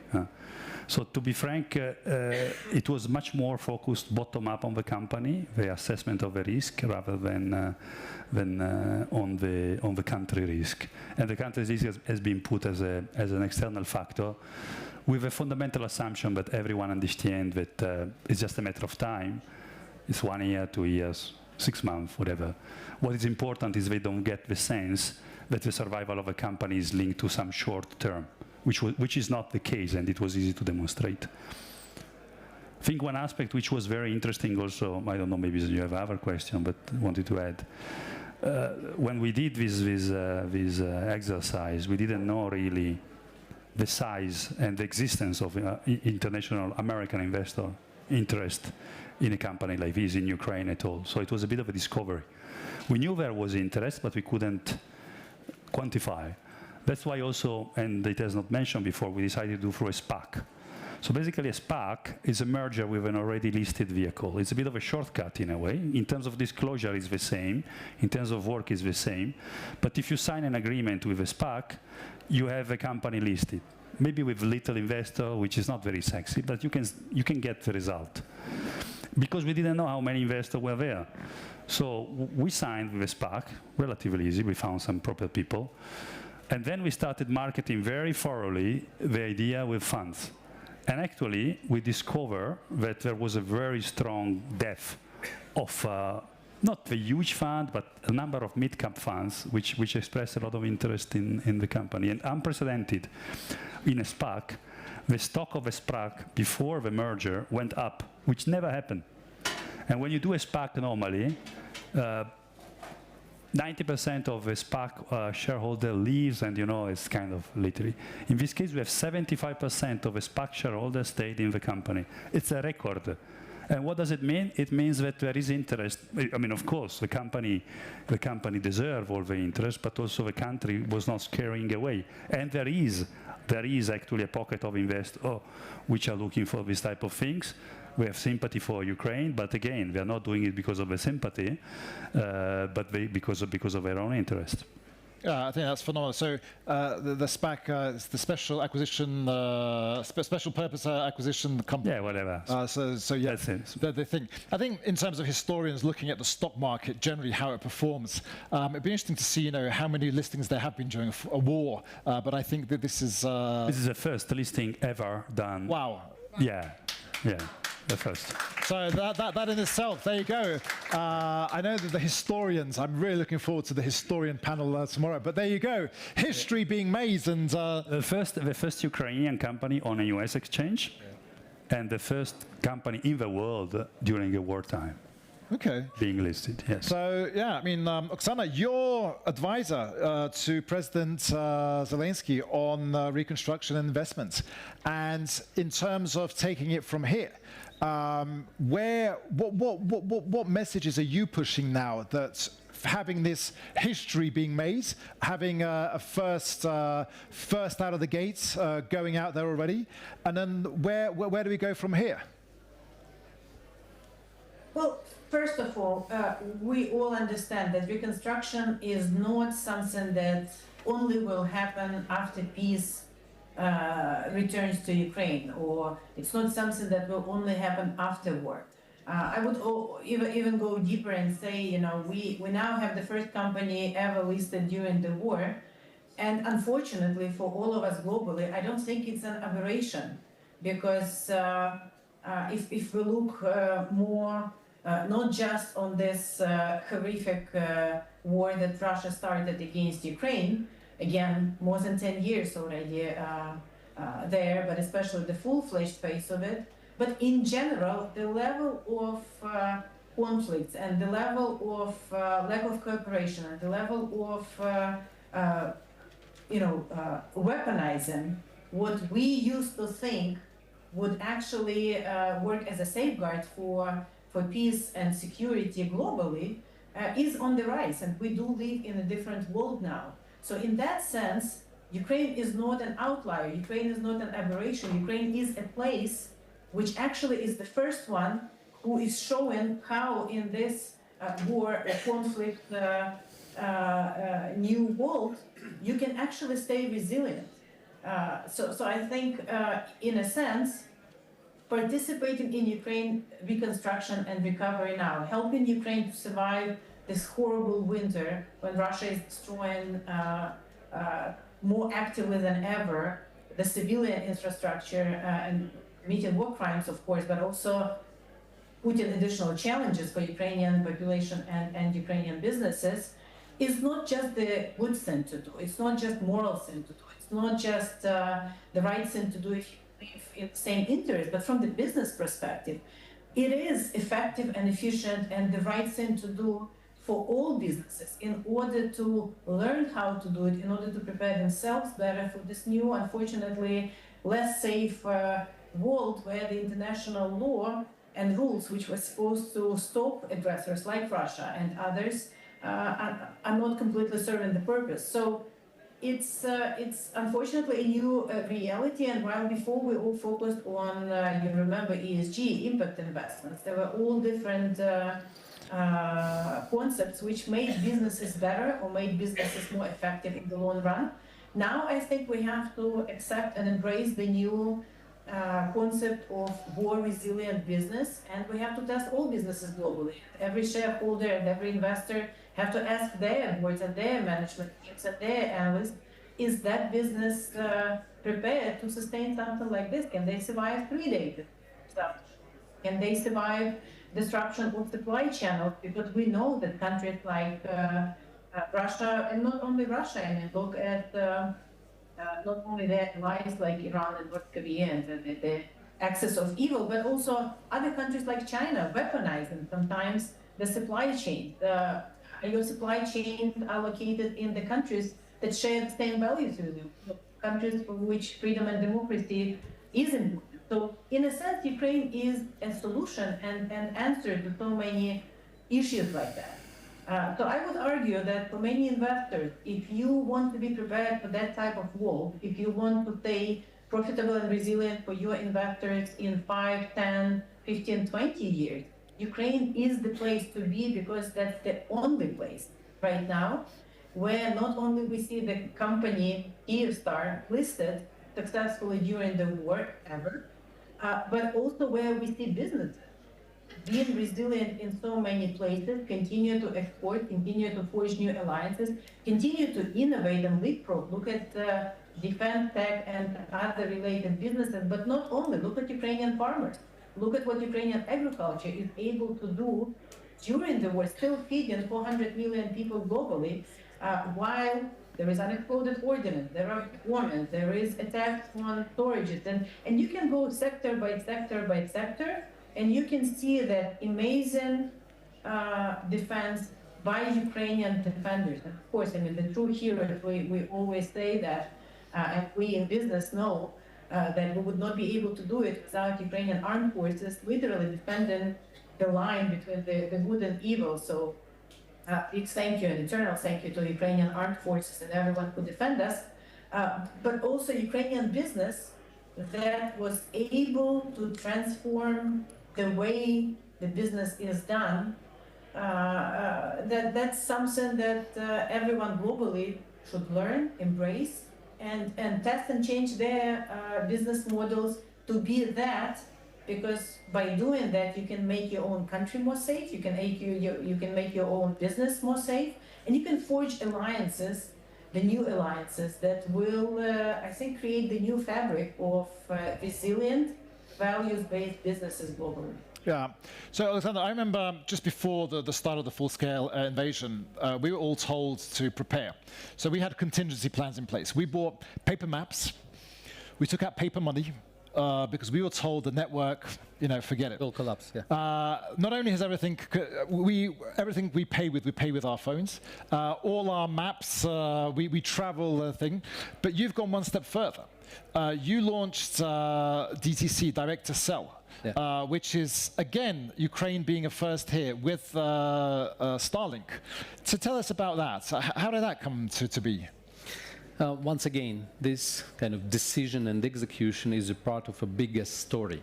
So somehow what I feel right now really exists in Kyivstar is a kind of strategic optimism.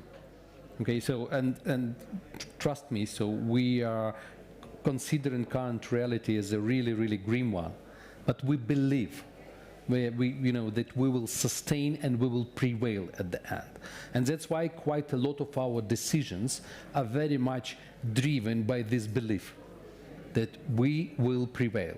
And then, let's take only 2025 into account. So we did IPO, we acquired Uklon, okay? We launched the first in Europe direct-to-cell service for the mass market, okay? So we entered into a new vertical, renewables, for us. So somehow we are doing quite a lot, and in the same way, the decision to get in touch, to cooperate, was very much driven by this belief that this is important right now in Ukraine. At the end of 2024, when I first time visited Florida, for the first negotiations with Starlink, with SpaceX team, okay, they had 60 satellites on orbit, 60.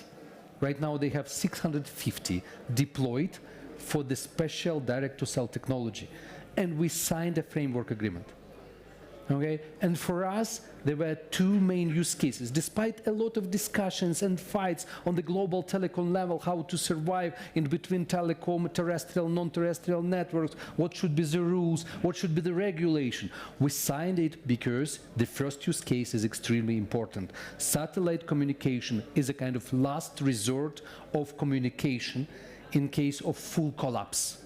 Okay, and I'm driven that in few months we will bring mobile broadband based on the satellite technology, and this will actually create resilience for everyone who has LTE smartphone, Kyivstar SIM card, and Sky. That's all. So you will be all equipped with the last resort of the telecommunication service. This is independent from the terrestrial network that is actually dependent on electricity, core sites, and a number of other factors that are very essential for us to run the operations. And that's why we are doing this in the way we are doing this. So it's for everyone, no limitations, free of charge, and for some, I will say, special use cases, we already opened the mobile data. Okay, so because because it is important right now for the country. Okay, and I see, I'm really, it's a pitfall to see, but at the same time, I'm glad to see that there's a clear disproportion between western and eastern part of Ukraine. We see that on the east part of Ukraine, the popularity of this service is much higher. Okay, and since official launch, so at the end of November, we already have 3 million people who have been registered on this network and who sent and received more than 1 million of SMSs. So, and somehow it's a pure social responsibility project for the time being. I hope we will be able to convert this into the profitable business line, but it's not the case. The case right now is to provide people with emergency last resort to communication service. Yeah, I think that's quite phenomenal, being independent from the terrestrial network. I think when my son in Kiev, and sometimes when you can't, you have a last resort to contact your loved ones and stay connected. I think that's just so important. So, Giovanni, in terms of, I see there are other people in this room that are considering following Kyivstar's steps. What should they do? Yeah, you remember this guy who put the email saying the crazy emails? Yes, yeah, I've written that down. That was the craziest email of the year. Would you put them in the Mission Impossible folder? Now we put it in a framework and say everything is possible. So okay. And the same guy calls me every 2 weeks, say, okay, when is the next Ukrainian company? When you bring me a next Ukrainian company to okay. It's chasing me. No, I think this is a playbook that will have to be repeated. We need to be careful also what we put on the market, because we want to provide a string of quality assets. In the past, talking about the 2000s, there have been a number of IPOs in the region, in Russia, in Ukraine, which were a bit fast, a bit maybe not totally transparent, and they created a little bit of, not necessarily the best feeling among investors. I think Kyivstar is a new start. It's Nasdaq, it's clean, it's a great company, and there are not 200, but I would say another 10 companies. What do you think? 10 companies in Ukraine which are eligible. I mean, it's not, let's be frank. To go to Nasdaq, you need to have at least a valuation of 1.5 billion. 1 billion will be a bit too short. You need to have good governance, good reporting, transparency. You need to grow. You need to grow. 1.5 billion, if it stays flat, is not very sexy. You need to have a growth plan. And you need to have a willingness to do it, because, some people say, well, maybe I wait for the end of the war. That's not what Kyivstar did. Kyivstar did, I start a little bit, I create interest among investors, and when the situation will improve, and it will improve, we can potentially, give more shares and create a pattern, which I think is the right thing to do. So I don't think there will be, 200 companies in this time frame in the next 2 to 5 years.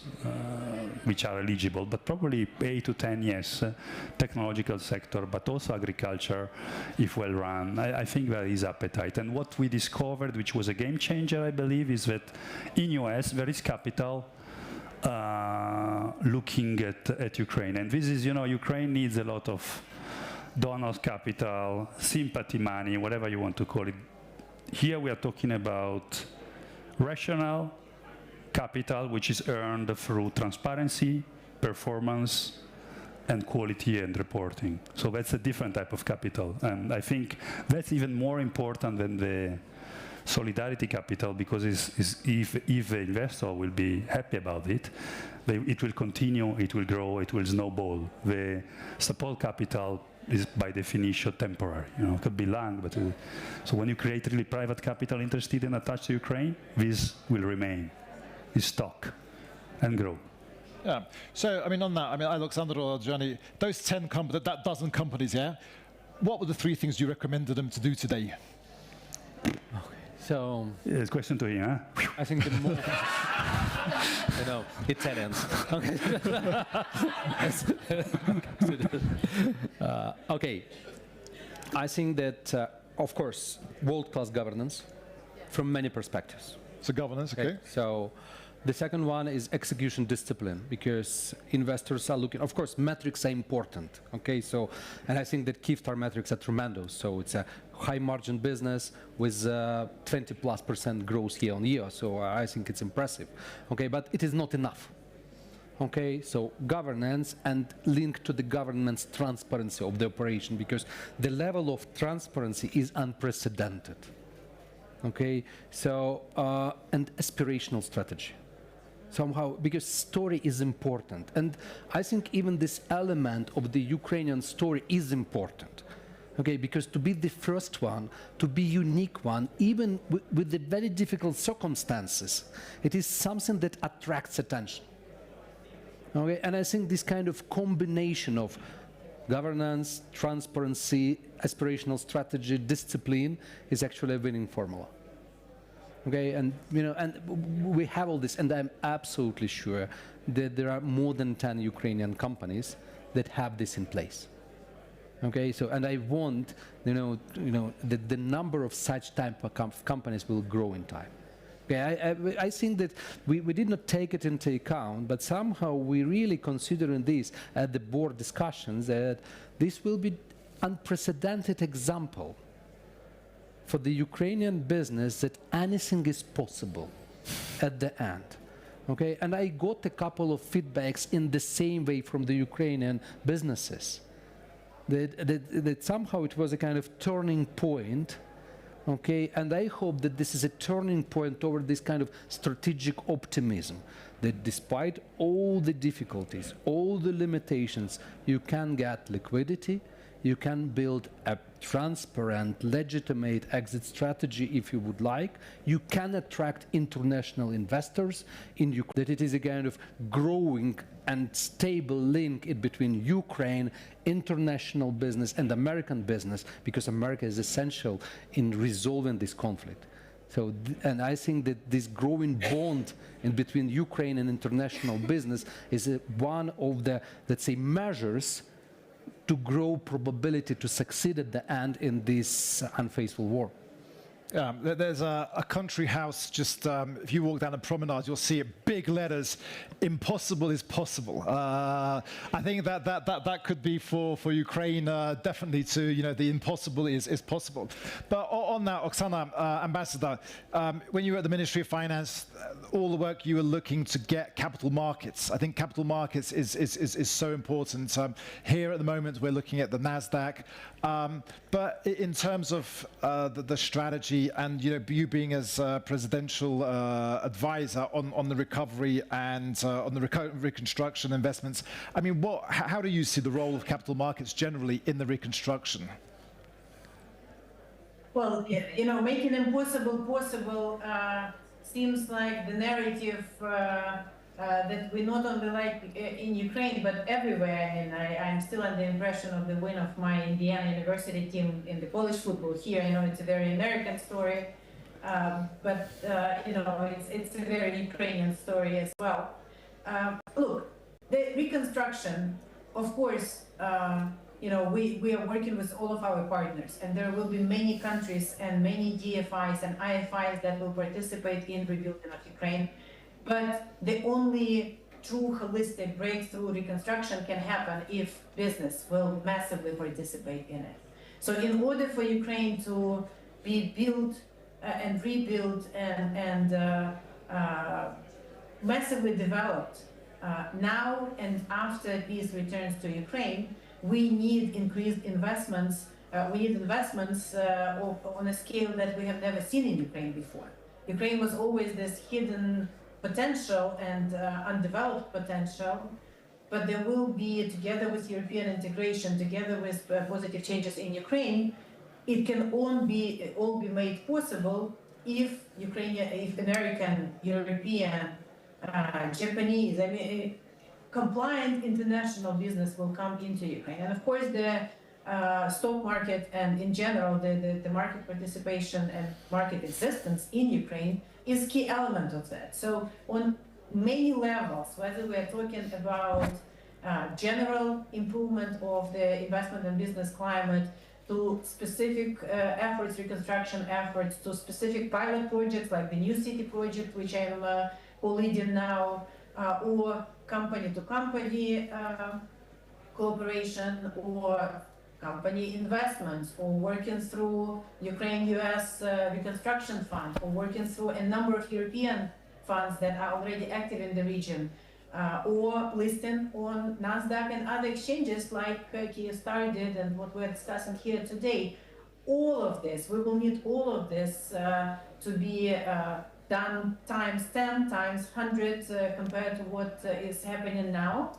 And each of these individual deals will make reconstruction more efficient or better, will make it faster, because again, we have to understand that time is of the essence as well. That's why we have to get ready now. That's why we have to start rebuilding now. That's why we have to repair what Russia destroys now, because it's easier to do it faster now than wait until the situation is completely peaceful or situation is completely comfortable for that. So in, you know, and on the one hand, more pessimistic side for globally, but optimistic, I think, for Ukraine. We also have to prepare that the world we have entered with this Russian aggression, which unfortunately was not met with the response it should have been met in 2014 globally, and unfortunately we were not able, all of us together as global society, to stop them decisively in 2022. In 2023, we have entered a more fragile and more risky world. So in that new reality, unfortunately, we have to embrace again, as I said, this model, and we have to share it everywhere in the world. So again, I think economic diplomacy, especially with the United States, is becoming the number one venue of cooperation, and I think the role for Ukrainian businesses has increased like it was never before.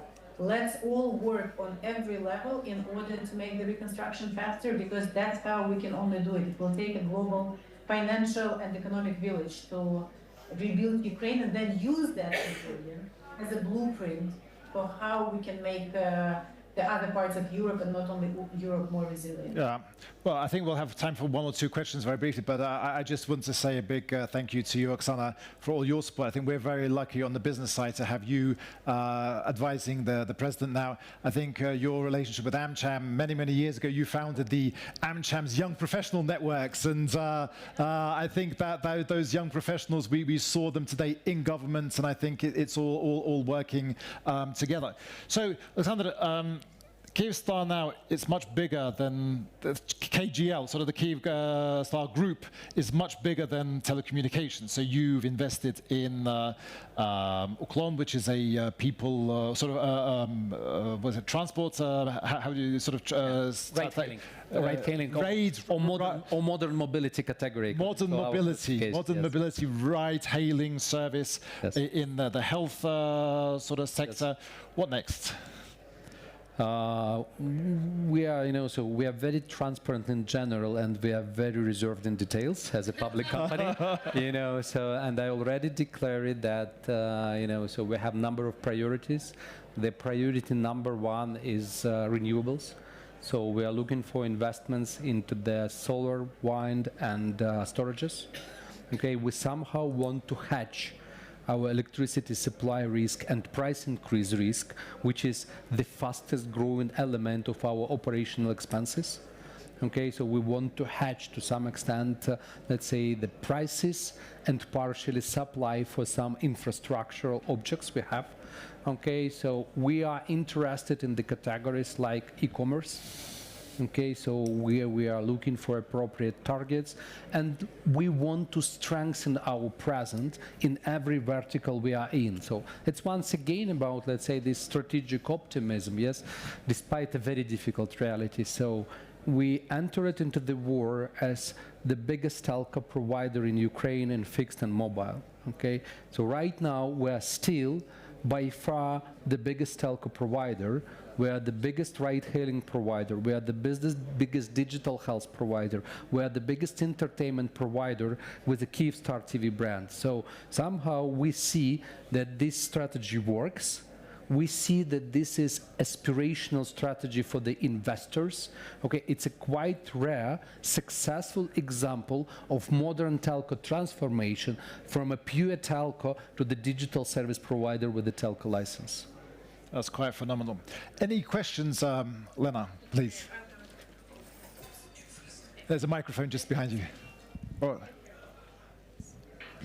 So first of all, I just want to commend you so much, because you've inspired, you've paved the way for others, and I think it's incredible what you're doing in the country, to have that leadership position and not just sit on your laurels, but actually say, in the full-fledged invasion, we are listing on NASDAQ. Yeah. And it certainly caught the attention of US investors, of international investors, of companies in the country. So I also want to say an immense thank you, because you're paving the way for others.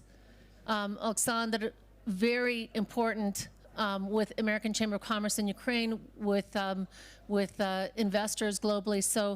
So thank you so much for what you've done. Thank you, Giovanni, because I know how much you were involved throughout. And my question to you is, was there a moment? What was that moment during the process? I'm sure there were so many moments. But tell us about that moment when you knew, because it was so big and so bold. When was the moment when you knew this is really going to happen? This is really, like, this has all come together, all of these efforts, all of this outreach. You know, I mean, that must have felt incredible, and to see that vision come to reality. But describe that moment on a personal level. There were two moments. The first one is actually the moment, and I really can accurately remember it. Okay, so when board, let's say, said that, and now it is your operational KPI. Now it's your operational KPI for 2025, and 50% of your, let's say, variable remuneration depends on the success of the project. Yeah. And moreover, so you will get maximum if we will do it in August. You know? And as I mentioned already, so this company is really great in execution discipline. This is somehow our strength. Okay? And it is difficult for so big entity, okay, to mobilize so big entity, you know, hundreds and sometimes thousands of people, like, for example, for the resilience projects, okay, to achieve a certain result. This was the first moment. And the second moment was actually already after the listing, okay, at the opening bell ceremony. At that moment, I realized that it's really happened. You know, because still it was a kind of operational flow of hundreds or thousands of different events. We had more than 70 meetings on the roadshow.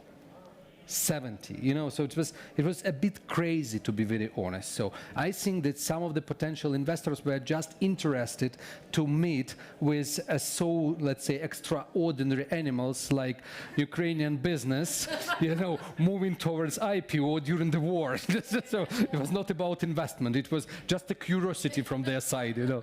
But at the end, so it was so intense. And only, you know, the moment when we pushed together with Yulia Sviridenko the button, you know, so I realized that it's done. So, so everything will be the same, but absolutely different. I also have.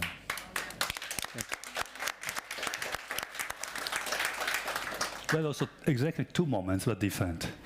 So the first moment when we realized it would be done is when we went to the SPAC owner, which are professional investors, not the investor would invest, but the owners of a SPAC. We didn't know if it would work or not, and actually we had 3, and they started competing very fairly. They really started, and you know, I said, okay, we didn't know, maybe we get 1, 2, we started with 5, all of them interested, but 3 really seriously competing. And then we signed. When you signed, it was in January, February 25. Yes. So preliminary. When you sign, it's done. You know, you do it unless release go extremely bad. You do it, but you don't know if you're going to do it nicely with a lot of investor and liquidity, or just a technical listing almost, or something like that.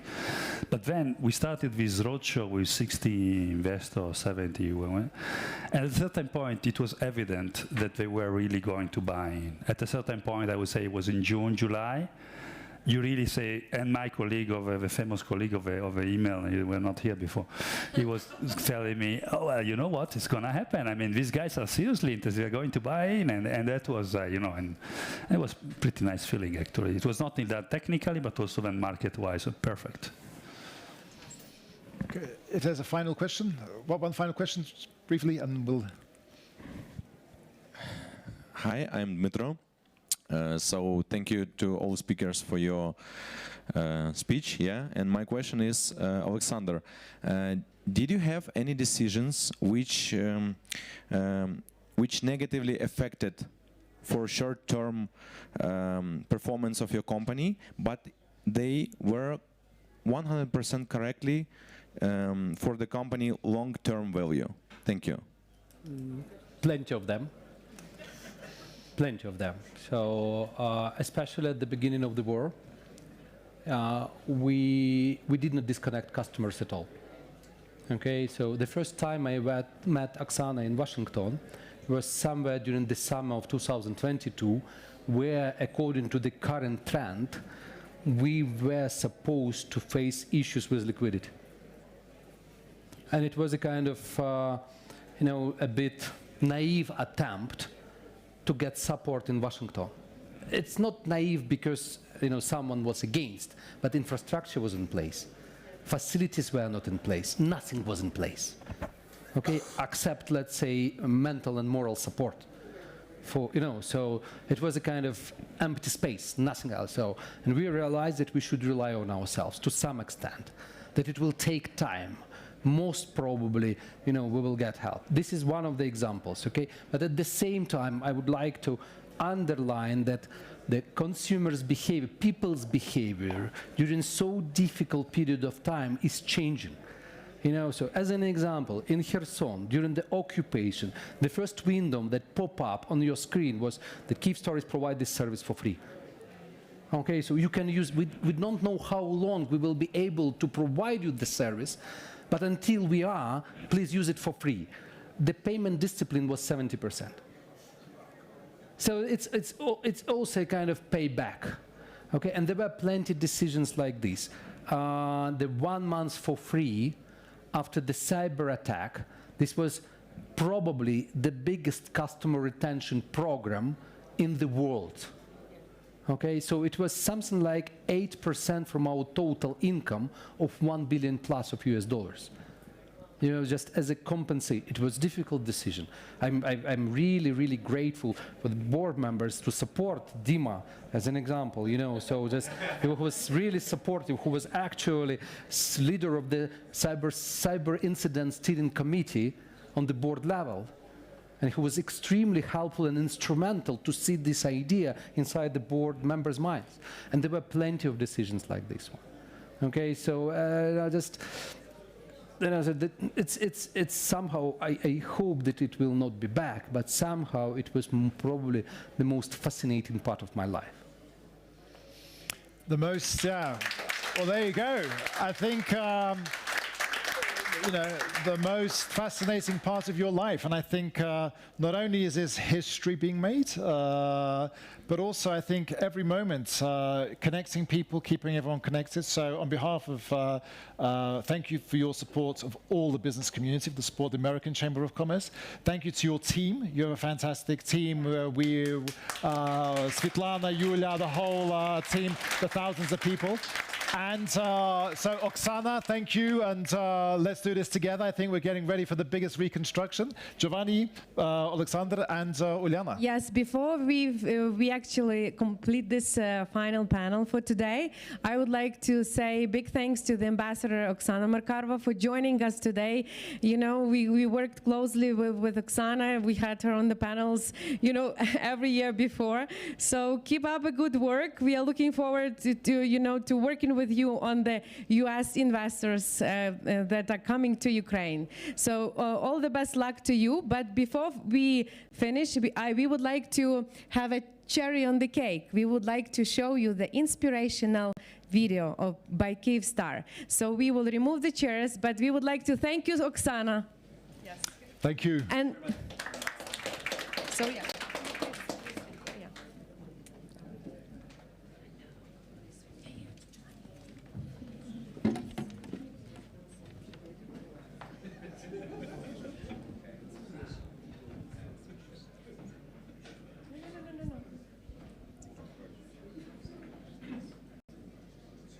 Invest in Ukraine now.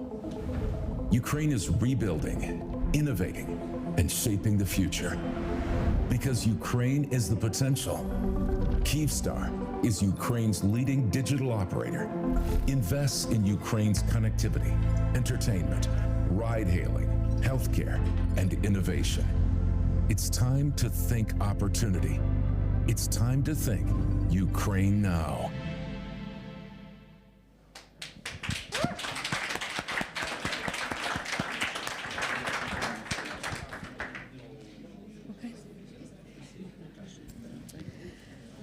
Thank you very much. And on behalf of the organizing committee, I would like to give you some presents.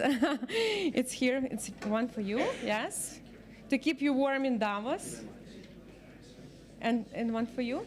And we will, yeah, of course, the teamwork. Here you go. Thank you. Yeah, we will give Yulia as well. Thank you so much. We will have a group photo, like the panel photo, please. Yeah, of course. One more. Just one more comment about this video.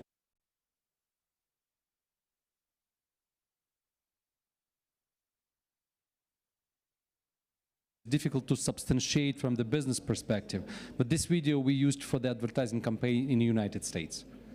You know, so it's not for the purpose of Kyivstar, you know, it's not for the purpose of, let's say, to attract public investors because the path is different, okay? This is somehow to attract attention to Ukraine, that anything is possible at the end, okay? Thank you.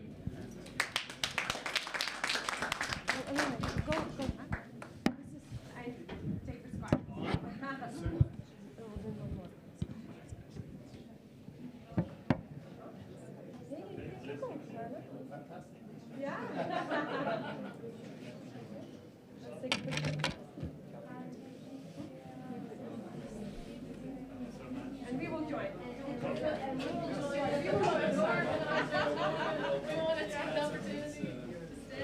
Besides success.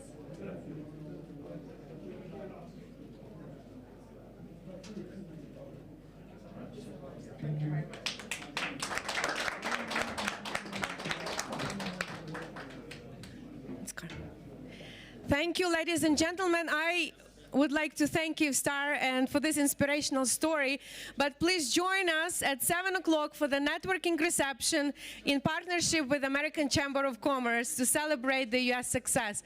So please, looking forward to welcoming you here. Thank you.